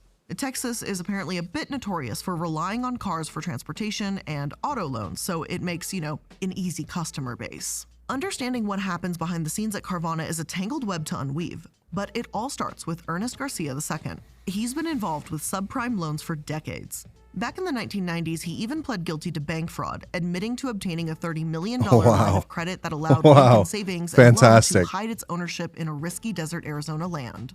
Although the strawman deal was part of a much larger fraud, it's Garcia's next move that piques my interest the most. He bought up a retail car chain called Ugly Duckling for less than $1 million. Turned out the name was extremely appropriate, as this ugly duckling soon became a swan, raising $170 million when the stock market rose. A few years later, in 2001, Garcia bought back all the shares he didn't own, taking back full control of the company and renaming it Drive Time. According to Forbes, in 2017, Drive Time was generating about $2.5 billion annually and was extremely profitable. Yet it's not really just the cars themselves that make Drive Time such a success. You know those ads that say, no credit, no problem? Or the commercials that say they'll approve you regardless of credit? These ads tend to paint the picture that they're the good guys, saving you from a dealership that doesn't want to give you a car. That's certainly true of Drive Time, as their commercials heavily featured the message of no credit, no problem, and how easy it is for you to get approved on your phone and see what your monthly payment would be. While it's true that approval may be easier at places like Drive Time, this often comes with a catch, like extremely high interest rates. Think around 18% interest. Jesus. Or if you go delinquent on your payments, then collection employees at Drive Time might be making harassing debt collection calls very regularly to you. Well, that's not surprising. Considering that around half of their auto installment contracts were delinquent at one point in time, that's huge car and huge interest, right? To make. The Consumer Financial Protection Bureau even alleged wait, an accurate credit delinquent on your payments, then collection employees at Drive Time might be making harassing debt collection calls very regularly to you. Considering that around half of their auto installment contracts were delinquent at one point in time, that's a lot of 50 fucking % of their wow, that's insane. I don't know if that's actually insane. Like, maybe that's just to be expected in some parts. Surely not, though. 50% delinquent, like, seems like a big number. Jesus Christ. Harassing phone calls to make. The Consumer Financial Protection Bureau even alleged that DriveTime provided inaccurate credit information to credit reporting agencies, forcing the company to pay an $8 million civil penalty for this. Which they didn't give Not a that fuck that's even, about. you know, really a slap on the wrist when they make Right. millions, but I digress. They just, yeah. Now, more specifically here, Consumer Finance reports that the information inaccurately reflected the timing of repossession. $8 million fines for a company like that, it kind of, it makes me roll my eyes. It really does. It's like the slaps on the wrist in the financial sector when like institutions that make, they're responsible for like trillions of dollars being exchanged. It's like, here's a $50,000 fine. It's like, okay, all right, cool. Yeah, they're going to give a shit. It's a cost of doing business at that point. Yeah, exactly. Exactly. It's a cost of doing business. Possessions and dates of first delinquency. Yo, congratulations, This Showbon. did appear on consumers' credit reports that consumers' vehicles had been repossessed more recently than the actual date. Congrats, Showbon, Blizzard, So, you know, Nerdy, and it kinda Switch seems Ago. like DriveTime was just Next messing track. with people's credit for funsies, which is gross. Carvana, from what I can tell, is much of the same. Its current CEO is Garcia's son, Ernie Garcia. 69 seconds left to join chat. Get in Started here. as a subsidiary of DriveTime, so it's safe to say that these two companies Exclamation are point deeply play. connected. Even if, on the outside, Carvana is seen as a vision of the future of car buying, the actual behind-the-scenes process isn't anything revolutionary. If anything, Carvana is different for all the wrong reasons. 5 marbles on the track. For one, they rely on finance and insurance for about half of their gross margin. Like other We Approve Everyone dealers, they have See how it incredibly is, high Nerdy. interest rate loans. See how it is. These Yo, loans hi, can Leah. be risky assets for Carvana to have because the borrowers might have low credit or even zero credit. Love you, This hi, isn't Leah. unusual, yet as companies might sell these loans as a group or tranches to investors, other auto lenders will keep a debt on 9 their marbles, books while 30 they do seconds left this, to go. then record gains and losses over time. But according to the Wall Street Journal, Carvana just books gains on these cash sales to bolster revenue. And this puts them in a tricky position should the debt market I condition change, will but never in turn down 2020, holding your it hand, was Hylia. exactly the right place to be in. 10 marbles on the track. 15 Remember seconds how left to go. Carvana was suddenly finding themselves with so much Good luck, success everybody. during the pandemic, making their first profitable quarter only to fire people later? Well, in essence, during this profitable time frame, Carvana wasn't selling the loans. After all, car costs were at a record high, stimulus checks were coming in, and an unprecedented period for subprime auto loans had emerged. And they were in a fantastic position for just a fleeting moment. For that one glorious, profitable quarter. Then, things started to stabilize a bit more. More loans began to default, and it Follow in became anger clear this that, race. no, actually, Carvana isn't that profitable at all. Seeking Alpha goes so far as to compare them to a Ponzi scheme and the infamous company Enron, Wow, stating that okay. Carvana keeps bringing in investors when they aren't really making a damn thing. They Ah, lose money on every car that they sell. They look to only be months away from bankruptcy on their financial statements, but they keep themselves alive by bringing in investors. Carvana has said I'm sorry, that they aren't Anger, I'm aware sorry. of any evidence that gains on loan sales are unsustainable. But again, just a glance at their confusing, messy, poor finances makes me wonder how the hell they came to such a conclusion. Don't they, of all people, know just how unstable this is when they can't turn a profit and have to take shady back They alleyways of don't reporting their care. numbers just to look They don't care. successful? Well, here's the thing. Carvana is successful. In fact, it brings in a ton of money. But only if your last name happens to be Garcia. yeah. I wonder how much they've, I hope we get to find out how much they've made Now, from this whole let me tell you thing. something. If you buy a share in a company, you'd expect to have the same amount of voting power as anyone else with just one share, right? Yeah, one that- share that makes equals sense. one vote. That's fair. Now, imagine that the founder and founder's father of said company have 10 times the voting power you get for a single share. Is that still fair? Well, basic math dictates that no, it clearly isn't. But this is exactly how Carvana is actually set up. Ernest Garcia II and Ernie Garcia III have 10 times more voting power than anyone else with shares in their On company. a per share Now, basis? This might make more sense if the company were private, as these lenders would want to run their company the way they choose. Even though Carvana went public, Basic the Garcias math? are effectively in The fuck charge is math? regardless of what the public or other shareholders Excuse want. me? Their shares aren't just more powerful, but how they've acquired them has also pissed off investors in recent years. A Delaware lawsuit was brought against them when the Garcia family allegedly bought up big chunks of the company on Switch the to go, cheap you're as out front Carvana right shares now. went down during the pandemic. The Garcia family would have known better than anyone that the company was doing well in spite of COVID-19. But rather than share the information, they took advantage and bought up as much as they could. What do they do with these shares, you ask? Well, if speculation is to be believed, it's, simply put, insider trading. See, when you've got a company as giant as Carvana, there's a few things that can be done to try and prevent insider trading. No one wants to see one of the higher-ups just suddenly selling off massive amounts of shares, for example. To keep yourself from shocking investors, if you've got like a large number of shares, investors can make a 10b5-1 plan that basically tells other insiders, hey, I'm going to sell X amount of shares on X date. In theory, this isn't necessarily a bad idea. It Welcome. insiders How are to sell you? shares if they so choose, while Thank you for also being holding them here. accountable to set a plan. The trouble here is that these 10b5-1 plans don't really hold insiders accountable because higher-ups can just cancel or modify the plans all the time. This essentially makes them nothing but empty promises and useless pieces of paper. Yo, congratulations, Anger. You listen, you talk shit about me following you, and then you win the race. Congratulations, Anger. We're gonna start the next race now. But Anger, Hylia, myself, and 488. Congrats. I think if we continue playing after this Grand Prix, which we probably will, I'm just gonna go to like lap-based maps and just make them pretty long races. Yeah, 69 seconds left to join. Oh, this is a 10-minute long track, apparently. Okay, this one takes a bit, supposedly. So get in here. This is going to be a long one. We won't have to have another interruption in the video for a bit here. Exclamation point play. We got 7 marbles on the track. Let's see if we can break 10. If you're lurking, just hop in here. Purple Times of community maps is long. Yeah. I tried to look through and find some, but like honestly, the purple maps seem to be like pretty spread out. Yo, Rick, no more streaming problems. We're finding out. We haven't crashed yet. I've been alt tabbing. I've had marbles in the background. Like we're focusing on the videos. So, I have not crashed yet tonight, and we are about 3 hours into stream. So I'm hoping that all of the changes that I've made have like improved the situation in general. Anyways, 13 marbles on the track, 15 seconds left to go. Good luck, everybody. We're going to follow. Who are we going to follow? We have not. I mean, Tacky just got here. There we go. We'll follow Tacky. All right. Here we go. Garcia II has become notorious for making and breaking these plans with Carvana. The company's stocks rose fourfold from March to September 2020, and Garcia, sensing an opportunity, started selling his shares in October.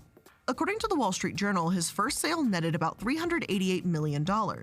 Then he sold 30,000 shares per day in November under his 10b5-1 plan, modified it, sold a chunk worth almost $500 million of stock in December, modified the plan again, and then sold about 50,000 shares per day in December. Daniel Taylor, a professor of accounting at the Wharton School, has studied tens of thousands of these plans. What an insane. And he stated that he can't recall another of this size where there are modifications every 6 months. I am I don't know. Don't tell me how many people are hanging out, but I'm enjoying her videos, and we have a bunch of people joining the races and a bunch of people active in chat. So yeah, I hope that y'all are enjoying the videos as well. I love this kind of content. I really do. So yeah, thank y'all for hanging out. Taylor also told the Wall Street Journal, quote, "The existing structure has allowed them to run this $60 billion public company as if it's a family firm and for the family's benefit. They're literally just... It really is amazing. But again, only in the worst of ways. Right. The Garcias have 10 times the voting power. They change their plans at an unprecedented rate for these amounts, according to an expert within the field. Yeah, Caddy, get some rest. It's It's 6 a.m. Like it's on its last legs. But as long as they can keep getting investors and Take care of presenting yourself. this like it's revolutionary business, then Garcia II can continue to sell his shares and cash out, buying them back up at those basement prices when things look bad. In my opinion, this is an absolute joke of a Thank you for the dicks, Twitch you go. Absolutely nothing to like. I mean, they're not even honest with themselves.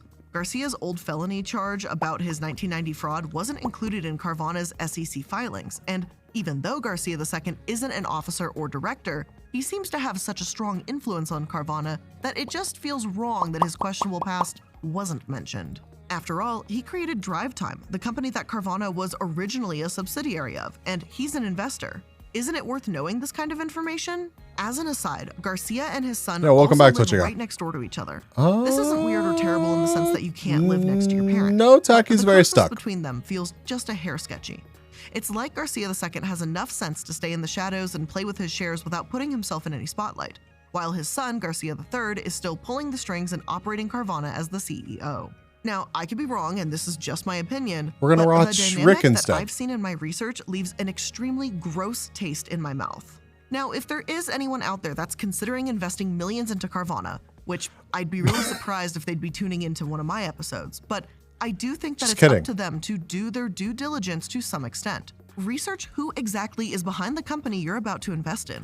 Don't support this strange, allegedly Ponzi scheme-esque company that wears the word revolutionary like a badge of honor when all they've done is create an oversized glass vending machine.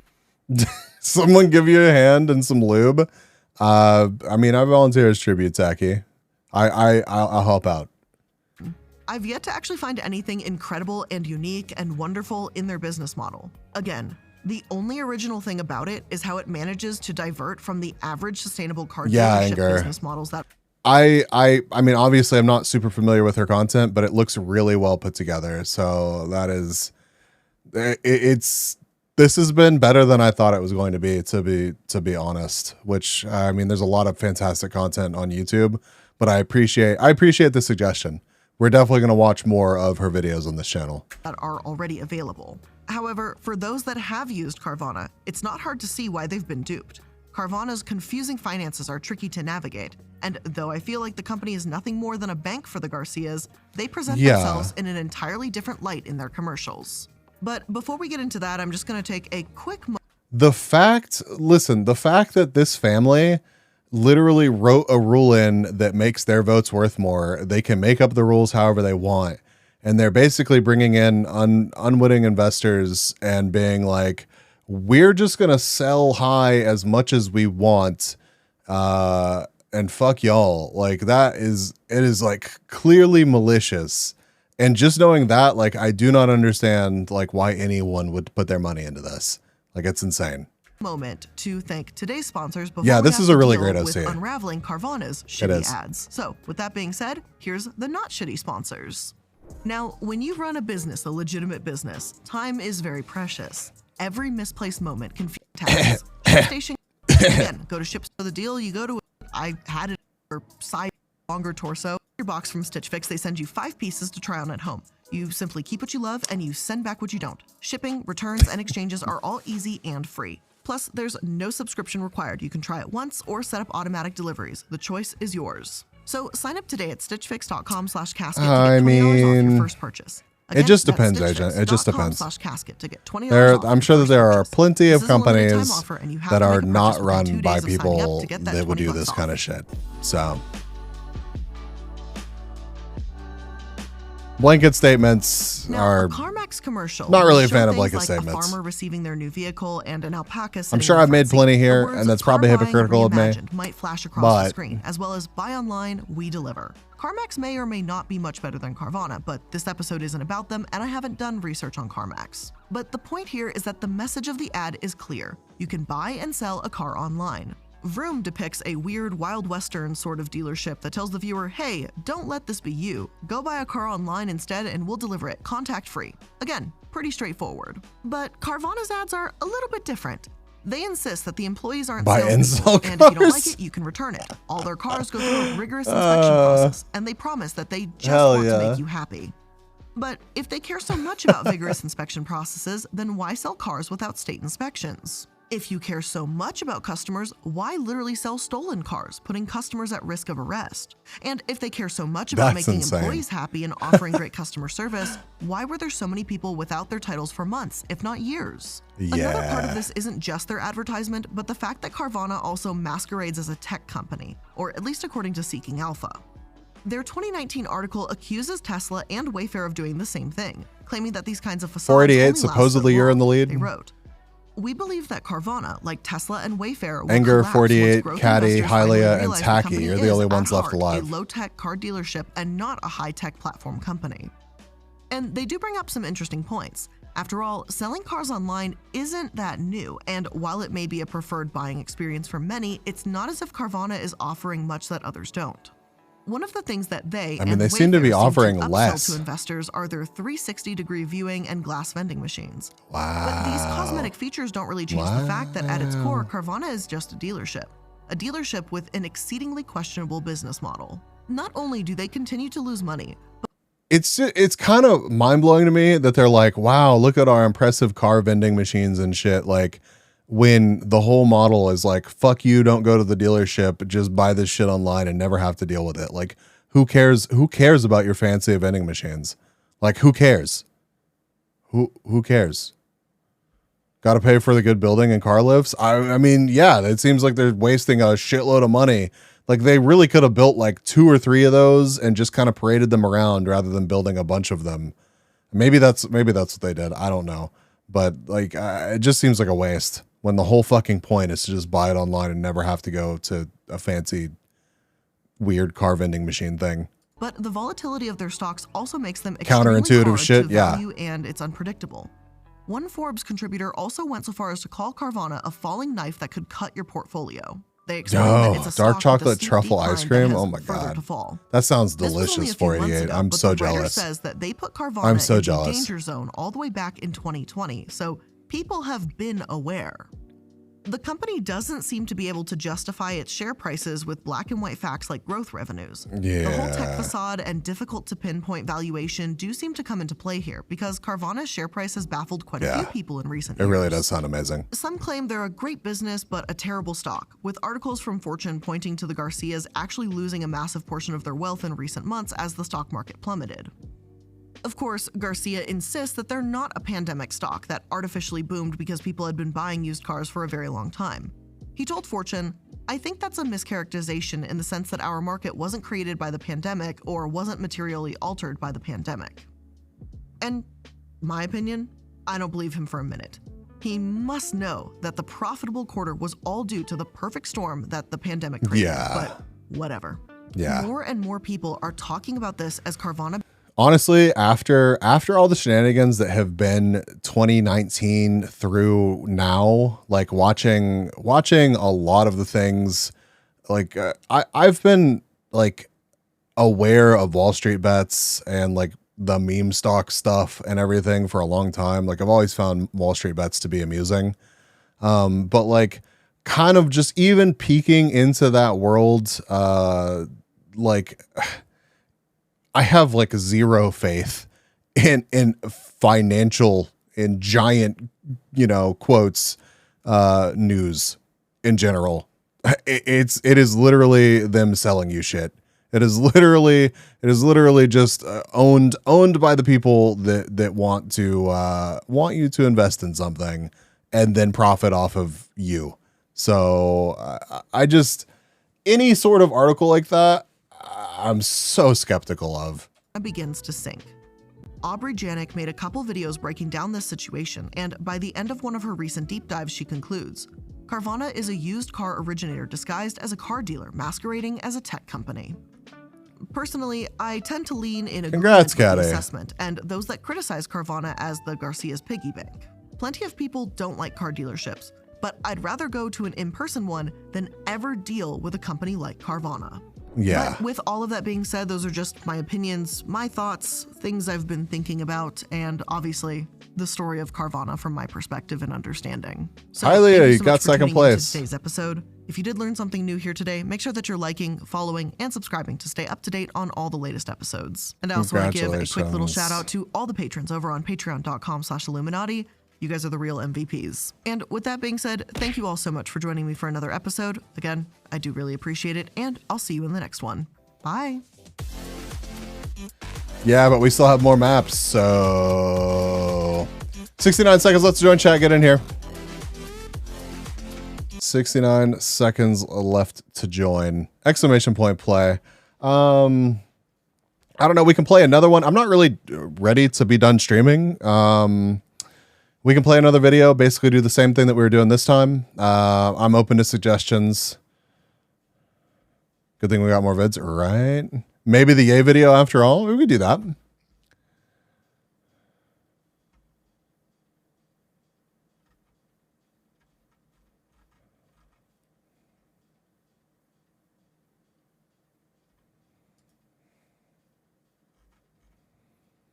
Did you drop a video in suggestions?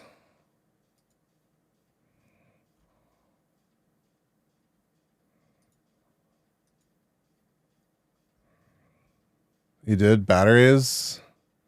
Oh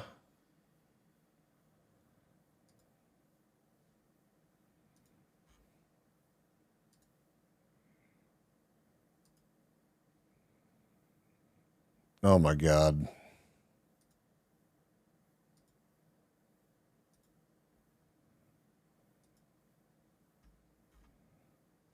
Oh yeah, nuclear batteries for home. Interesting.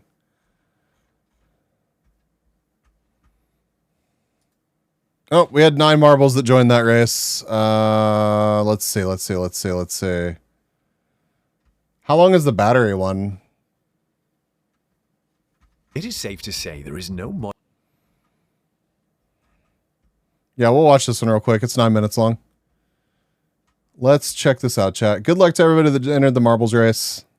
I will do cleanups, by the way, to anybody that is entering this that is worried about energy. We'll do some short cleanup races whenever I'm done with whatever we end up doing. So Modern gadgetry without the humble battery.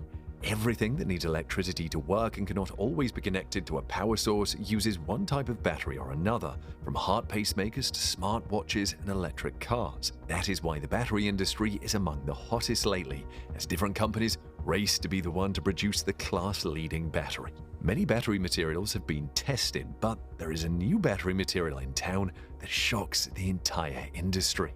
It's the nuclear diamond battery that can run for 28,000 years. Okay. What is this new battery? How does it work? And why is everybody talking about it? Join us as we bring you everything that you need to know about the wonder nuclear diamond battery that shocks the entire industry. I feel like I would have heard about it. From a nuclear power plant. I feel like I would have heard of this battery if it was like a thing that didn't have some kind of huge fucking problem. In your smartphone, or let it power your electric car. Many people squirm at the mention of nuclear materials because of the harmful radiation And they Rick is stuck. produce. However, the waste from the process of generating power from nuclear materials can be the power source of the future. Nuclear diamond batteries are a huge jump from the standard lithium-ion batteries that abound around us. Lithium-ion batteries no doubt played a massive role. Does this mean my smoke detector won't beep anymore?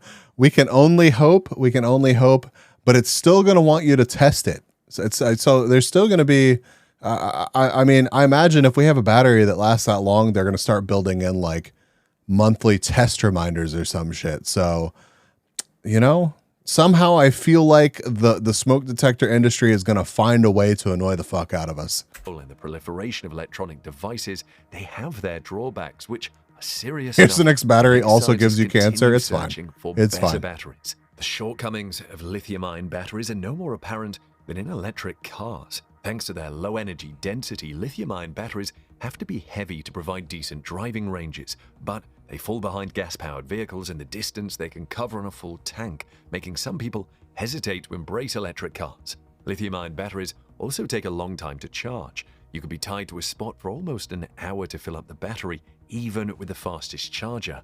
This is not ideal when you compare it to filling up an ICE car's gas tank, which happens in a matter of minutes.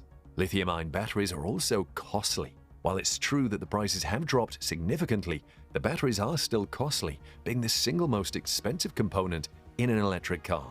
In fact, because of the battery, electric cars cost significantly more than their ICE counterparts and are out of True reach. nerdy. Most car Fire owners. was invented One by of the smoke problem with detector lithium industry batteries is how to sell long more they units. last. One issue Big all smoke lithium-ion detector. batteries face is degradation, Bastards. which causes them to gradually lose capacity with time. The problem is Rick. better observed in gadgets like smartphones, whose battery may struggle to hold a decent charge after a few years of use. Bring out your smartphone from 3 years ago and you'll notice it doesn't last as long as when new. In electric cars, you have to change the battery when the degradation cuts the capacity to a certain percentage, even though the rest of the car is still excellent. Yo, congratulations, Changing the Agent. You battery got the is an dub. expensive step. Scientists have been experimenting with a wide range of battery materials and compositions to arrive at the perfect battery. Okay, For instance, okay. there's been attention given to solid-state batteries, which are an advanced form of the lithium-ion battery, but with some benefits like enhanced safety and longer, higher energy densities. Graphene batteries, lossless batteries, and many more. However, none promises the longevity of nuclear diamond batteries. These are batteries that can last thousands of years. Congratulations, Healthy environments, agents. They use up what could become a safety Agent, the bot, Imagine your Tacky, smartphone Catty, battery and Nerdy. lasting That's our top 5. 28,000 Next years. track. In that case, the battery will outlive the foe. 28,000 years, A huh? team comprising researchers, physicists, and chemists came together at the University of Bristol and began 69 working seconds on left to what join they chat. called Exclamation a point, play, get in here. beta-voltaic device. The name Get was chosen because in the here. beta decay of nuclear waste powered it. However, the batteries came to be known as 7 marbles on the track. diamond Let's break batteries. 10. Beta decay happens when an atom's nucleus has an excess. Beta decay. Chat, do you say beta or beta? I need to know. Bay or B? Beta? Okay. This is very critical information. All right, 36 seconds left to join. 9 marbles on the track. Exclamation point play. Get in here. I know I've got one more person that can tab over and join the race. Just beat it. You added a video about chocolate. I have seen that thumbnail 30 bajillion times. I swear. YouTube really wants me to watch that video. I have resisted. But yeah, maybe we'll watch that. Good, watch it. All right, 11 marbles in the track. Good luck, everybody. We're gonna watch Anger again, apparently. You're just popular with the RNG in the RNG game, so. Of particles, and releases some of them to obtain a more stable ratio of protons to neutrons. This produces a kind of ionizing radiation called beta radiation. I'm sorry, Taki. I'm sorry. High speed. Nah, Red's amazing. Another channel I'm not familiar with. Positrons known as beta particles. A typical beta voltaic cell consists of thin layers of radioactive material placed between semiconductors.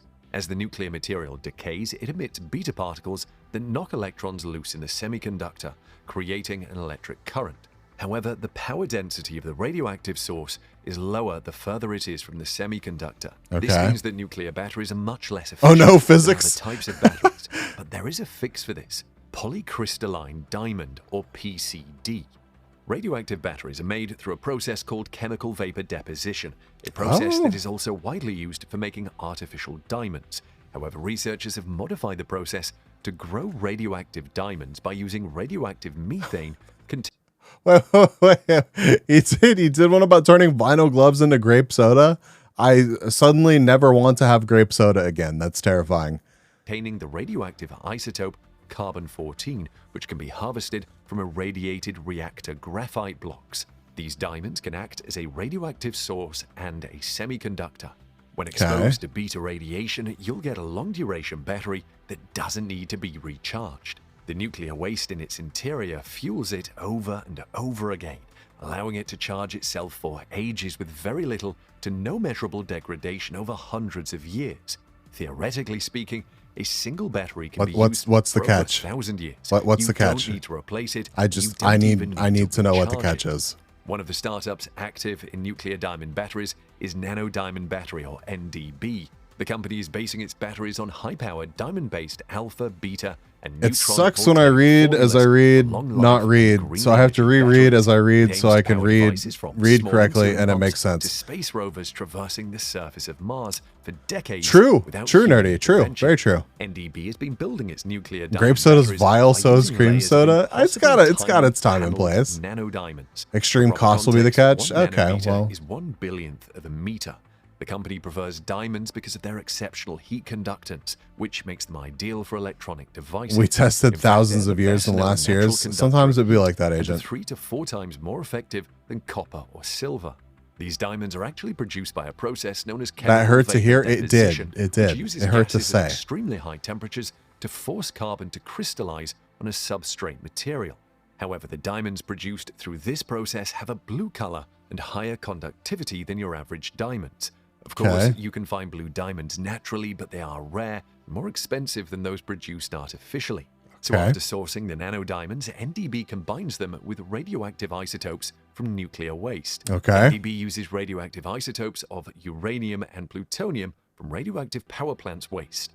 From there, single crystal diamonds, which are just a few square millimeters in size, move heat away from the radioactively decaying isotopes so quickly that the transaction actually generates It sucks when I read red as read, not read red. So I have to read read as read red. So I can read red correctly. And it makes sense. Electricity. The decay sources deposit their... You can find them naturally. BRB, log it into Minecraft. Yo, suddenly I really want to fucking play Minecraft. I can't help it. This whole video feels sus to me. I feel the same way, 488. I feel the same way. The Prince uses the pronunciation of the read. Oh, okay. Listen. Expecting me to glean that in the moment, you're asking too much of me. It sucks when I read. God, see, now I'm going to fuck it up. It sucks when I read red as read and not red. So I have to read red and red so I can read and read correctly. And it makes sense. Their energy onto the NDB transducer, which converts the kinetic energy of the incident radiation to electrical energy. Each battery cell will produce I just only a read it, small not amount of thinking. energy, but they can be combined in huge numbers in order to regularly power large devices. Nima Golsharifi, the CEO of NDB, touts the tiny size of the... Bruh.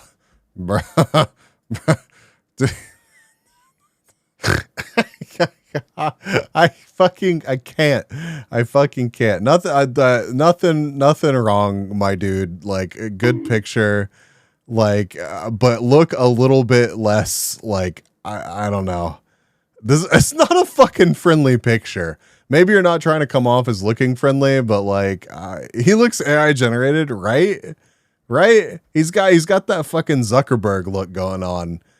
Like, with a little bit less hair, there would be like real Zuckerberg vibes here. And that is not, that looks like an avatar in the metaverse. No, I can tell from the picture he has legs. I can tell from the picture he has legs. All right, Rick, congratulations on the dub. Give me just a second here. Let's see. Rick, Tacky, 48, myself, and Caddy. That's our top 5. Next track, we are on. This might be the challenge track, actually. If you manage to finish the challenge track, even now, yeah, it is. It is. I'll still gift you a sub. So, good luck, everybody. If you're lurking, you might as well hop in. Exclamation point play. Yeah. It's 55 seconds left. Isn't it wild though? Like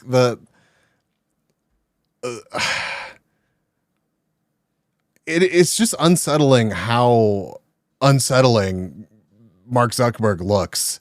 And like, whenever you have a little bit of that look, it's just, I see it more now. I don't know if maybe it's just me that thinks that, but look at that. There's some, that is a person that looks like they enjoy Sweet Baby Ray's. All right. 13 seconds left, 9 marbles on the track. Good luck, everybody. Good luck.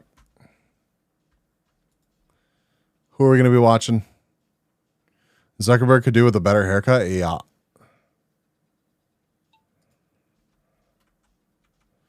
We're watching Caddy. Good luck.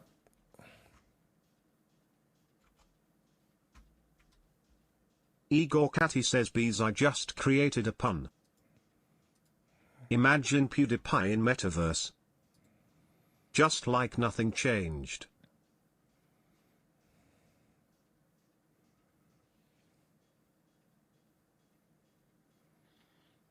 The Zuck is a clone piloted by an AI. I believe that, Haled. I just created a pun. Imagine PewDiePie in metaverse. Oh. Jesus. Okay, now we're watching Enger.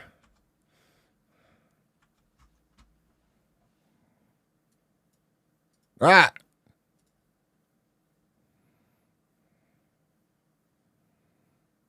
Why are you like this, Marbles? Hold on. Sorry, chat.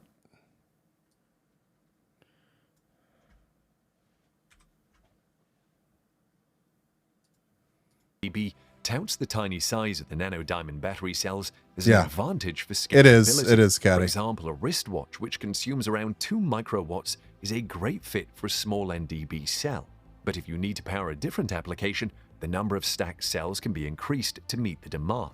Golsharifi imagines the nuclear diamond battery powering satellites or space vehicles. No A winner. great example is the iconic twin NASA probes named Voyagers, which do not consume much power.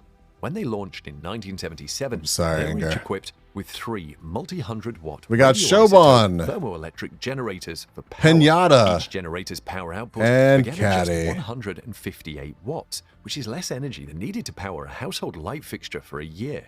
The Voyagers are gradually losing power after spending decades in space, and NASA has been shutting down features to keep them powered for as long as possible. They may not last another 10 years, and we will lose communication with them permanently. However, with nuclear diamond batteries, they can keep going for like eternity. Here on Earth, electronic devices that are implanted in the body can be installed once in the lifetime of the wearer instead of having to perform surgeries to replace them when the batteries wear out. These include devices like hearing aids. Yeah, the Elon Voyager Musk's probes are Neuralink nuts. device that will work with the brain could also be fitted with nuclear diamond batteries, which means they do not have to be charged regularly. For its first commercial product, NDB plans to introduce a smartwatch with an expected launch date sometime in 2022. If that really happens, you could own one watch with a single battery and pass it down for generations without ever needing a replacement. Talk about an We're doing another electronic 12 laps on Of course, MSLA NDB Raceway. It is should be not about a revealing 15-minute long everything about race. its Exclamation nuclear point play. diamond Get in batteries here. yet, and we understand. For example, we have not heard about the power density. However, the most important thing for now is that nuclear diamond batteries are not vaporware. They're actually products that we will be Interesting. using soon. That's cool. Also, using nuclear waste in this way is good for the environment. 9 marbles on the For track. example, the UK has 12 almost laps. 95,000 About a tons of 15-minute graphite long blocks, race. and by extracting Again, carbon if 14 from you're them, in here their worried about energy, I radioactivity will do decreases, cleanups. which reduces the I will cost do and challenge cleanups. of safely storing them. I'm Let us sorry, know what Nerdy. you I'm think sorry. of nuclear diamond batteries in the comments section below. I'll call it when we start another one. Yo, Teddy. Welcome, welcome. I hope you're doing okay. Let's see. Imagine a world where energy was so clean and abundant that it was no longer a limiting factor in the growth of civilization. Governments, research organizations, and companies all across. Did he say the catch about the batteries? Not really. I just think that they're right now prohibitively expensive. Because I mean, I assume that that's very similar to the tech, again, like he was saying with the whole 12 marbles on the track for our 12 laps here. Good luck, everybody. I'm going to put the auto camera on right now. We are following me, who's in the lead. Now it's Tacky. Whatever. Yeah, I think it's I guess just cost and development making it safe, but no. There wasn't really that I caught at the end there. Granted, I wasn't like paying the most attention, but about its nuclear diamond batteries yet, and we understand. For example, we have not heard about the power density. However, the most important thing for now is that nuclear diamond batteries are not vaporware. yeah, so battery density or power density is to be determined. They're actually products that we will. For example, the UK has almost 95,000 tons of graphite blocks, and by extracting carbon 14 from them, their radioactivity decreases, which reduces the cost and challenge. Yeah, so I don't know, LOL. It's a cool concept. It's a really cool concept. Don't get me wrong. In our age of consumerism, I highly doubt that these will be allowed into existence being a lifelong battery. Yeah, I do fear for that as well, Twitchigo. Like really, they need to figure out how to power up devices with just body heat, blood flow or something inherent to the body for devices installed in humans. That would be pretty neat. But yeah, it's just that if it's as good as that video made it sound, which I somehow doubt, considering that would be incredibly disruptive to a lot of industries, like incredibly. There's an endangered species right there. Ah!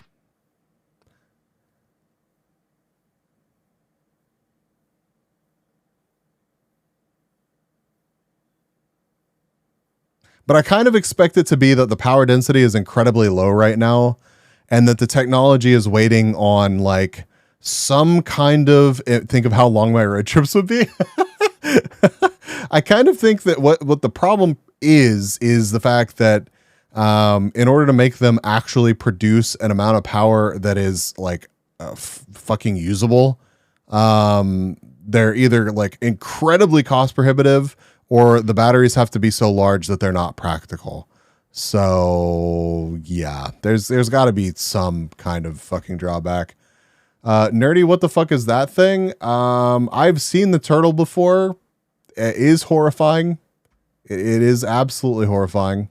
I mean, I guess we can share with chat.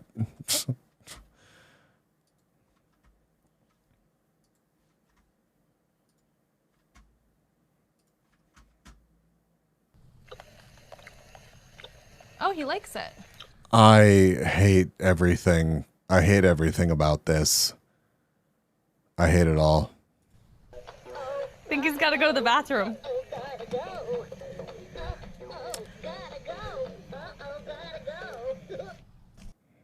That is like possibly one of the most disturbing things ever created. I have many questions. I don't want answers. I don't want them either. That's what you go. It would be better. It would be better if that was what happened here. Oh wow, he just pooped. So the great thing about it is you can play with it. It's this really fun compound. There's nothing great about that. Fuck off. Fuck off.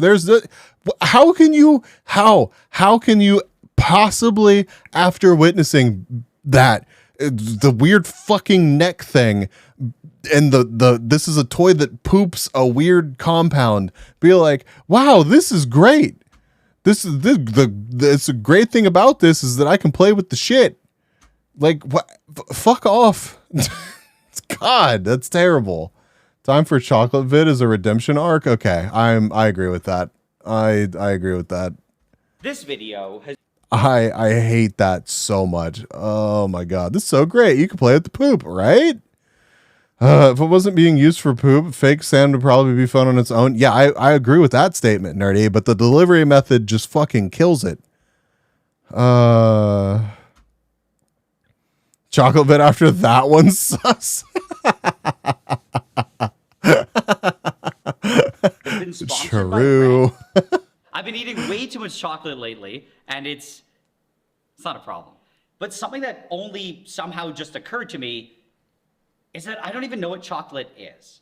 So I looked it up, and apparently it comes from a fruit, which I'm okay with that. I accept that. But the fruit itself, I find just looks so weird. And when it's broken open, the insides look almost alien-like. Anger, you know what we never did? You know what we never did? We never did, oh my god, that's kind of, it looks like a lobster tail. What the fuck? It's only slightly disturbing. We never did the offline hype train. We never did the offline hype train for Moon. That needs to happen. That needs to happen at some point.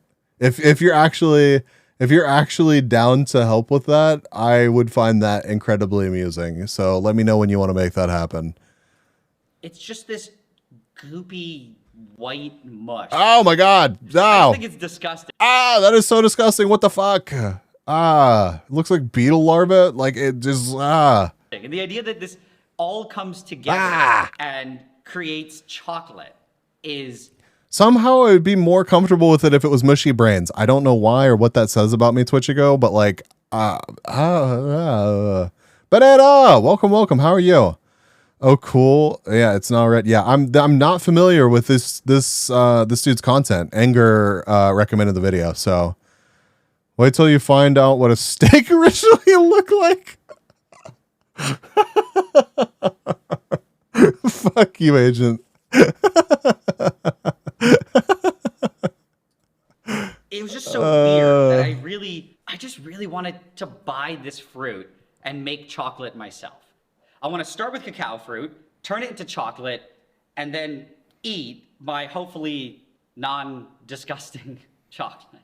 Nice, Banana. But either way, yeah, let's just get started. I already have a bunch of the cacao fruit that I bought online, and I got them all from Florida. I need to start a YouTube account that is literally just good channels for stream, like that we all enjoy, and like curate it based on like what we actually enjoy watching on the channel. So like I'll probably make that tomorrow or something and just start building on it, because I mean, like, there's some content that's just fantastic to watch, and there's other content that really does just kind of fall flat. So yeah. Pretty weird looking. Yeah, that's pretty strange looking. And I'm surprised by how different they all are. I just pull out two that are identical. No, I haven't fucked with that, like, Agent. this one's I really a bit haven't. green. I guess it has to do with the ripening of them. Either way, I'm gonna have to break them open. But this table is kind of disgusting, and I don't really want to do anything related to food on it. That makes sense. So I'm gonna quickly replace it. Okay. Yeah, I guess we just have to bust them open. How are we gonna do this? Oh, okay. I'll check that out, Agent. Thank you. Got. Oh, that's six quite a of bit them. there. Okay. Which one do we start with? Let's start with the big one. You're right. Is it horribly out of sync? Interesting. Let me try.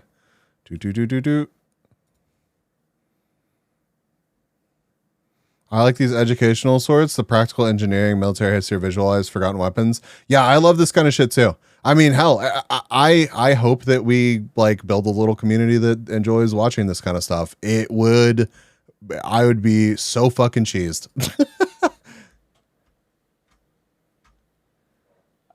Put on some gloves, I got a weapon. Hell yeah.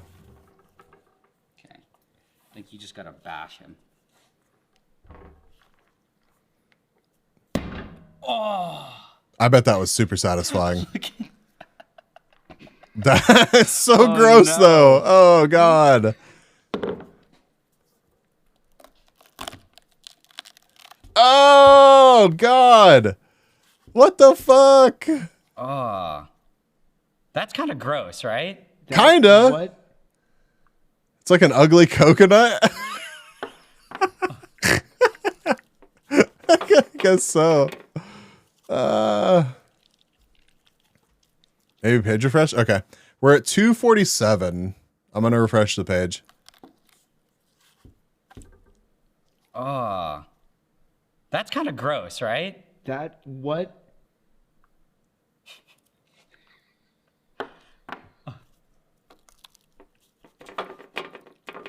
Is that better? I feel like it's better. Oh, wow. This is like the worst ASMR. Stop it. Should I try one? Yeah, take a bite. Look at how gooey it is, though. Ugh.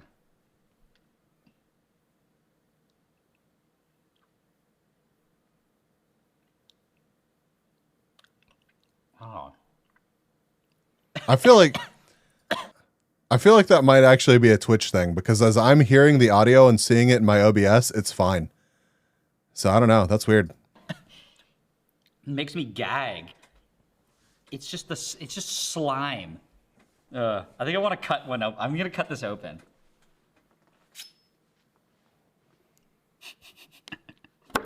Oh. That was like very easy to cut. That's really cool. Oh. Looks like bone marrow. Yeah. It looks so weird. That's really weird looking. Which is our next target? Which one is our next victim? You want to destroy the baby? Yes. Is that even the smallest one? Ooh.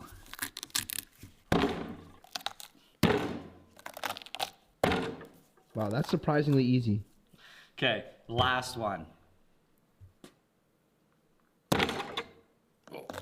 Oh, it's got some goo action. Oh my God, what the fuck? Bubbles?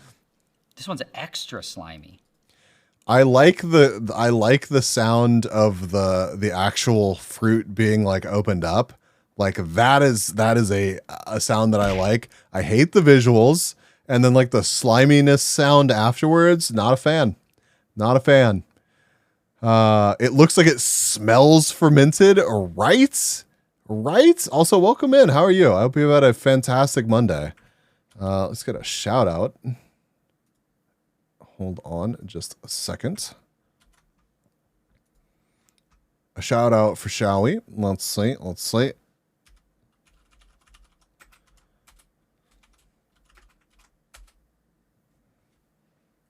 Have a rug under my Yo, fake Firefox. Welcome, welcome. under my setup, and that's the only rug in the house. And I got it because it was cold last winter, and I was like, yeah, I need a rug because I'm gonna be sitting here a lot, so that's why. Or I guess not last winter, but the winter before that. I've had this rug for a while now that I think about it. Anyways, like I was saying about my brother being the Antichrist. The world was supposed to end on. Is this how slime girls are born? Practical engineering, undecided, with Matt Farrell. Just think that they're also good. Some reason they have bald hosts in common. Sometimes it'd be like that. I think this video represents the fear bees had of meeting twin since never meet your idols. I mean, I guess in a sense, because it's like knowing what, like, I in a way, but like I'm perfectly okay with separating like chocolate in its final form from like the process that it's like. Listen, I'm from America. I eat some truly heinous processed shit. Okay, like I am okay. I am okay with like separating the process from the packaged meal that is in front of me. As something that I have come to terms with long ago. Look, come here. This is something I've been really wanting to do. Right? Oh, that's a sound. That just sounds. All right. All right, that's... Okay, I gotta. I feel like we're violating the terms of service right now. I feel.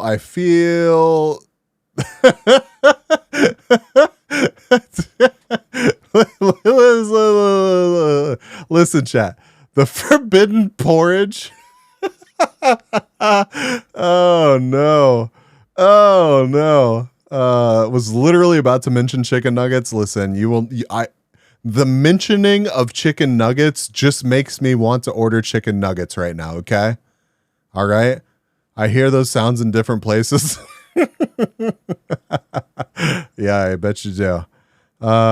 Isn't this channel one big terms of service violation? Shh, don't tell them. Don't tell. We're getting away with it right now. We're getting away with it right now. It's fine. Stop.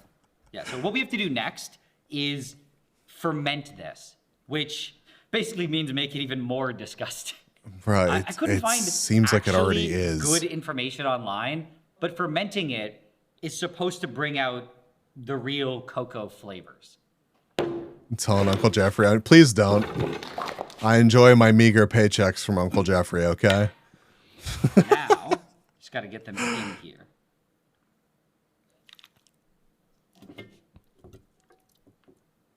Oh. As it sits here, you know what?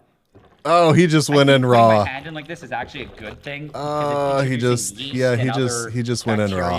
He did. He sure did. Not He because sure I have did. disgusting. Don't fucking try to justify it, you degenerate piece of shit. You just wanted to feel it. You just wanted to feel it. Don't Listen. You can stick your hand in the weird forbidden porridge, but be honest. Be honest. You wanted to feel it. You wanted to experience it raw. It's understandable. Don't fucking lie to me. Not because I have disgusting yeast riddle.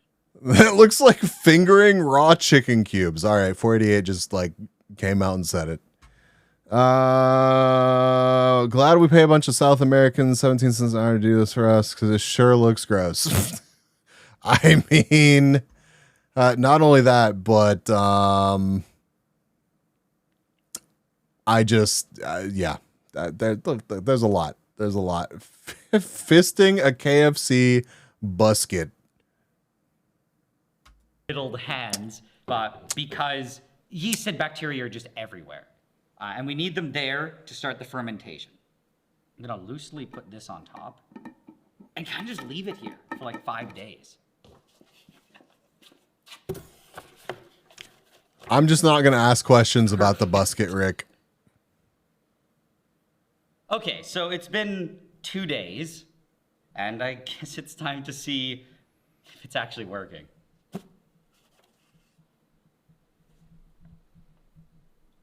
I don't know if that's good or not. Is that what we want? I can't tell. Fuck Nestle, yeah. Like it kind of got liquidier. Bro, I'm not from America. Sorry. Listen. I'm not judging you, Caddy. It looks the fucking same. It does. It fuck Ned too. Yeah, fuck Ned in particular. It kind of just looks the same though, right? Yeah.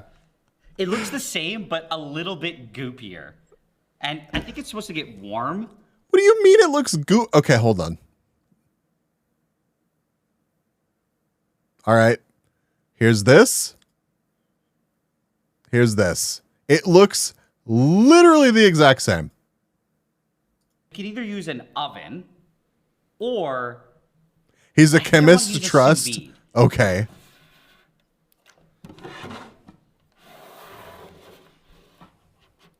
I looked it up and I couldn't find really good answers on this, but I think about 40C is what we should bring it to. And I think all we need to do is just lower it in. Perfect. And I think that's it. Just gotta leave it here. It's exciting. Are you excited for this? Heck yeah. It's been sitting in here. Okay, now that looks different. Cooking, and I think we're ready to finally open it up. Well, I think in this case, 488, the bacteria and process had probably already started inside of the fruit. So that's part of the reason. Here, hold on just a second, chat. I'm going to leave this playing. I'll be right back. Now we can see what it looks like. I mean, it looks pretty good. Well, it doesn't look good. I'm going to turn this thing off. And now we can finally take it out. Oh. The part that I like the most, can you see it, are all the juices. Look at that. Oh, that's nasty. I'm just going to try to pour out this juice.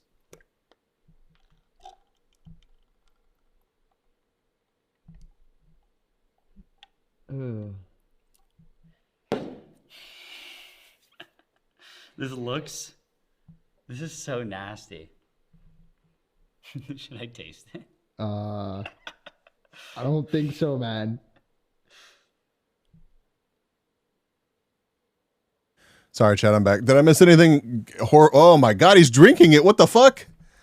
Oh. It actually doesn't taste that bad. It tastes like, honestly, like slightly alcoholic orange.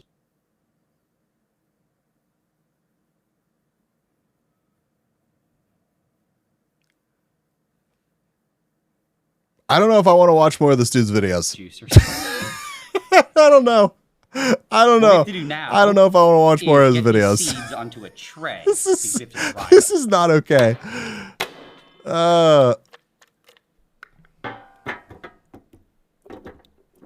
This one is just strange. Okay. The real challenge isn't the juice. This is the real challenge. The goo. Do I do it?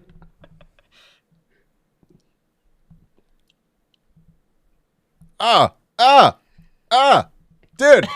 The texture's horrible. Stop putting it in your fucking mouth if you're choking. He's like casually choking and being like, and I put the spatula back in my mouth.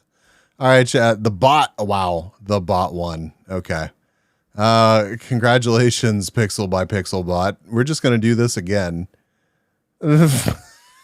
What the fuck? Okay, all right. Teddy, you took second place after the bot. Where's it at? MSLA Raceway, erase. Cough above the pan. You just put you're right. Yeah, exactly. Yeah. Thus, it's a side channel. Okay, so this is a side channel. I'm talking shit about this being disgusting and maybe not wanting to watch his videos again. It's clearly fantastic content. Okay, so take me complaining about it with a grain of salt because I'm on board. I just don't know what kind of fucking psycho you have to be like, I'm choking because this is so gross, and yet I am shoving the spatula deeper into my face hole. Like that does not compute for me. I would be like, nah, fuck this, I'm out. So 69 seconds left to join. Good luck. We've got 10 marbles on the track. This is another 12 lap long race. So get in here. We are starting a new race. I don't know what we're gonna do after this. I may do cleanups after this, and we may just close out on like another couple of. I'm not saying that I'm ending stream anytime soon. I'm just, we may not be continuing marbles for very much longer. So 45 seconds left. Exclamation point play. Oh my god, dude. What? From what I remember, he tastes a whole lot of things in his chemist adventures. So biologicals don't seem as hazardous. Oh, I guess there's that. Oh my god. How many subscribers does this channel have? His side channel has 1.26. How many subscribers does his main channel have? Surely there's a link in. Okay. There is. So his main has 4.6. Okay. That's cool. All right, here we go. 11 marbles. Best of luck to all of you. I'm putting this on to the blimp cam, and we are going back to the video. If I can find it. What happened to what? Oh, there it is. That is so nasty. Yeah, we can just spread this around. It looks like quite a few seeds. It looks like really off-putting macaroni and cheese, like with shells. I think we just have to dry it now.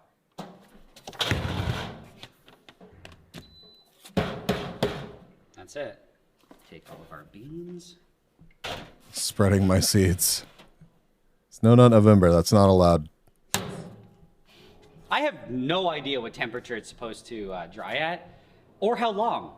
So I'm just doing 40°C until I think it looks good. He likes 40°C. He really likes 40°C. And chat, on that note, I'm ordering myself some chicken nuggets. Don't judge me. Is that what they're supposed to look like? They're pretty crusty.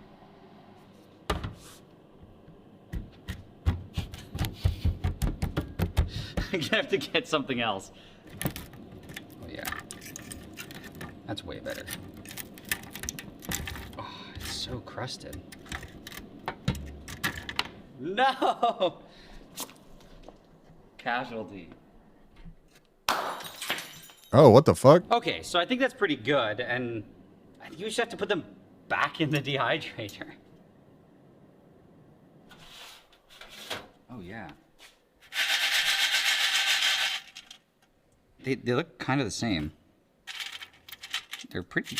They're nice and dry. That's what we wanted. I'm very proud. What does it look like on the inside? Oh god. Oh my god. Actually, it kind of looks like chocolate. It tastes like dollar store dark chocolate. To make it not dollar store chocolate, the next thing we have to do is roast it.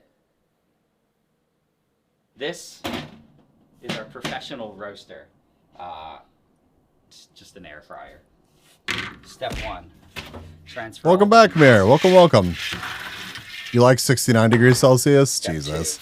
Okay, those look so much better now. And sound so much better.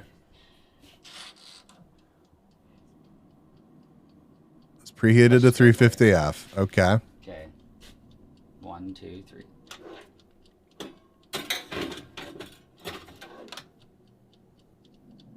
You can hear it. Yep.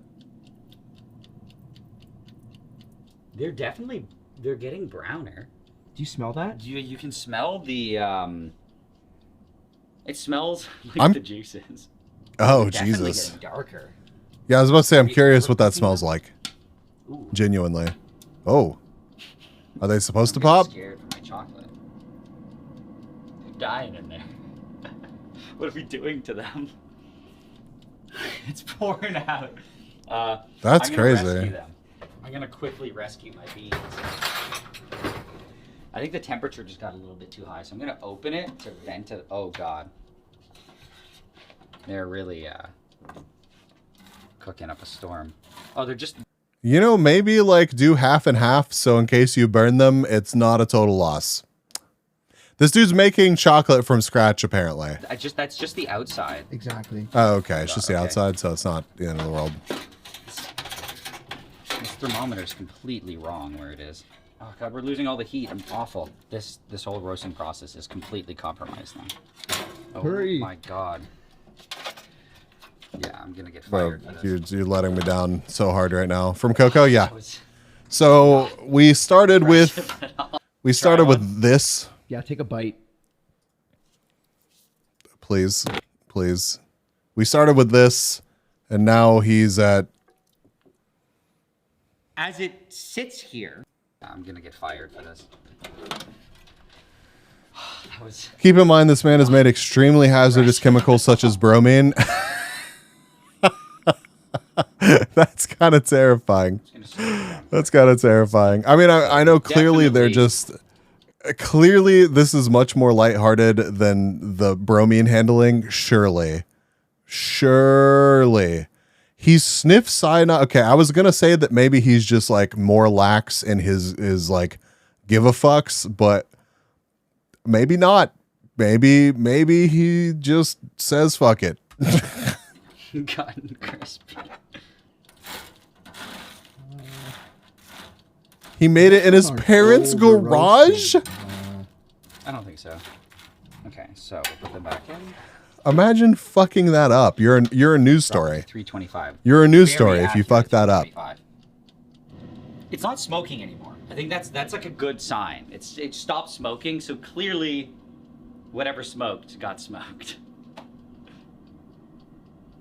325 for 10 minutes, then 300 for 5, then 275 for 10. I can't tell if I smell chocolate or I'm just hallucinating. I smell chocolate. Turn this off. Finally. This would be interesting. Smelling the change. Yes. The change during this process. Let's let it cool here. Because it's got to be a completely different thing. Okay, which one is our 488, you're out in front. It doesn't matter. Halfway through this race. So crispy. Okay, let's carefully remove the shell. Ooh, that came off pretty easy. Oh. Wow. It doesn't look burnt. It's a pretty nice looking bean. Let's squish it a little bit. That's crazy. It looks fine. It smells good. Eat some of that. Probably really bitter. Definitely has Bean. a little bit of a burnt taste to it. No. Oh no.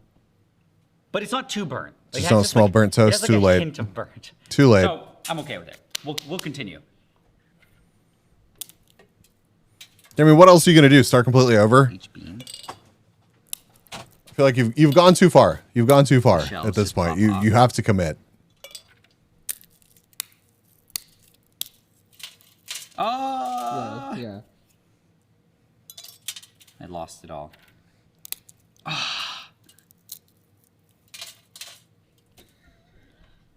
was doing so well before. Okay.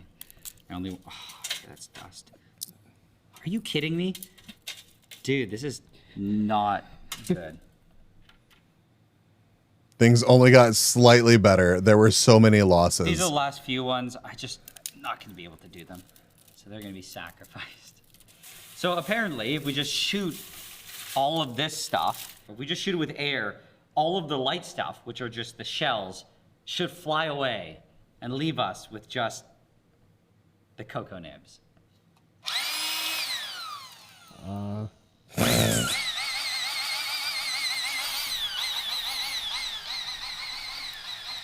I mean, that actually seems to be working pretty well. That works pretty well. Yeah. There was a problem? Okay. I don't think it's supposed to be this light. I think that's an indication of not good. Yeah, being overly roasted. They definitely have a different flavor. These ones are like kind of bitter and burnt tasting. I go back to the how the hell did they discover this originally? Like, you don't just randomly go through a week plus process when they look like they're basically testicles. Man, you got some interesting looking testicles. They might not have been roasted properly. So I actually don't think we're going to make, I'm not going to make the chocolate out of this. We're only going to use the good beans. So these ones Yeah, I feel like that's the correct call. are going to become the chocolate. But no, I know what you mean, Agent. I know what you mean. It is pretty wild, isn't it? Put the beans in this cup.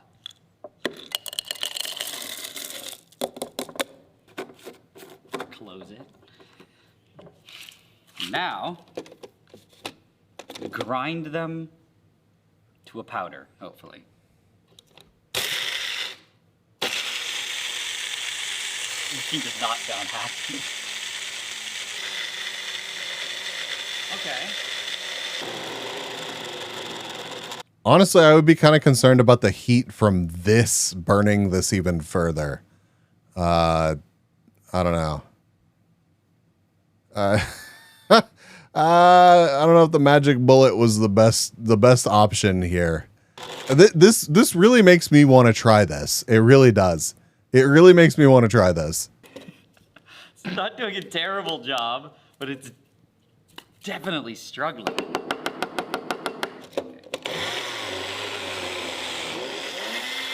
It's really struggling. I just don't understand why it keeps getting stuck. You want to try magic bullet? Sure thing. Ayo. Just doing our little part to make sure that our products do not aid in harming Not the magic bullet I was thinking of. It gets kind of gooey.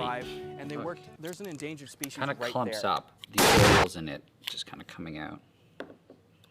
Yeah, definitely. It smells more chocolatey now and less burned. This is powderized enough.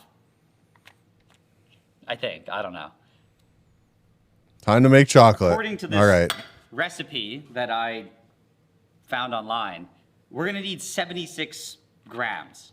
When it comes to the recipes for making chocolate, everyone seems to do what they want, and I'm doing what I want, which is fair. Make 65% dark chocolate. Okay. So we have 76 grams of cocoa. Okay. And now we need to get this thing, this mortar and pestle. Step 1, add the cocoa. Step 2, grind the cocoa.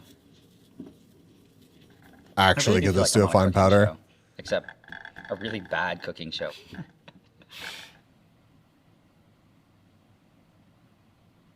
The next thing we have to add is the sugar. Okay. Mix this. Slow and steady. I'm already tired. It is getting darker. Absolutely. When do we know we're done? I think doing this by hand is Strawberry. just really painful. Welcome. How your polka dog? Welcome. How are y'all? Thank y'all for being here. We're watching. I think it's supposed to kind of liquefy. We're watching Now Red make chocolate from scratch while testing to see if I crash by alt tabbing out of marbles, which I have not. So yeah, I'm good. This has been a fun stream. We've watched some really cool videos from some content creators that I was not familiar with before tonight. Yeah, how was y'all's Monday? Polka Dog, how are you? Strawberry, how are you? Let's get some shout outs here. Hold on just a second. What?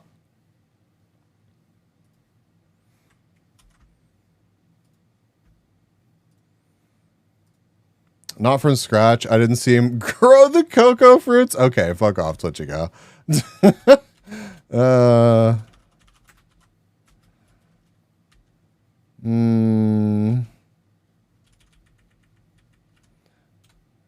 Follow Strawberry. Do it. Do it. So that one. Yeah, thank you, Polka Dog.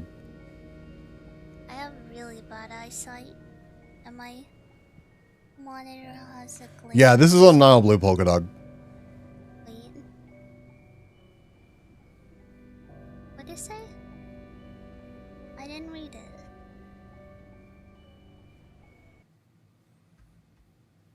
By at some point, but I'm gonna try to make it go faster by adding the next ingredient, which is cacao butter. I need 6.3 grams of this. It's from scratch, chat. It's from scratch. Oh, it comes in like these giant blocks. Oh, interesting. 7 grams. We'll just go with it. We got 7, so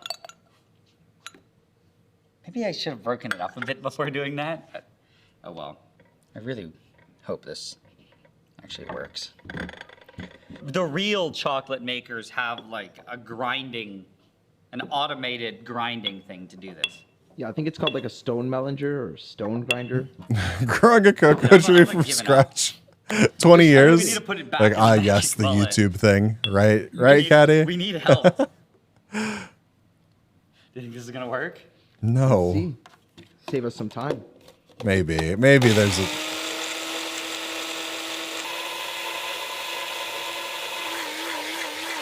Oh, I guess doing that, yeah. It's getting way darker, and it's also sticking a lot more. I really genuinely feel like this has like a danger of burning it.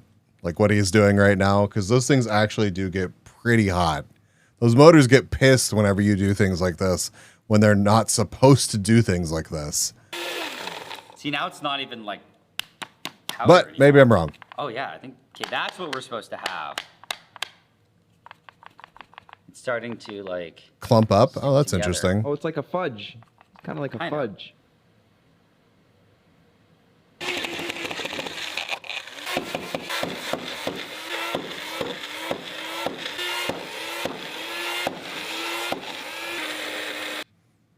The best ASMR. The best. You broke a magic bullet once by grinding ice in it? Yeah. Yeah, I've killed one before too by just putting like too much in it for like a smoothie. Like too many frozen fruits. And it was just like bleh, and burned up. I think it's in pain. I think you're right. I think it worked. Oh, that's crazy. I think this is the best we're gonna get. Yeah, I think it's the best we're gonna get. It's a little. Let's see it. It's definitely grainy. I can just see the grain. Yeah. But yeah, either way. So the next thing that we have to do is put all of this into a plastic bag. Okay, we got to put it in a plastic bag. Hold on, though. Hold on. Congratulations to Anger again. Congrats, Anger, taking first place on that race. We had, let's see, Banana, 488, Twitch Ago, and the bot. The bot's been in the top 5 like every time. Homemade Nutella. Last as always. Yeah, Caddy, it's been rough. Let's see. I feel like, you know what? Let's do one more of these. Race menu. We'll do MSLA Raceway again. Race. Marbles. Yeah, Rain. Welcome. Yeah, if you enter in this, we will do some cleanups. Don't worry. We're going to do at least one more of these. I mean, we might as well have it run in the background, right? Might as well. So this is going to be a 12-lap race. You got 69 seconds left to join. Exclamation point play. Get in here, chat. We're just having marbles run in the background, so I can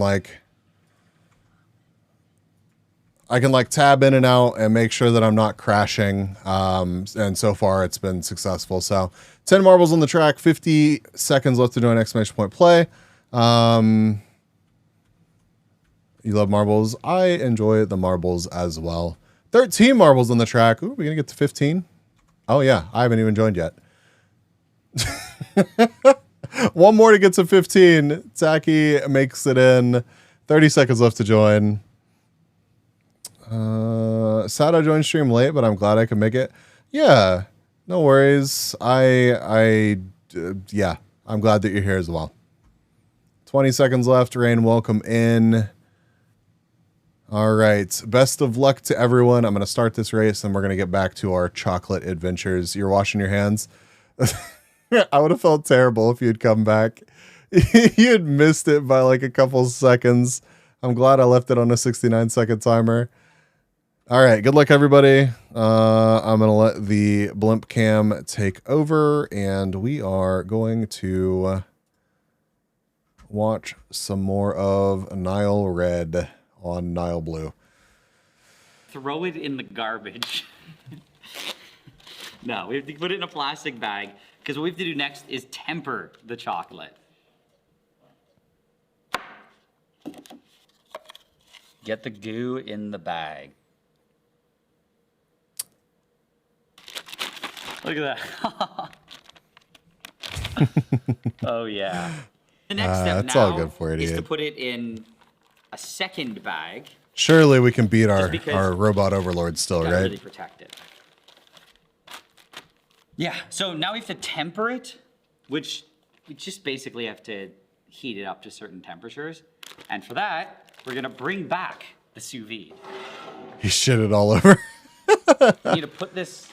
Making this in an industrial scale must be such a pain in the ass. Kind of just hold it there. Yeah, So what we're yeah. trying to do I now feel like their tooling is a bit better just though. Melt it. And at 50C, it should happen pretty quickly.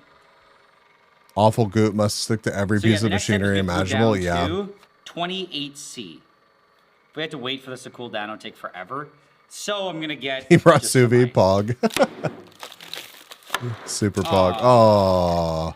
Now we just have to keep adding ice. Ice explosion. Until it gets to 28C.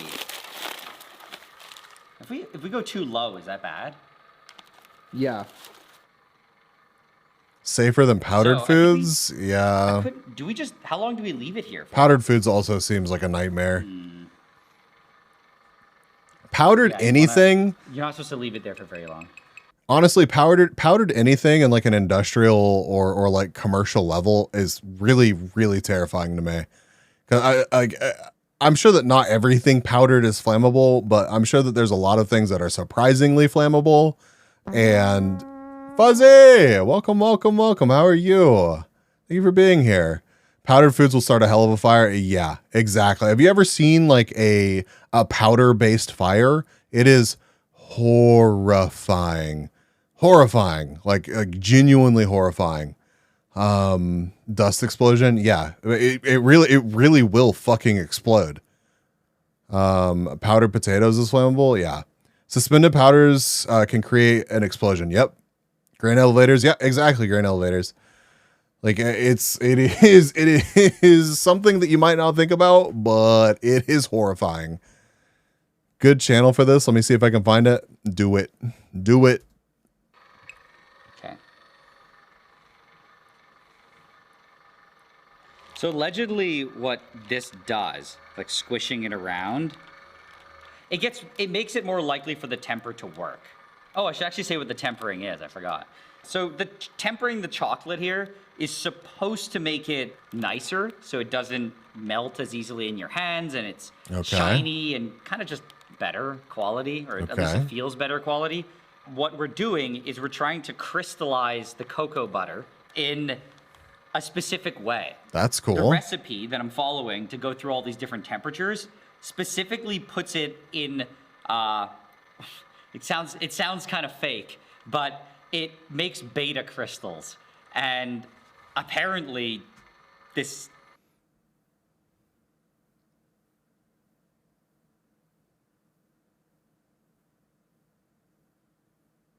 We live in some kind of strange simulation. These are the crystals you want for your chocolate. No, I want alpha crystals. Too bad. Oh, we have his beta crystals here. Not wet.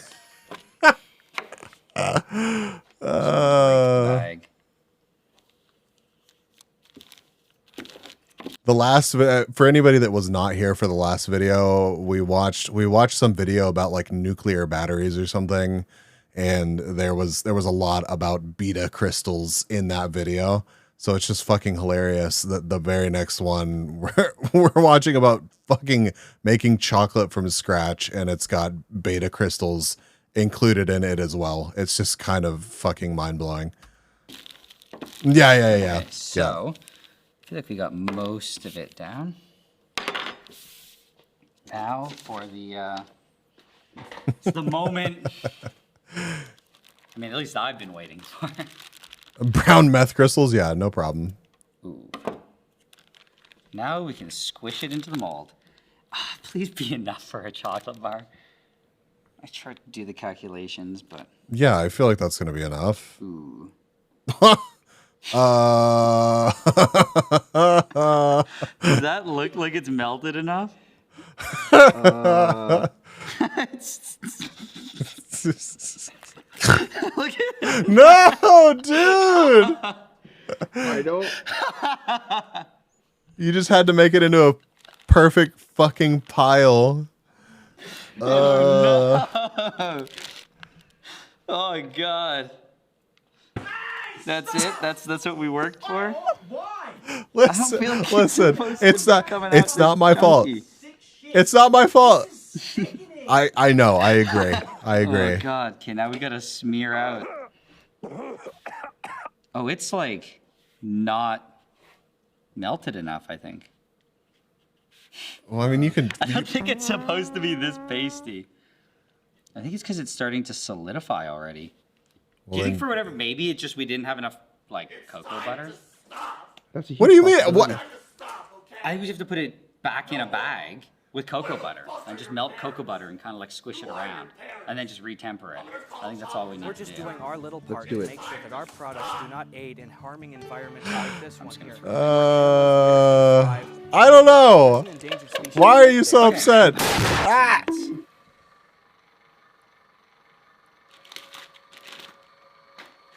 Okay.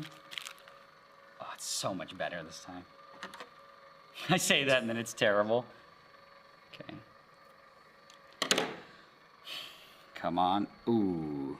Yeah, that seems much better. Okay, this is actually chocolate now. Yeah, that's yeah, Perfect that's amount impressive. Calculated. We don't need this bag anymore. I think we're good. Get the chocolate in the mold. I actually feel like this looks pretty good. The difference between this and the last one Kebab to fuck. is huge. Wait, look at how shiny it is.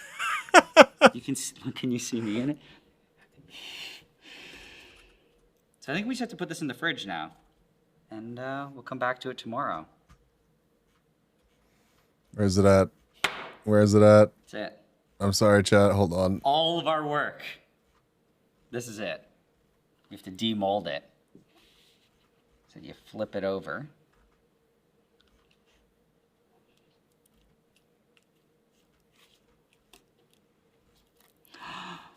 Hold on. Listen, I'll go back. We can watch it. Hold on. I need this. Wow. I need this. What the fuck did I name Better it? than I thought and worse than I hoped for. I was really hoping it would all be completely shiny. There's some imperfections. What the fuck did I name it? It's not perfect. But it's still nice. Ah, whatever. It smells really I'll look later. Yeah. Actually. I need to see that. Over.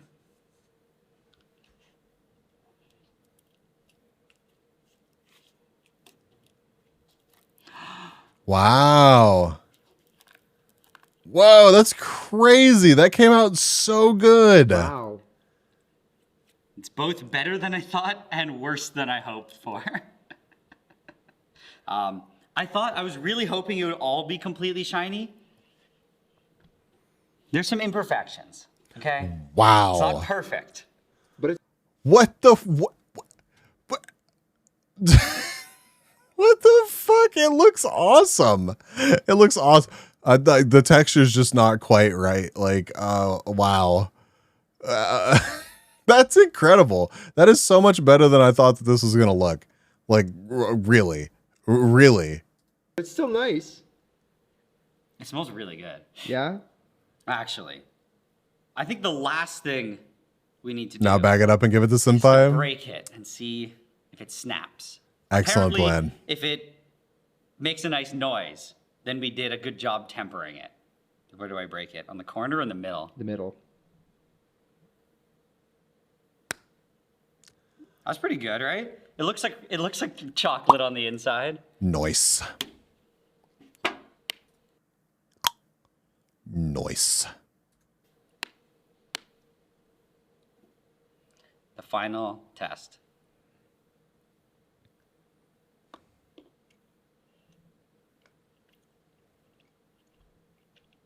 I think it's pretty good. I actually really like it. It's way better. When I saw what we did to the beans, I had almost no hope left. But I think it's pretty good. Hey, Like yo, a mix infinite between chocolate dark chip, let's chocolate and milk go. chocolate with some sand in it. I'm joking. It is grainy. It's kind of like a grainy mix of dark and milk chocolate. I honestly like it more than any dark chocolate I've had. My only problem is that I just think milk chocolate's better. I felt that this would be enough for me, but I just need to know what a milk chocolate version would taste like.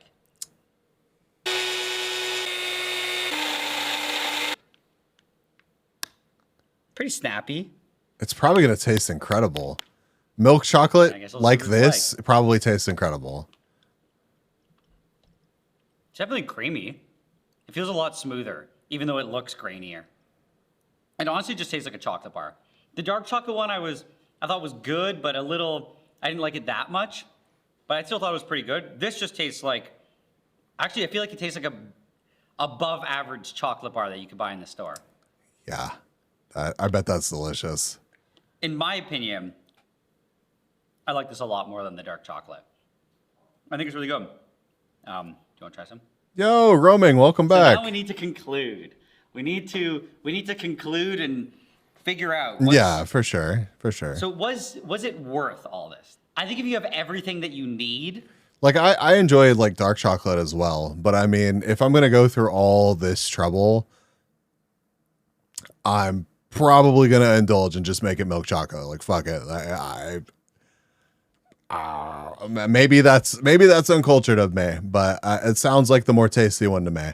I wish I liked dark chocolate. Yeah, it's and it really does depend on the dark chocolate. I would say that there's more dark chocolate that I don't like than milk chocolate that I don't like, I guess. And I'm less likely to just like eat dark chocolate on its own, but I feel like dark chocolate with like a hot drink or something is very tasty. And some experience, it's not that bad. But if you have no idea what you're doing, it's really not an efficient way to get chocolate. Even though you have the potential to make really good chocolate because it's a lot of work for this. Really fresh, you have none of the skills or the equipment to turn it into anything good. It's like the freshness. That's of your the favorite fruit banana? Is if I ever see it, I'll balanced have to out try by it. The lack of skills and equipment, so you end up in the middle at average or above average. Oh, in the end, cursor, I'm we sorry. succeeded in doing what we set out to do, which was make chocolate and then eat chocolate.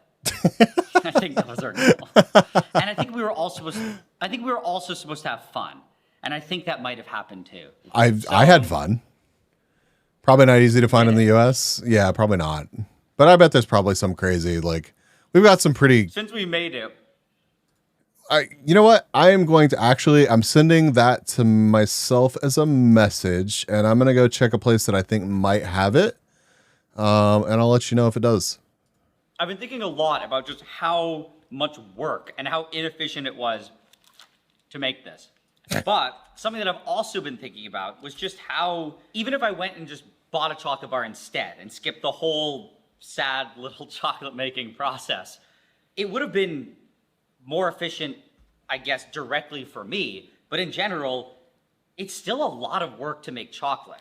It still involves shipping things all around the world, Yeah. processing it in a factory, which takes a bunch of energy, and then shipping it again. My food is here, chat. to I'll be put right it back. in I'm local going to leave y'all with the stores. end of this video. So we're going to watch something there's else after a this. pretty decent carbon footprint. Do some cleanup races and on just marbles a to make sure bunch that's all taken waste care of. involved Be right in back. having even simple things like chocolate bars around.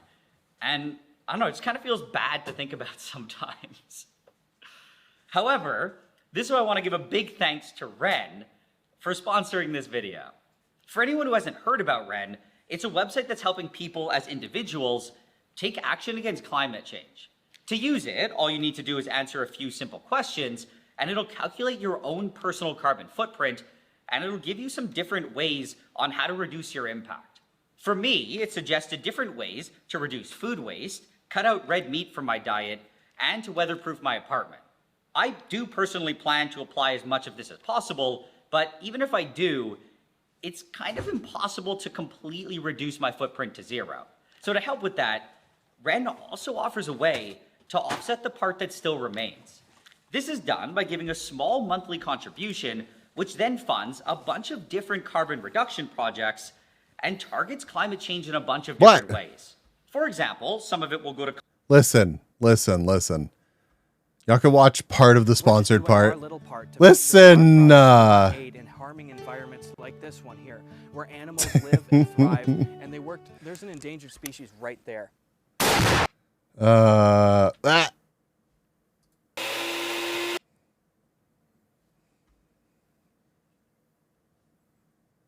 have Polka Dog. Do y'all want to watch a... Would y'all rather... First off, let's see. Would y'all rather watch another creator or one of this dude's main channel videos? Just say it in chat. I'm not going to run a poll or anything. Don't give me a straw. Where's my straw? Main channel video? Okay. Hydrate. I will in just a second. So I think let's watch the Does Cyanide Actually Smell Like Almonds? But first let's wrap up our marbles situation. Real quick. Rain, congratulations on the dub. Rain takes first, Mir in second, Rick third, the bot in fourth, in the top 5 again. Hylia in 5th place, 488 last place. I'm sorry. All right, we're going to do 4 races real quick.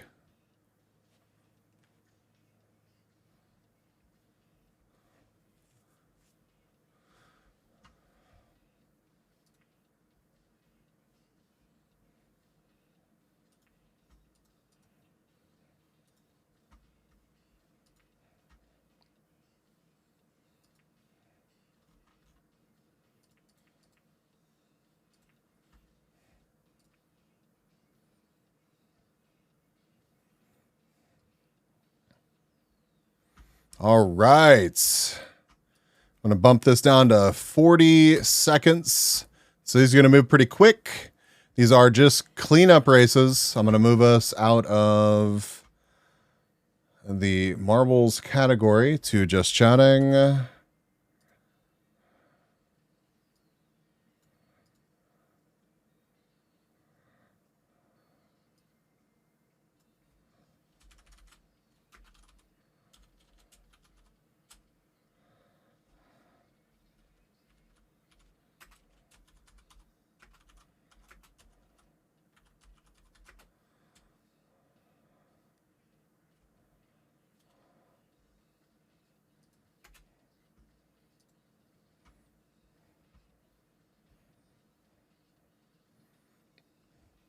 I'm all smug.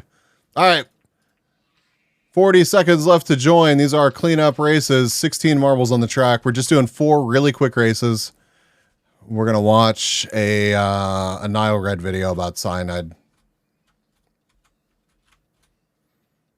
Oh, I'm still smug. Don't mind me.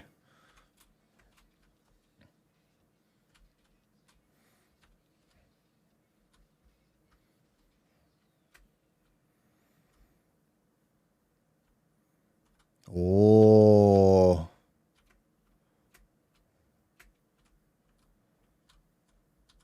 Who's got this?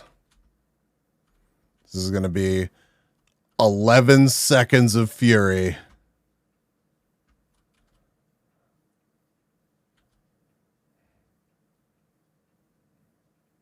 Lord Blizzard, congrats on the dab.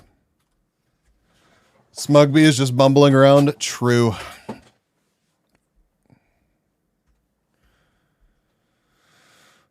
All right, Rick, Agent, Caddy, 488, myself, and Twitchago. Rick, Agent, Caddy, 488, myself, and Twitchago. You all teared up. Agent, you teared up. Do I know the difference between poisonous and venomous? Venomous, like, requires, like, a bite or something, right? Like... venom enters your body through like bloodstream, whereas poisonous is like, ingestion, right? Or, I guess there's like topical poisonous. I don't know. 40 seconds left to join exclamation point play.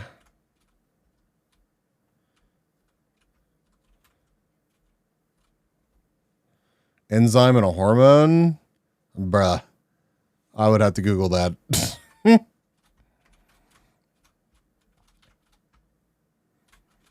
I think I have a general concept of it. Explaining it to you, you can't hear an enzyme. Wow. Wow. Thank you, Kugfo. Thank you. Bite it, you die poisonous. Bite it and you die. Oh, bite it and you die poisonous. It bites you and you die venomous. Yeah.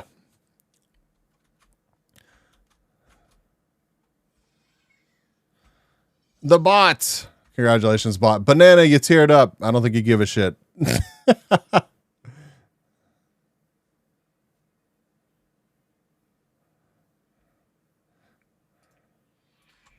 40 seconds left to join exclamation point play. These are our last couple cleanup races. Get in here. If it bites you and you die, it's venomous. If you bite it and it dies, it's poisonous. If it bites and neither, it's just kinky. I guess there's that. I don't even know what that means. That's the spirit. Lena, welcome back. Welcome back. How are you? Just doing our last couple cleanup races before we watch another video and I eat my nuggies. Tired? Yeah, I know that feeling. What does teared up mean? What do I do with this information? If you don't know what it means, don't worry about it. It's energy so that you can go to another stream and enter races and still get points. Blizzard, congrats on another one. Polka Dog and Anger, you teared up. Polka Dog and Anger, you teared up. Also, if you bite it yourself and it dies of voodoo. I mean, true. 40 seconds left. Last race of the evening.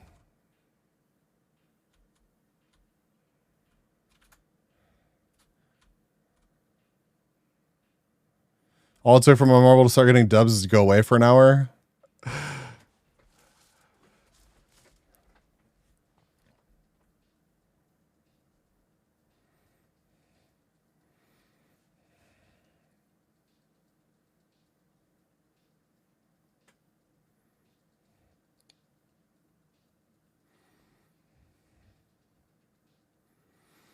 Thank y'all for hanging out with me tonight. We're not done with stream yet.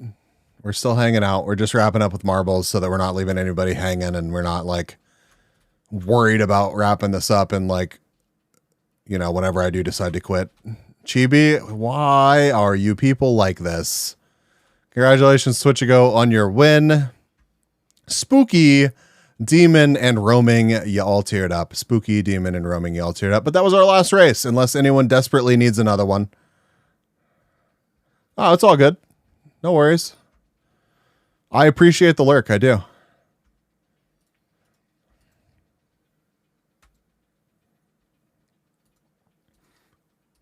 And Blizzard, unsurprisingly.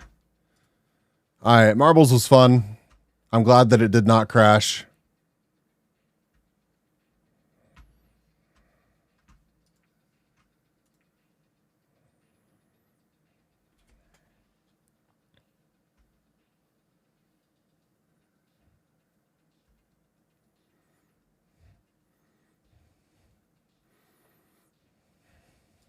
I like this beat. They can miss me with the technology.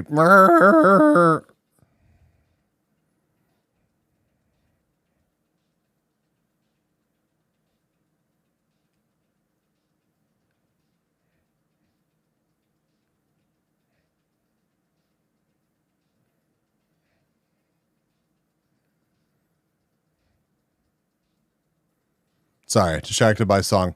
All right, so we're going to watch a video about smelling cyanide because that seems like a good life choice. Has been sponsored by Raycon. Chemists say it, and in many movies, anything that you see here. Oh. Cyanide is creating anything Okay, that you see here. I feel like we do need to This actually video has watch been the warning. Sponsored by Raycon. Also, please don't try recreating Please anything don't, that you chat. see here. Cyanide Please is don't. probably one of the most well-known poisons, and in many movies and shows, I've heard them say that it smells like almonds. I've also heard chemists say it, and I've seen it written in a lot of articles and warnings. However, I've never actually smelled it myself, which is probably a good thing, but I've always wondered how true it was. It just seemed weird to me that something so toxic could smell good. This is because when toxic things have a smell, they're usually bad, which lets you know to get away from it. If cyanide smells like nice almonds, though, I feel like I'd be more likely to go towards it. This just didn't really seem right to me, so I decided that I had to see for myself. To make this happen, what I had to do was pretty simple, and I just had to smell some cyanide.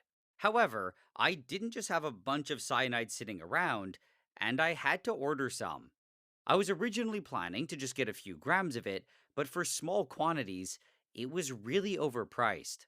I'm really not sure how I rationalized it, but I somehow convinced myself that it was much smarter to get a full kilo instead. However, I have no idea how I'm even going to use a fraction of this, and if you guys have any interesting suggestions, I'd love to hear them. Okay, so I now had a bunch of cyanide, and it was all in the form of sodium cyanide. This is one of the most common forms of it, and what I've always found interesting is how boring it looks. When I first saw sodium cyanide a few years ago, I really thought its appearance would match its scary reputation, but it was about as fear-inducing as table salt. It also wasn't as poisonous as I thought. I always assumed that it was insanely dangerous, and that just a speck of it could kill you. However, for the average adult, you need a few hundred milligrams, which is actually quite a bit. I mean, it's also not a lot, but there's no way that you would just accidentally eat this much. Either way, I now had the cyanide, and ideally, I would have just smelled it to get my answer, but it unfortunately wasn't that easy. This is because sodium cyanide is a solid, and like a lot of other solids, it doesn't smell like anything. It's just not letting off enough vapor to detect it, and it's the same reason why you can't smell table salt. When people talk about smelling cyanide, they're usually referring specifically to hydrogen cyanide, which is a gas. This can be detected in extremely low concentrations, and it's one of the most dangerous forms. This is because you really don't need that much of it in the air for a few good breaths of it to be fatal. But anyway, with that being said, the next thing that I had to do was make some hydrogen cyanide. To do this, I started by measuring out just 3 milligrams of the sodium cyanide, which was I'm basically eating a my single nuggies. crystal. Didn't really want y'all to listen to it. I then added about 25 mils of water, and I stirred it until it completely dissolved. What I had now was a solution of sodium cyanide, but it was insanely dilute. It would probably take 100 times more cyanide to kill me, and even if I took this whole thing as a shot, I'd still be fine. I then put the beaker into a small chamber, along with a cyanide meter that I had rented. Initially, it didn't look like much was happening, but after a few minutes, the meter started detecting cyanide. This was happening because when sodium cyanide is exposed to water or moisture, it slowly hydrolyzes and turns into hydrogen cyanide. As a gas, this then escaped the beaker and it started filling the chamber. The goal now was to get it concentrated enough that I could for sure smell it, but not enough that it would be dangerous. To find out what this would be, I did a little research online and I was able to find this table. It was honestly a bit scary to see the words immediate death, but it was also only at very high concentrations. When it got down to between 20 and 40 parts per million, or ppm for short, it said that it only caused slight symptoms after a few hours. For me to smell it though, it would probably take at most a few seconds, so I figured this would be totally fine. I also found this on the CDC website that said up to around 50 ppm can be tolerated for 30 to 60 minutes.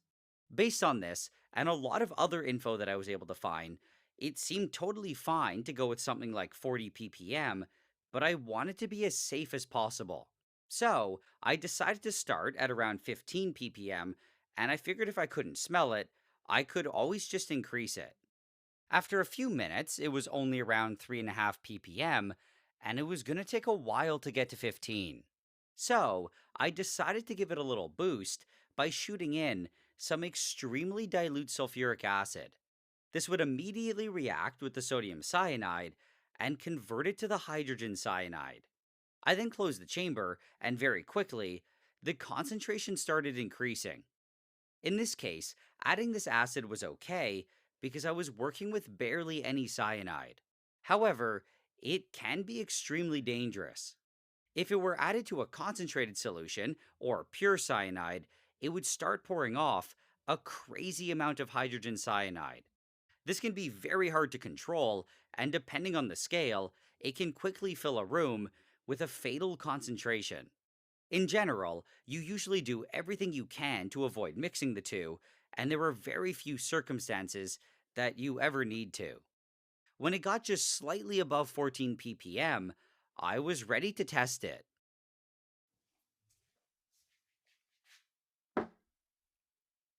Okay, so I have my scary little box here, and I guess I just have to smell it.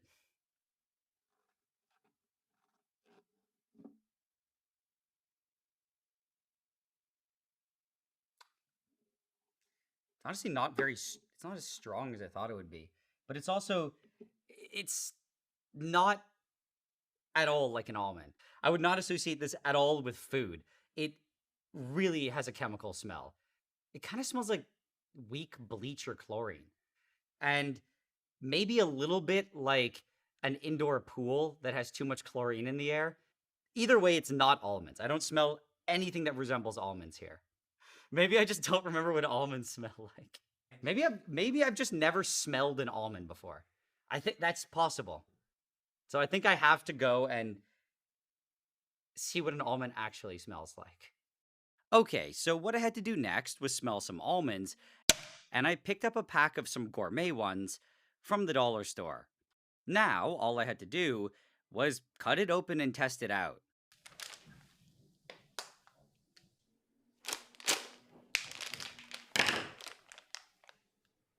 It kind of just smells like nothing. Yeah, nothing. It smells like nothing. I was honestly a bit surprised by this, but I figured that it was just because they all still had their skin on them. So I started thinking that maybe if they were crushed up, it might make a difference.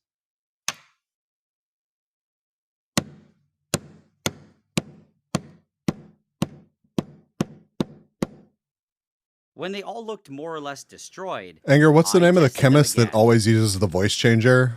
Okay. I know there's a chemist that does like crazy shit on YouTube.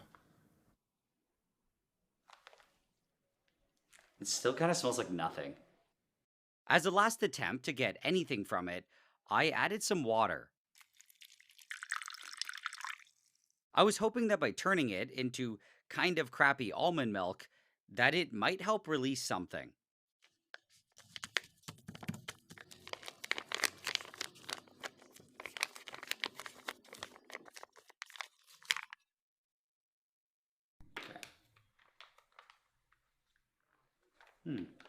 Just smells like almond milk. It just smells like almond milk.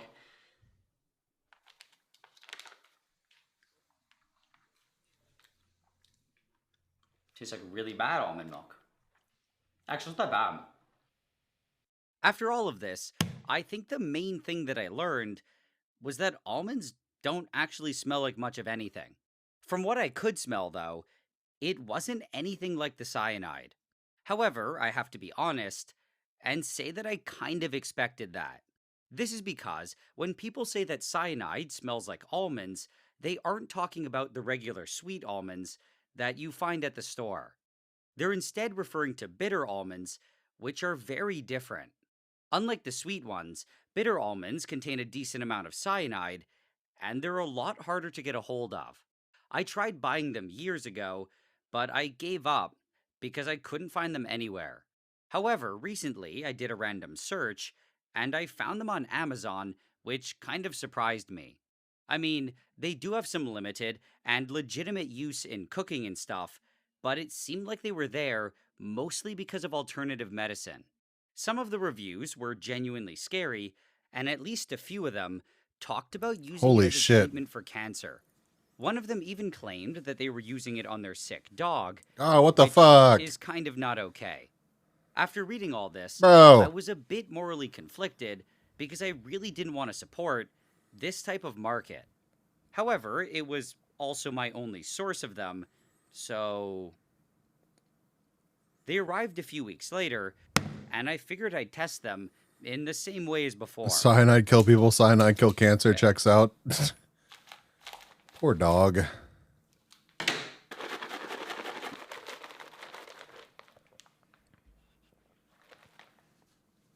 And it smells like nothing. So just like last time, they were practically odorless. I would assume that you would have to like crush it up and warm it up. I bet if you like crushed up the almonds and then warm them up, you would smell something. And the next thing that I had to do was smash them. But before doing that, I really wanted to taste one. They did have cyanide in them, and eating them wasn't ideal, but just one wouldn't have enough to hurt me. I'd probably have to eat a good handful of them before I really started to have problems.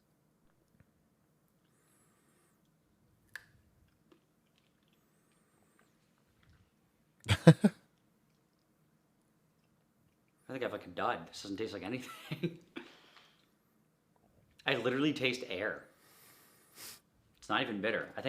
I know about something I know something about this for real, but low amounts of B17, aka cyanide, kills cancers and tumors.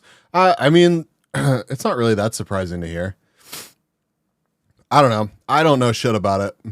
From Amazon for cancer treatment. Those are just regular almonds. I hope not. God, that's even worse. We had people doing this while going through natural cancer treatments. Interesting. I wonder what kind of, like, I'm sure there probably are studies on like the consumption of this stuff in relation to cancer treatment. I don't know. I don't know anything about it. I would just be skeptical about feeding these to my dog. I think I've a dud. I'll take another one. Okay, hopefully I'm not dying of cyanide. Okay, there. Oh god. Tastes like a hint of cherry, but it's like really bad.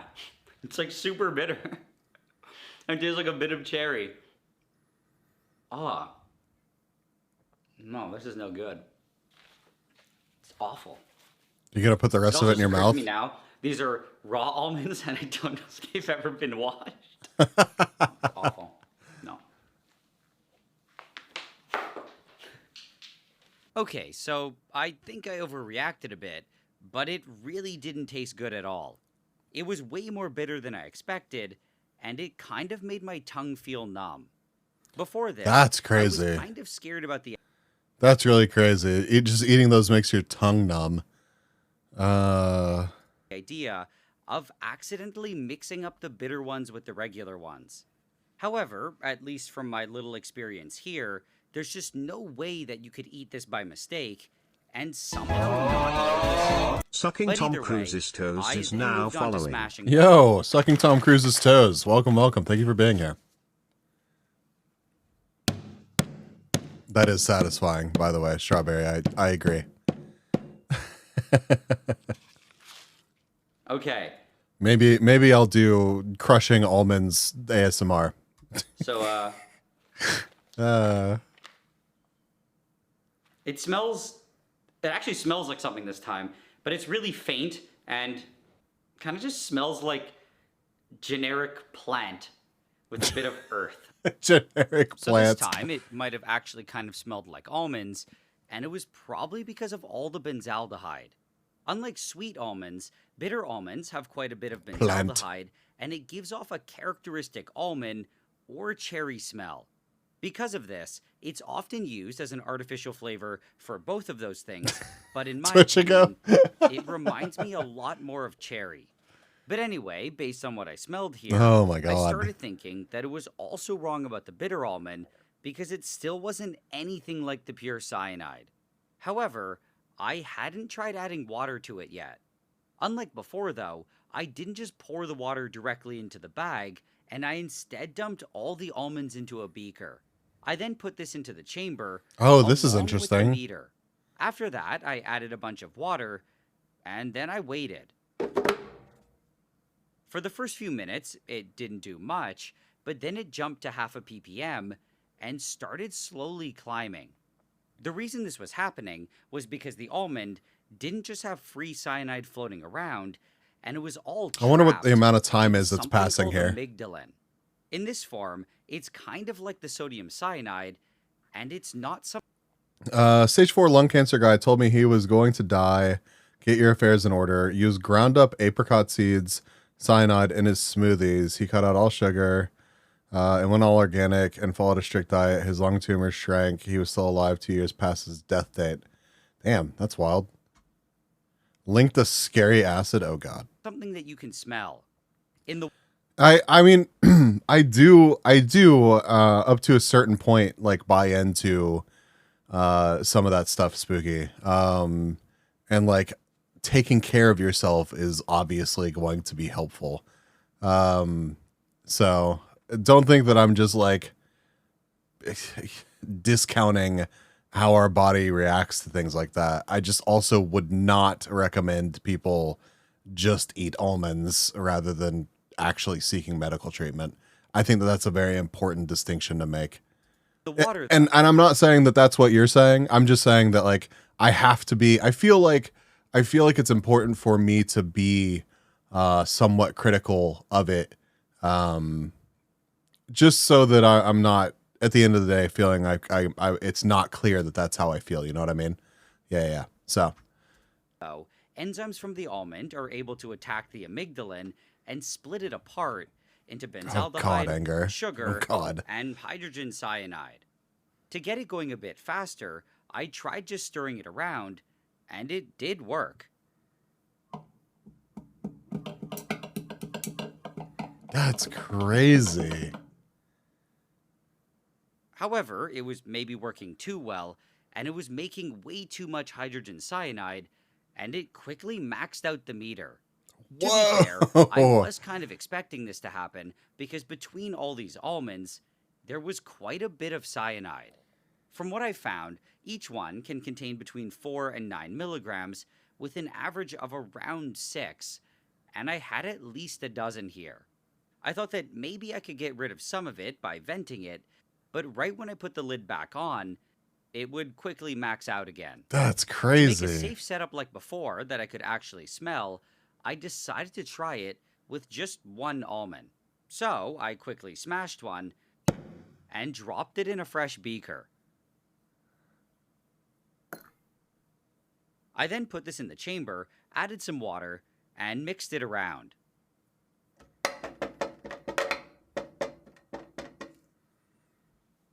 We had a few cyanide users. They still went to Sloan Kettering Cancer Center in New York City. Regardless, I'd be too afraid to do it. I mean, I feel like there's a certain point in a diagnosis where I'd be like, fuck it, might as well. Fuck it, might. I mean, it's an interesting concept and thing to swallow. But yeah, it's I could definitely see being in that situation and fuck it, it's a last ditch thing that could prolong your life. Over the next several minutes, the concentration slowly rose, and when it got to around 14 ppm, I was ready to test it out. Okay, so I guess it's time to smell some cyanide again. That's crazy.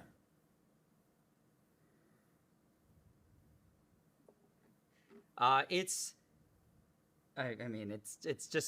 just smells like cyanide, but it might be a bit different. It just smells like I can detect cyanide. How many people can say some that? of the benzaldehyde, which has a slight cherry hint to it, but besides that, it still doesn't at all smell like almonds. So I guess my conclusion from all this is that it is technically accurate to say that cyanide smells like bitter almonds, but it's also kind of misleading. It's confusing because you tell people that it smells like bitter almonds, but nobody has smelled bitter almonds, and then people have never heard of them, so they just assume they're like regular almonds. Yeah. And then they're prepared to smell something like sweet and nice like almond cookies. I feel like this is and accurate. That's not at all what you get. Yeah. Also, a lot of people apparently aren't even able to smell cyanide at all. It was hard to find sources for it, but some said that up to 50% just can't detect it at all, even at toxic levels. Oh, so shit. It's pretty That's crazy. misleading, and I think maybe even dangerous and bad, because you're preparing people to smell something that they're never going to smell. I think that's worse than just not even knowing at all what it Yeah. smells like, or even having an idea. Now, besides just myself, I wanted to get at least a couple other people to try it out, and I was able to. So weird. This was the CSI Las Vegas episode, lol, and the one guy smelled it on the dead body. That's crazy. Just smells like cyanide, slight cherry. Cyanide with a slight cherry hint to it. Such a cyanide snob. convince my brother and our friend Reggie, who works with us, to also try it. It smells like a pool towel that you forgot to wash. Basically. He said pool chemicals earlier, so Okay. Yeah, it smells like chemicals, and I used to have a swimming pool, and we would dump buckets of chlorine into it to clean it, and it smells like that, except stronger. And Wait, stronger. Stronger, yeah, it's like a stronger smell of chlorine right now from what I'm getting, and it pierces my brain. Their opinions ended up being pretty similar to mine, but it was still only a sample size of 3. Right. I really did want to go out and find other people to give their opinion, but none of my friends were. absolutely not. It sounds so sad at the end. Okay, so I think that's about all I have to say about cyanide. I really did enjoy putting this whole Sorry, project chat. together, though, and I would like to do something like this again. I already have a few things that I want to try, but if you guys have any suggestions, I'd love to hear them. It very much depends on the friend that messaged me. Do you want to smell some cyanide? I know some people that I would trust in this situation. You know, I would probably want to see them. I'd probably want to see them sniff the cyanide first. But, you know, Brutes, welcome. How are you? Yes, this is some organic cyanide grown from the southern coast of France on a west-facing field. Quite indubitably. Yeah, we are going to be the finest cyanide snobs. Check out the Flormatronic acid vid. It's great. Oh yeah, we can watch that. Bees, do you want to smell cyanide? So including family and friends. Wait, only family. Listen. I mean, if you were sitting there staring at a cyanide meter and like somebody sniffed it before you and it was like relatively controlled, it's probably fine. It's probably fine. What up, bees? What up?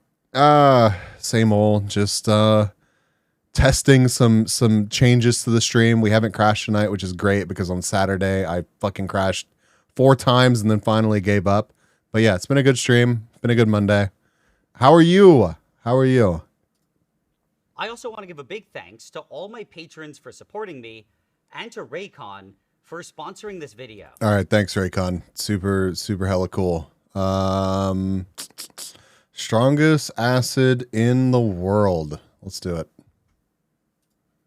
Hey guys, this is not a clickbait, this is that very first video about the strongest acid in the world on YouTube, fluorantimonic acid. In this video we will bust all the myths about this chemical and find the answers to such questions as Thank you. I what will. will happen if this acid gets on your skin? Can it really be stored in a Teflon container only? Does it explode on contact with water? How does it react with strong bases? Is that true that it dissolves glass quickly? And starting with the last one, I appreciate the lurk. Doesn't. In fact, Good to see you. It dissolves glass so slow that instead of my special Teflon spoon, I actually used glass pipettes. In most of the cases, and nothing really happened to them. Where is he from? Hydrofluoric acid What is this? What is this accent? Better. Some people in the comments got confused about the acid being stored into a metal can. Well, guys, many reagents are packed in this kind of cans to make them more safe to. Bruh, who's really freaking out about the can? It's specifically shipped in that fucking can. I'm sure it's fine. I'm sure it's fine. Transport and to store. However, there is one more can inside the one you see that contains the reagent itself. Well, it's time to open this can.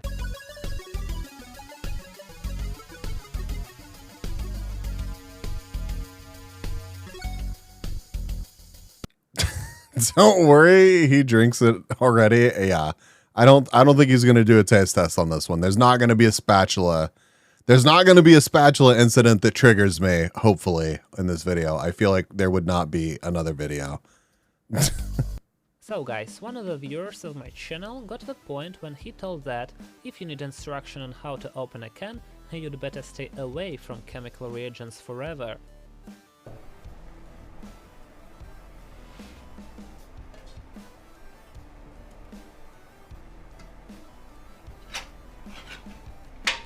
The fume that came out of the can tells us that the reagent is not packed properly, so we need to be even more careful now.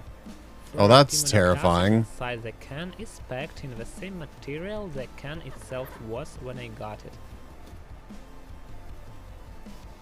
There is a styrofoam cover. That's a solid start. So that tells us that this was not packed properly. It's fine though. We're just going to continue on with our most dangerous acid in the world test.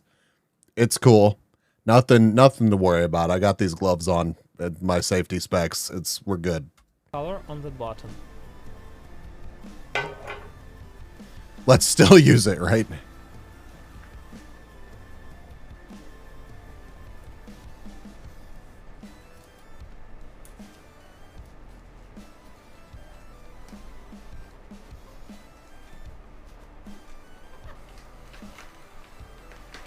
There's fumes coming off of it. Although it seems there is some kind of damage, everything's actually in good condition, and the package that fluorantimonic acid was placed in is airtight and filled with inert gas. Okay. That's cool. That's cool. So you're seeing, okay, that's interesting.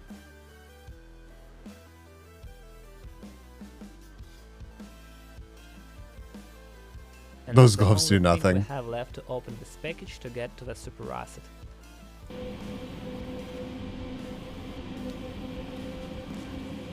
The fucking scissors just melt.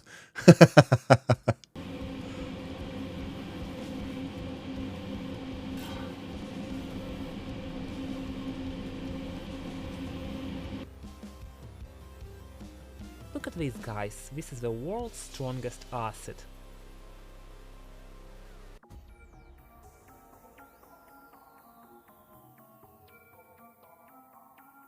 That's crazy.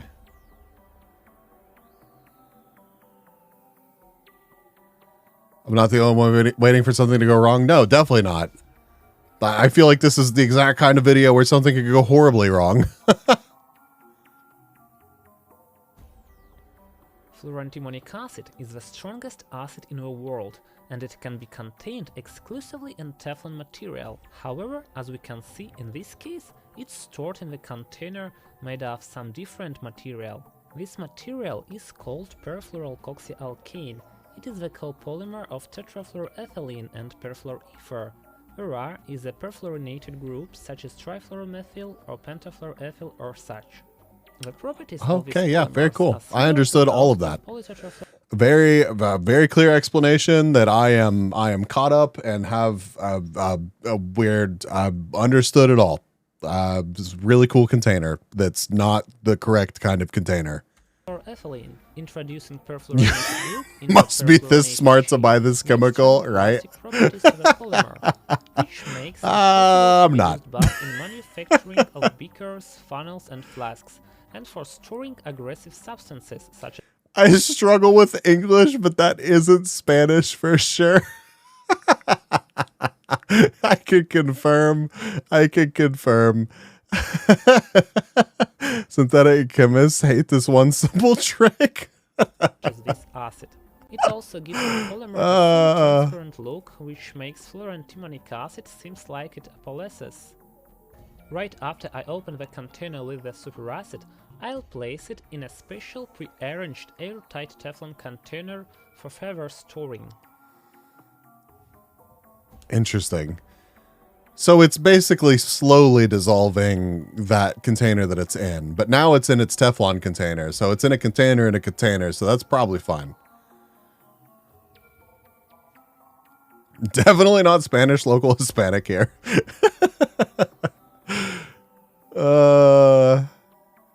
Labels dying on the bottle. Yeah, it's clearly not okay. Is this why meth users have no teeth? I don't feel like meth users would have a head if this is what this was.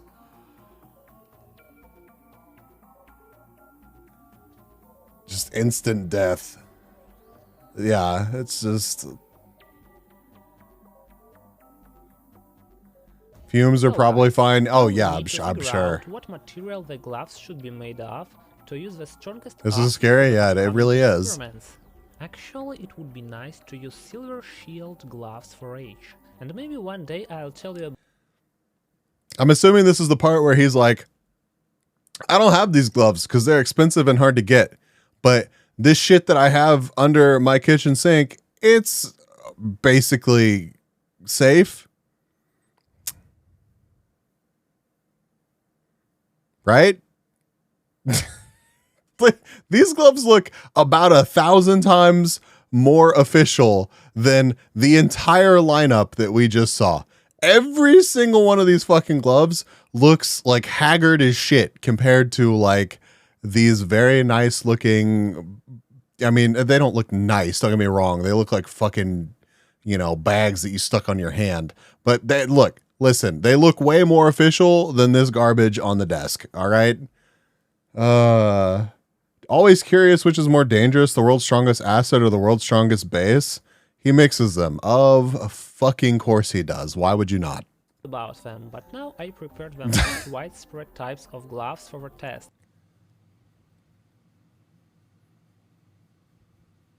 Just wear 2 gloves. Easy. Fuck it. Put on 3 of them.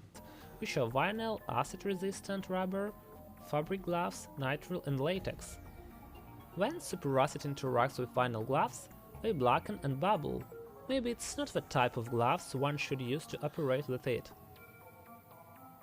So what gloves is he wearing? But really, what gloves is he wearing?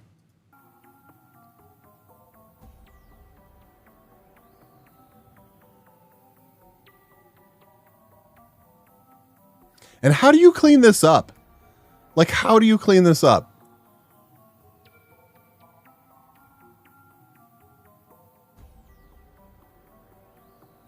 Now we'll test how truly resistant acid-resistant gloves are under a superacid.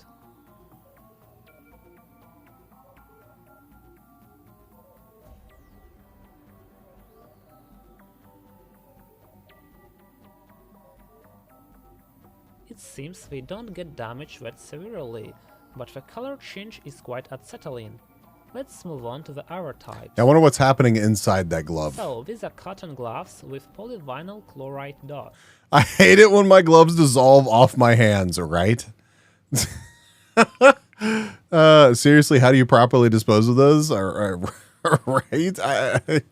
I assume it's you know, somewhat easily dilutable, but still, it can't be good for whatever you're diluting it with.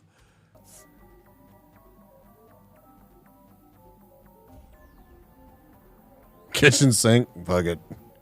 Pour it down the pipes.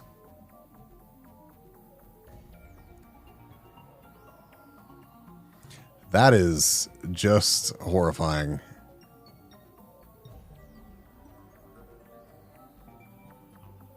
This is the fish's problem now. Yeah, good luck to him. City sewer handles everything. Look, you're doing the city a favor. It's just going to get rid of... They are 80% cotton, and fluorantimonic acid acts... You pour it down the drains, you're literally helping the city get rid of the gridlocked wet wipe problem that they have. You're actually problem solving by buying this and dumping it down your sink, okay?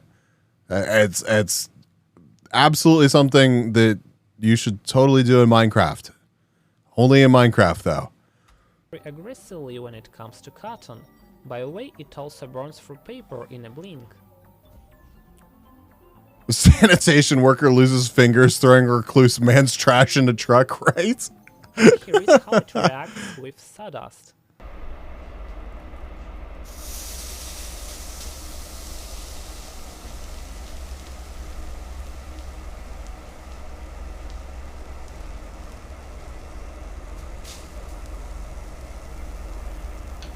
That's crazy. Now let's test the durability of nitrile.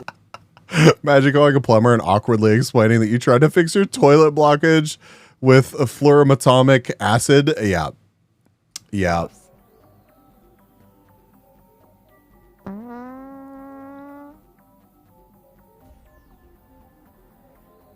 That took some time to get through. It's still horrifying, but it seems they are resistant to the effects of the superacid. Yeah, that's pretty impressive. Bro! Nitric acid is able just grabbing that shit. What? To set latex gloves on fire, but what fuming chlorantimonic acid can do with them? This actually catches on fire. What the hell? A long time contact results in the color change, which clearly tells there is a chemical reaction with latex. Calling up the plumber, I accidentally dissolved the latex pipes. gloves turned out to be quite durable when being stretched. So, 2 pairs of latex gloves must be enough to protect your hands from accidental contact with fluorantimonic acid. Now let's see how the strongest acid in the world reacts. The gloves that he's wearing must be insane. They have to be. With flesh. I'll use a chicken leg like you asked. Yeah, I mean he's just grabbing it like it doesn't fucking matter. So I'm sure that the gloves that he has they must be like beefcake.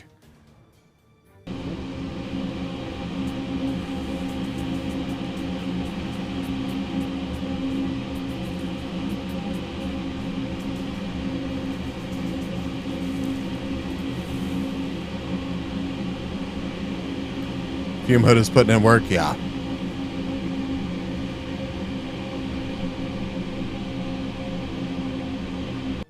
I don't want to help. I have no hands.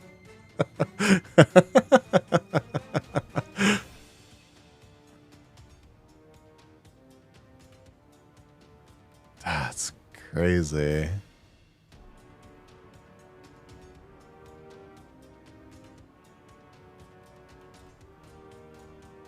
Chicken skin is quite similar to human skin in terms of properties, so you might say the consequences of getting the super acid on an unprotected section of your body would be the same. Yeah, that would not be a good day. Now it's time for the meat and for the bone.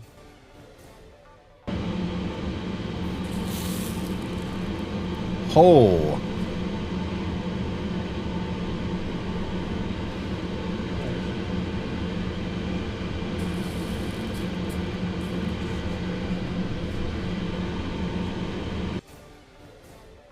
That. Oh. Well, it's crazy because like we're seeing it very zoomed in, so like it's very much like, wow, this one drop, you know, it's taking it a second to melt through the skin or whatever. But like if you were working with like a lot of this, and like you're like an entire something got covered, like it's just instant game over, like instant.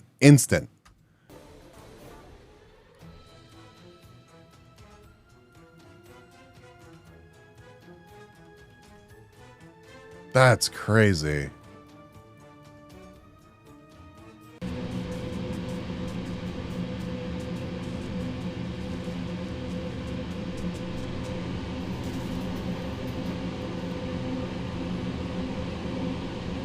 You spilled like 300 milliliters on your arm, you'd probably lose function. Yeah, like.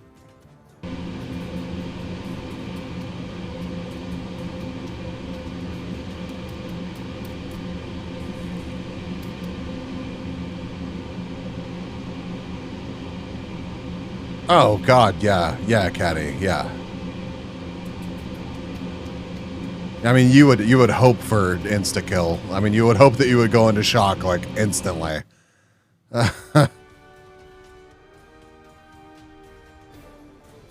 New kill streak discovered. God, that's just oof. Fuck, that's Now crazy. We'll see how dangerous it is to add this acid in water. It's gonna be pissed.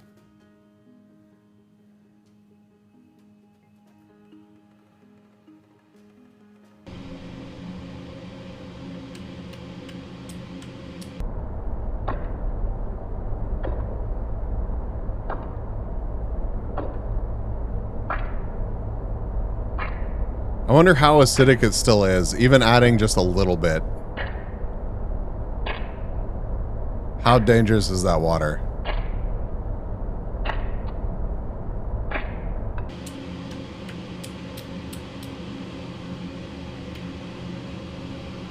We're just In doing our little chemistry, part to make there's sure that our such products thing do not called aid in magic harming acid. environments It's like a this mixture one of here, fluorescent where uric animals acid live and and thrive. Why, Hylia? Why? There's an endangered species right the there. name magic acid originated after a Christmas party in 1966 when a member of the Ola Club placed a paraffin candle into the acid and found that it dissolved quite rapidly. That was really good That's why timing, some Hylia. people in the comments asked to dissolve a candle, expecting that fluorantimonic acid is capable of producing the same effect. Well, I did try to dissolve a candle, so let's see how this played out. How did it play out? The paraffin candle turned out to be resistant, despite fluorantimonic acid being much stronger than magic acid. Actually, acid strength, Interesting. ability to donate a proton to another molecule, doesn't always correlate with its corrosiveness.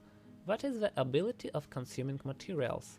Fluorantimonic acid is so incredibly strong, it can even protonate methane. With the help of fluorantimonic acid, it's possible to complete direct benzene alkylation with methane into toluene in one step. I didn't come up with any other way to demonstrate this property, so I'll do it with the help of decoloration of potassium permanganate solution. Panics in Spanish. Know that benzene is not oxidized by potassium permanganate solution, unlike its homologous.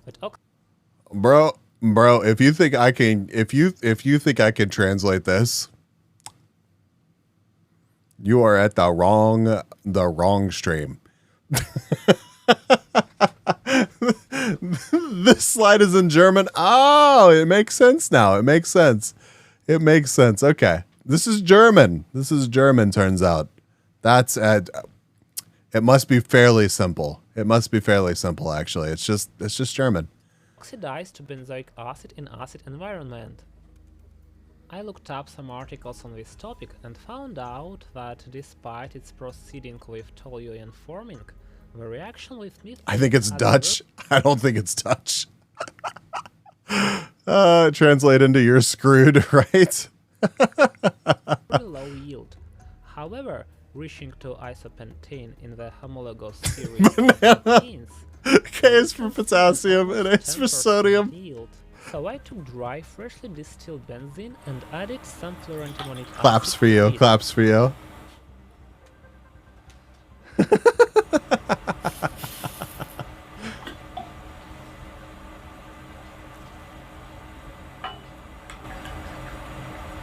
We can see yellow color forming right away. This precipitate is diphenyl tetrafluorantimonic acid.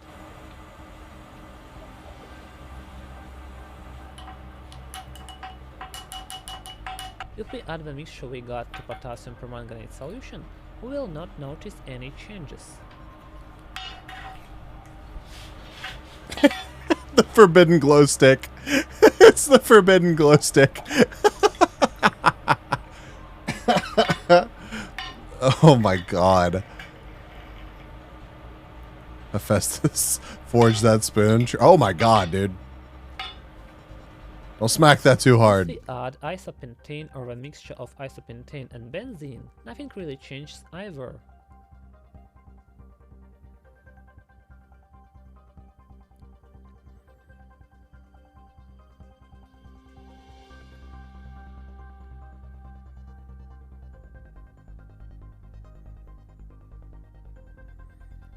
"60 Minutes gonna have a field day once they find out what kids are playing with at raves these days." Imagine. Go to a rave, get your face actually melted off. But now I'll put the mixture of isopentane and benzene with fluorantimonic acid in the center. Yeah, we can watch that sometime, Caddy. We will find out whether the color of potassium permanganate solution will change in this case. To be honest, I expected to see either no reaction at all or the discoloring of the solution, so I was surprised by a quick change from a pink to yellow-orange color. Nevertheless, it indicates the reaction of isopentane with benzene. I do want to know, Caddy. I do want to know. Acid, as no other combinations of these reagents had any result. Now let's see how fluorantimonic acid reacts with active metals. The first one will be magnesium. As we can see, magnesium reacts with fluorantimonic acid, producing hydrogen in the process.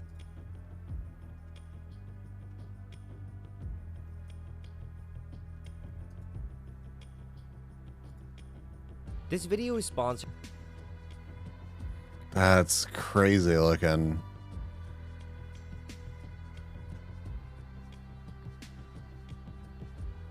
That's super wild. What the fuck? Let's drop some acid on a sodium surface.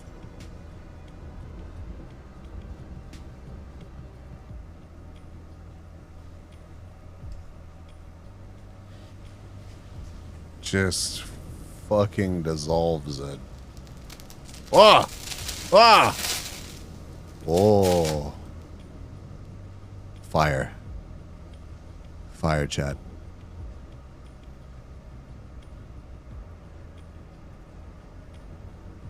And here is some on a potassium surface.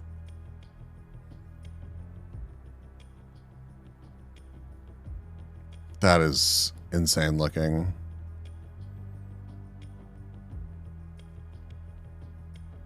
That's so satisfying.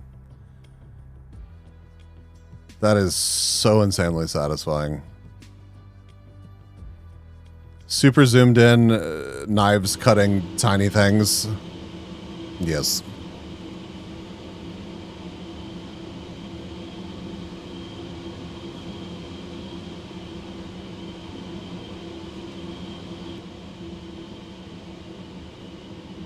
What's up with the butter? it's all fucked up.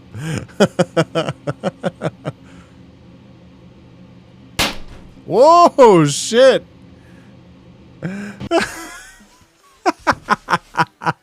Sometimes it happens that you need Fuck, to buy jump a scared. reagent, that must Jump scared in the low fucking YouTube video. These supplier companies pack them in a thermal box made of styrofoam, and some gel refrigerant packs are laid around them in order to maintain low temperatures. So let's take a look at this. Anybody awake now? I may have had it turned down too low. Still cold.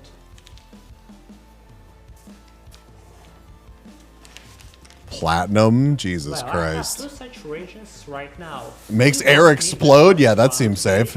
I'll make a separate video about it in the future, but we do The need new loot box is weird. This box contains a very strong base, third butyl lithium. Fucking imagine. And as you might have noticed, it's also My order got mixed up. in the cans.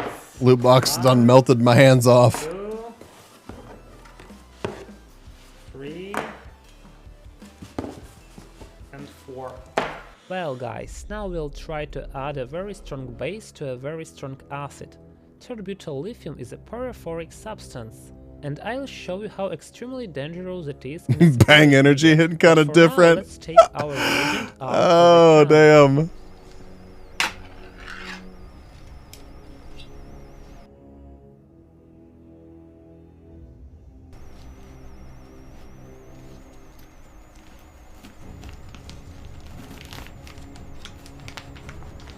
As you might notice, it's packed inside in the same material fluorantimonic acid was, and there is also an additional pack with a protective atmosphere.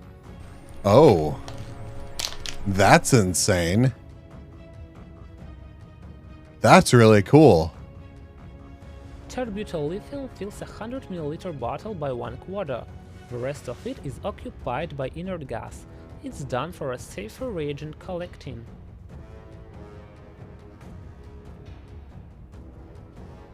Look at the fucking hold on. Look at the fucking fish.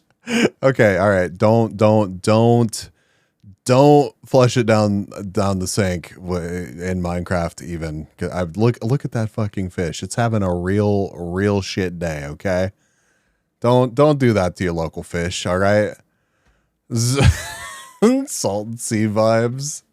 Fucking got a dead fish and literally just an exclamation point. Everything there's just too fucking much. Just be aware the situation ain't good. It ain't good. Just A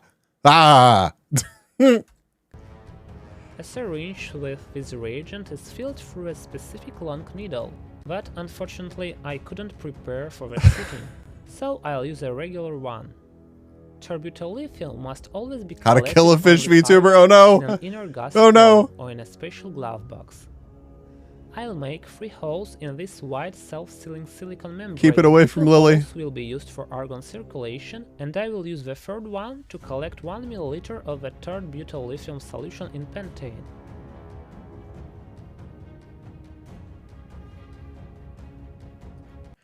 Bro, when you need 3 syringes just to get a little bit out of the fucking container, we have gone too far.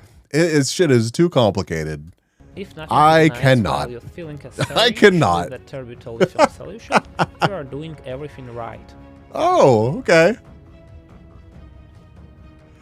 Chat, make sure you keep this on hand. Triple penetration. Demon is No Nut November getting to you? Is No Nut November getting to you, bud? I feel like it is. When you can look at this situation and like the imminent death, and like, you know what? I can equate this to triple penetration. I feel like you have crossed a horny line that just it calls for some self-reflection.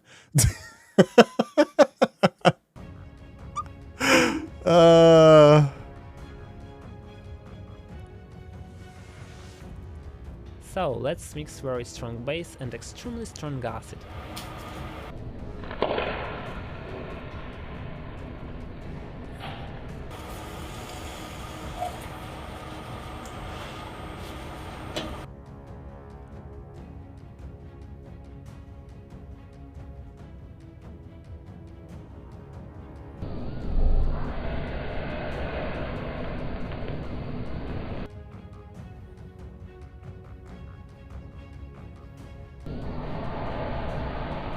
That's insane.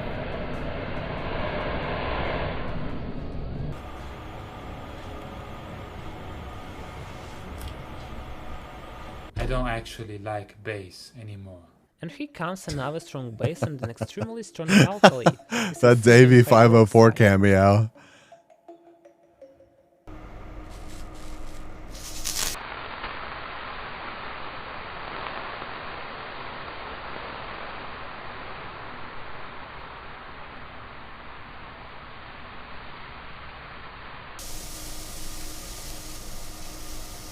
That's just...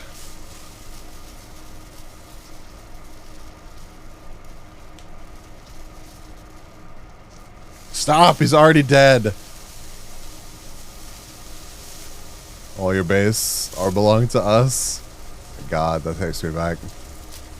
Someone lost on November.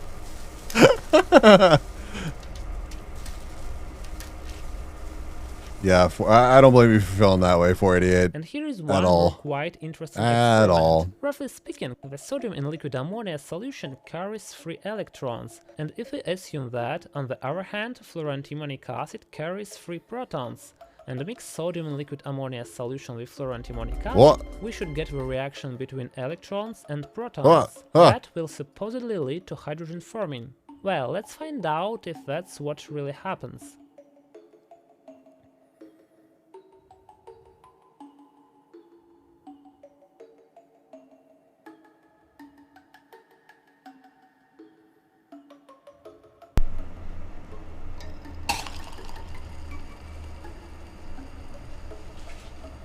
It's gone all blue. Yeah, we'll probably do that next, Caddy.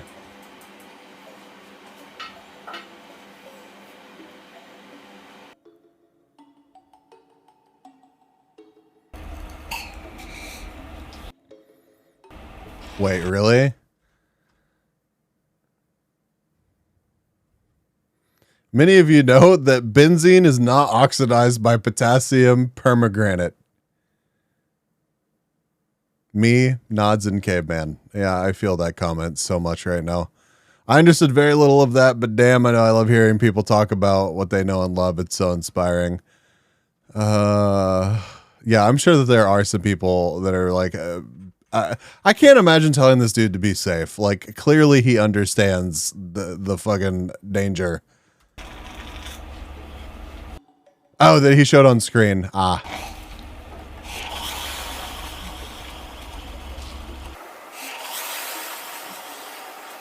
The wooden splint went out. What do you think this gas was?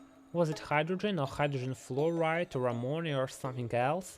Sorry guys, I can't let you go without showing you this lovely explosive reaction between this acid and a strong base, which is sodium hydride. Oh, that's cool.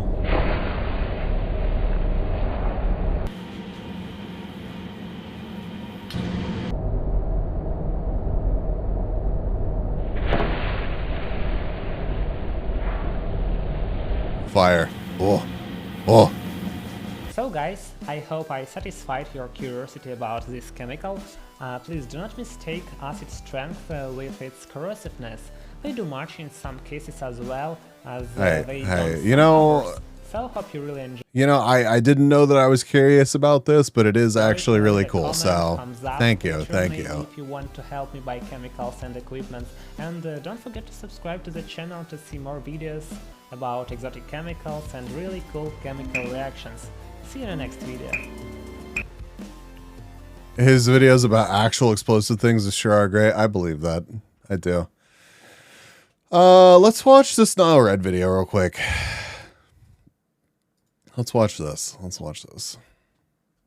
This video is sponsored by the Great Courses Plus, an excellent online learning service that offers high-quality courses in a... We'll be making some glow sticks, which are a good everyday example of chemiluminescence. In simple terms, chemiluminescence is the release of light as a result of a chemical reaction. A fresh glow stick contains two chemical mixtures that have been kept separated.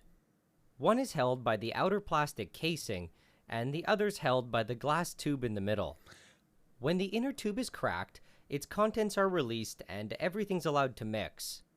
This leads to a chemical reaction and the release of light.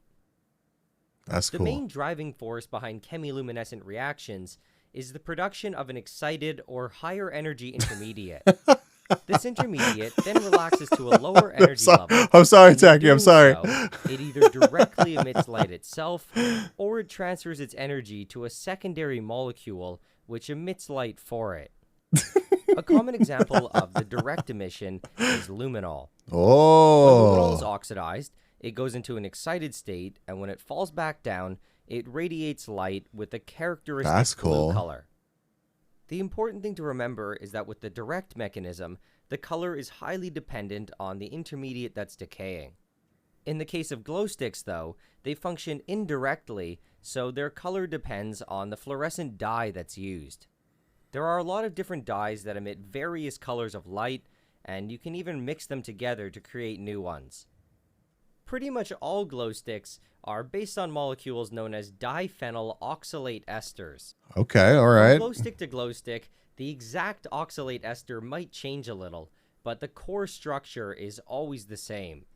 For this video, I've decided to make bis 2,4,6-trichlorophenyl oxalate, or TCPO for short.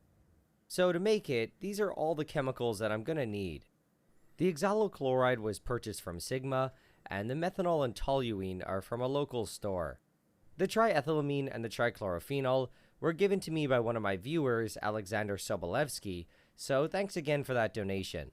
Something to keep in mind is that this reaction is water sensitive, so all of the chemicals should be as water-free as possible. Okay, so to start things off, I add 8 grams of trichlorophenol. I pour in about 100 milliliters of toluene, and I turn on the stirring. When everything dissolves, I add 4 grams of nice and stinky triethylamine. The next step can produce quite a bit of heat, so I quickly set up an ice bath. I let things stir for a while, and I wait for it to cool to between 0 and 5 degrees Celsius. When it's nice and cold, I start to add oxalochloride. The addition of the oxalochloride can generate a lot of heat, so it's important to do it in small Science portions. things. So the reaction that I'm doing here is between TCP and oxalochloride, which produces TCPO and Do not send hazardous chemicals to my PO box. I swear to Christ, Chad. do not do that. Hydrochloric acid. The hydrochloric acid doesn't exist for very long, though, because the triethylamine base that's present very quickly reacts with it. Both the triethylamine hydrochloride that's produced in this reaction and the TCPO that's produced in the main reaction are more or less insoluble in toluene. So as the reaction continues, they're both going to separate out as a white solid. What's kind of cool is the white stuff that you see above the liquid is triethylamine and hydrochloric acid Super cool. reacting in the gas phase. When they do, they make triethylamine hydrochloride like before, but this is a solid and it deposits on the side and kind of looks like a spider web. So in terms of the mechanism, this is what we have going on. In the first step, the oxygen of TCP attacks oxalochloride, which opens up one of the carbonyls. Okay. The electrons on the oxygen move to reform the double bond, and the chloride is kicked off. The double bond It chat. then swings back Very around critical. and picks up the hydrogen, forming our half-finished product and a molecule of hydrochloric acid. The reaction is then repeated to the other side of the oxalochloride to make the final TCPO. Anyway, I continue adding the oxalochloride in small portions until I've added everything.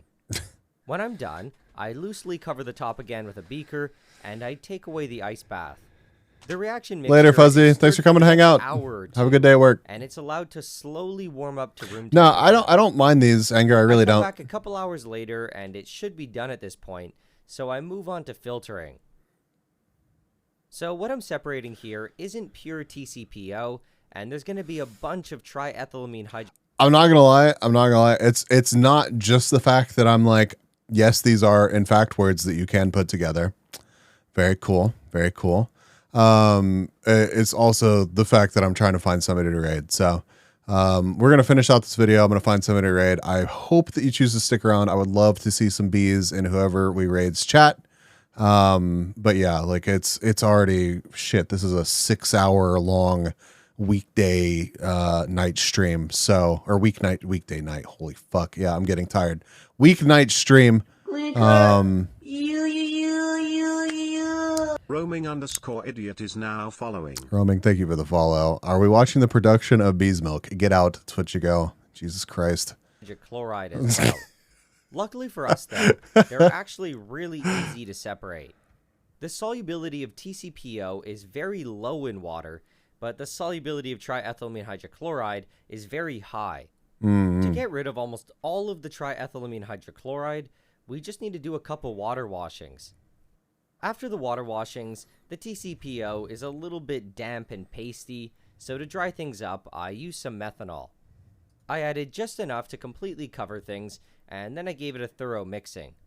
Out a little bit. The methanol is pulled away, and the TCPO I'm left with is a lot nicer. I left the vacuum running for about 20 minutes to try to dry things up.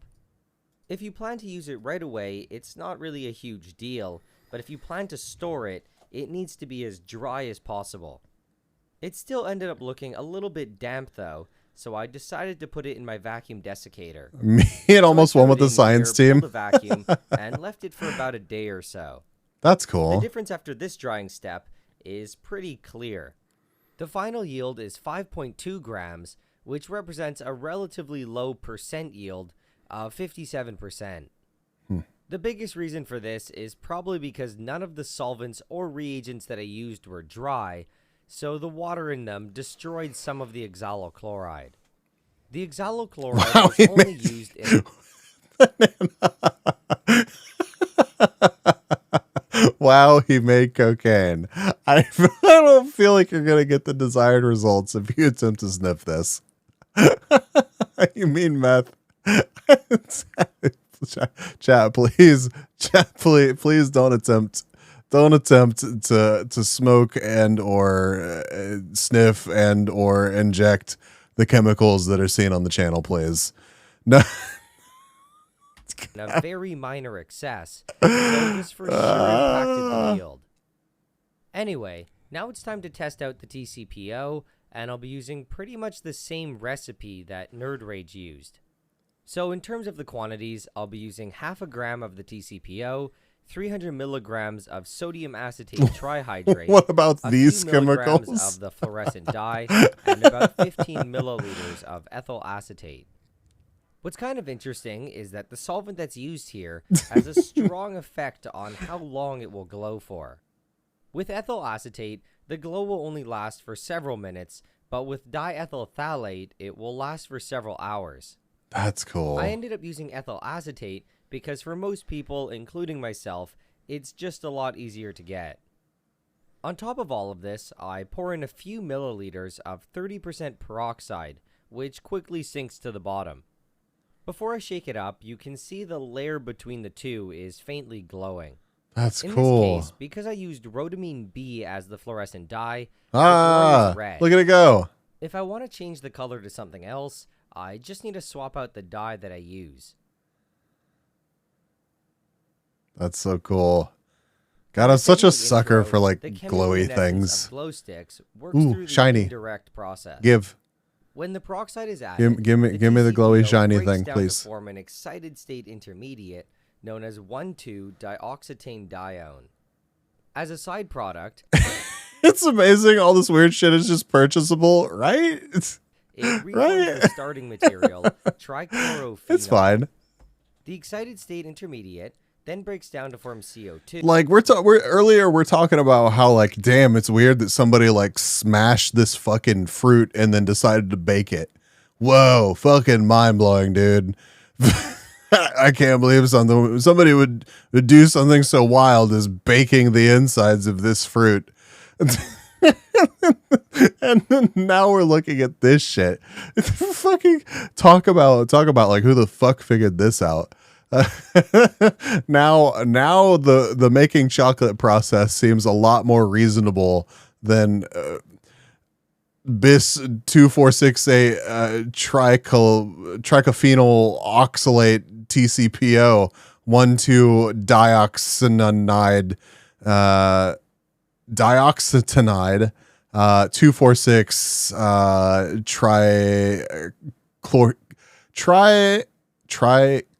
chlorophenol. It's some kind of phenol.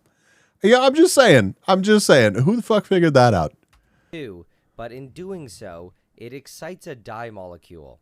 The dye molecule then relaxes back to its ground state, and in doing this, it releases light. The exact wavelength and therefore color that's given off. It is my eyes are like my contacts are dried out and my fucking eyes are crossed. I'm tired. Trichlorophenol. Trichlorophenol. Listen, that's as good as we're gonna get right now. I could do better. Not right now. Depends entirely on the dye that's being used. Okay, so now to make some really bad glow sticks, and the first thing I need to do is seal everything except the peroxide in a glass tube. To do this, I use some droppers that I found at my local pharmacy. Using a torch, one end is completely sealed, and the other is pulled and stretched. Oh, that's cool. Then I quickly prepare a smaller batch of what I made earlier, mix it up, and add it to the glass tubing. I need to use a needle and a syringe here because the neck is too narrow and the liquid would just get stuck if I tried to pour it in. I then put it in the freezer for about 20 minutes to reduce the vapor coming off the solvent. Ideally, I would have used something like liquid nitrogen to freeze it, but I didn't have any on hand. The reason I want to reduce the vapors Fresh out of liquid nitrogen. What a shame. is because I'm going to be sealing it using a torch, and I want to reduce the likelihood of a fire. I was honestly pretty sure that it was going to catch on fire when I tried to do this, but it apparently turned out fine. Wow. Anyway, that's now cool. that the glass portion is ready, I just need to seal it in some plastic tubing. I bought a 3-way nylon adapter like this, chopped it into pieces, and sealed the holes using hot glue. I cut out a small section of polyethylene tubing, and then I plugged one end. I dropped in the ampule, topped it off with peroxide, sealed the other end, and my terrible glow stick is now complete. That's pretty sick, though. So to test it out, I break the glass on the inside, mix it around, and then turn off the lights. How do you just run out of liquid nitrogen? Very disappointing. I went to try this again, but it didn't really work very well because the glass ampule was too strong. I wasn't able to break the main portion, and I think I just snapped the tip off. I thought this was actually pretty cool though, because it caused just the stuff in the glass to glow. Oh, that is Because it cool. didn't have to mix with all of the peroxide, the relative concentration was higher, so the glow was actually brighter as well. Huh. Anyway, for That's these funny. 2 runs, I think it's pretty clear that my glow stick design is not very good. Yeah, I call that a one for sure. I snipped the A big tip thanks off. goes out to the Great Courses Plus for God, chat. Y'all are too fucking much. Wrong tip. Oh my God. What a journey. Okay.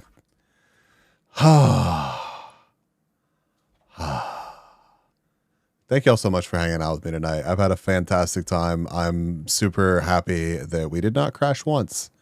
So I'm glad that the work that I put into stabilizing everything seems to have paid off. Thank you for all the love. Thank you for all the support. Thank you for the lurks. Thank you for the people that were active in chat. Thank you to all my friends that took the time during their busy days to stop by and say hello. We are going to raid. I think we're going to raid meat. What the fuck is happening on this stream? Itchy McGee? Oh, that's him. That's Tungus. That's Tungus. Yeah, we're going to raid meat. I'm not really familiar with their content, but I'd like to give them a raid. Thanks for the stream. I'm surprised I had jokes today. Vids help though. I love this kind of shit. I love just hanging out with y'all. So plenty more of this to come on the channel. All right. Oh, hell yeah. Got a good little raid. All right. If you have a sub, here's your raid message. If you don't, here's your raid message. I told you you're red meat. All right. Love y'all. I will probably stream tomorrow. Tomorrow we're probably going to play some Road 96 after I get done at the gym. So I might be a little bit late, but I shouldn't be that late. We lost a couple subs at the beginning of we lost a couple follows at the beginning of stream and ended up +1. So I consider that a win. Thank you everybody again. I know I say it like a lot all the time, whatever. But yeah, I had a great time and I will see y'all tomorrow. Bye everybody. Bye. Bye. Thank you for the 500 bits. Thank you. Thank you.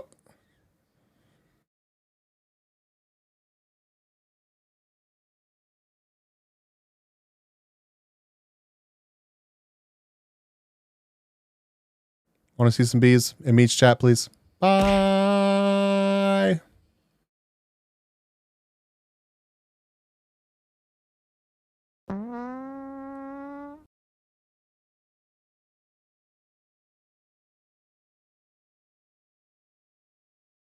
Oh God, oh no, it's gonna be a dinosaur. He's gonna go, wah, wah, wah. Oh shit, he's gonna activate. Don't activate, don't activate, don't activate. Hey, don't activate, don't activate. I will come and see you late. Don't activate. Oh, there's Chinese or some sort of statues. There's some nice guys in here.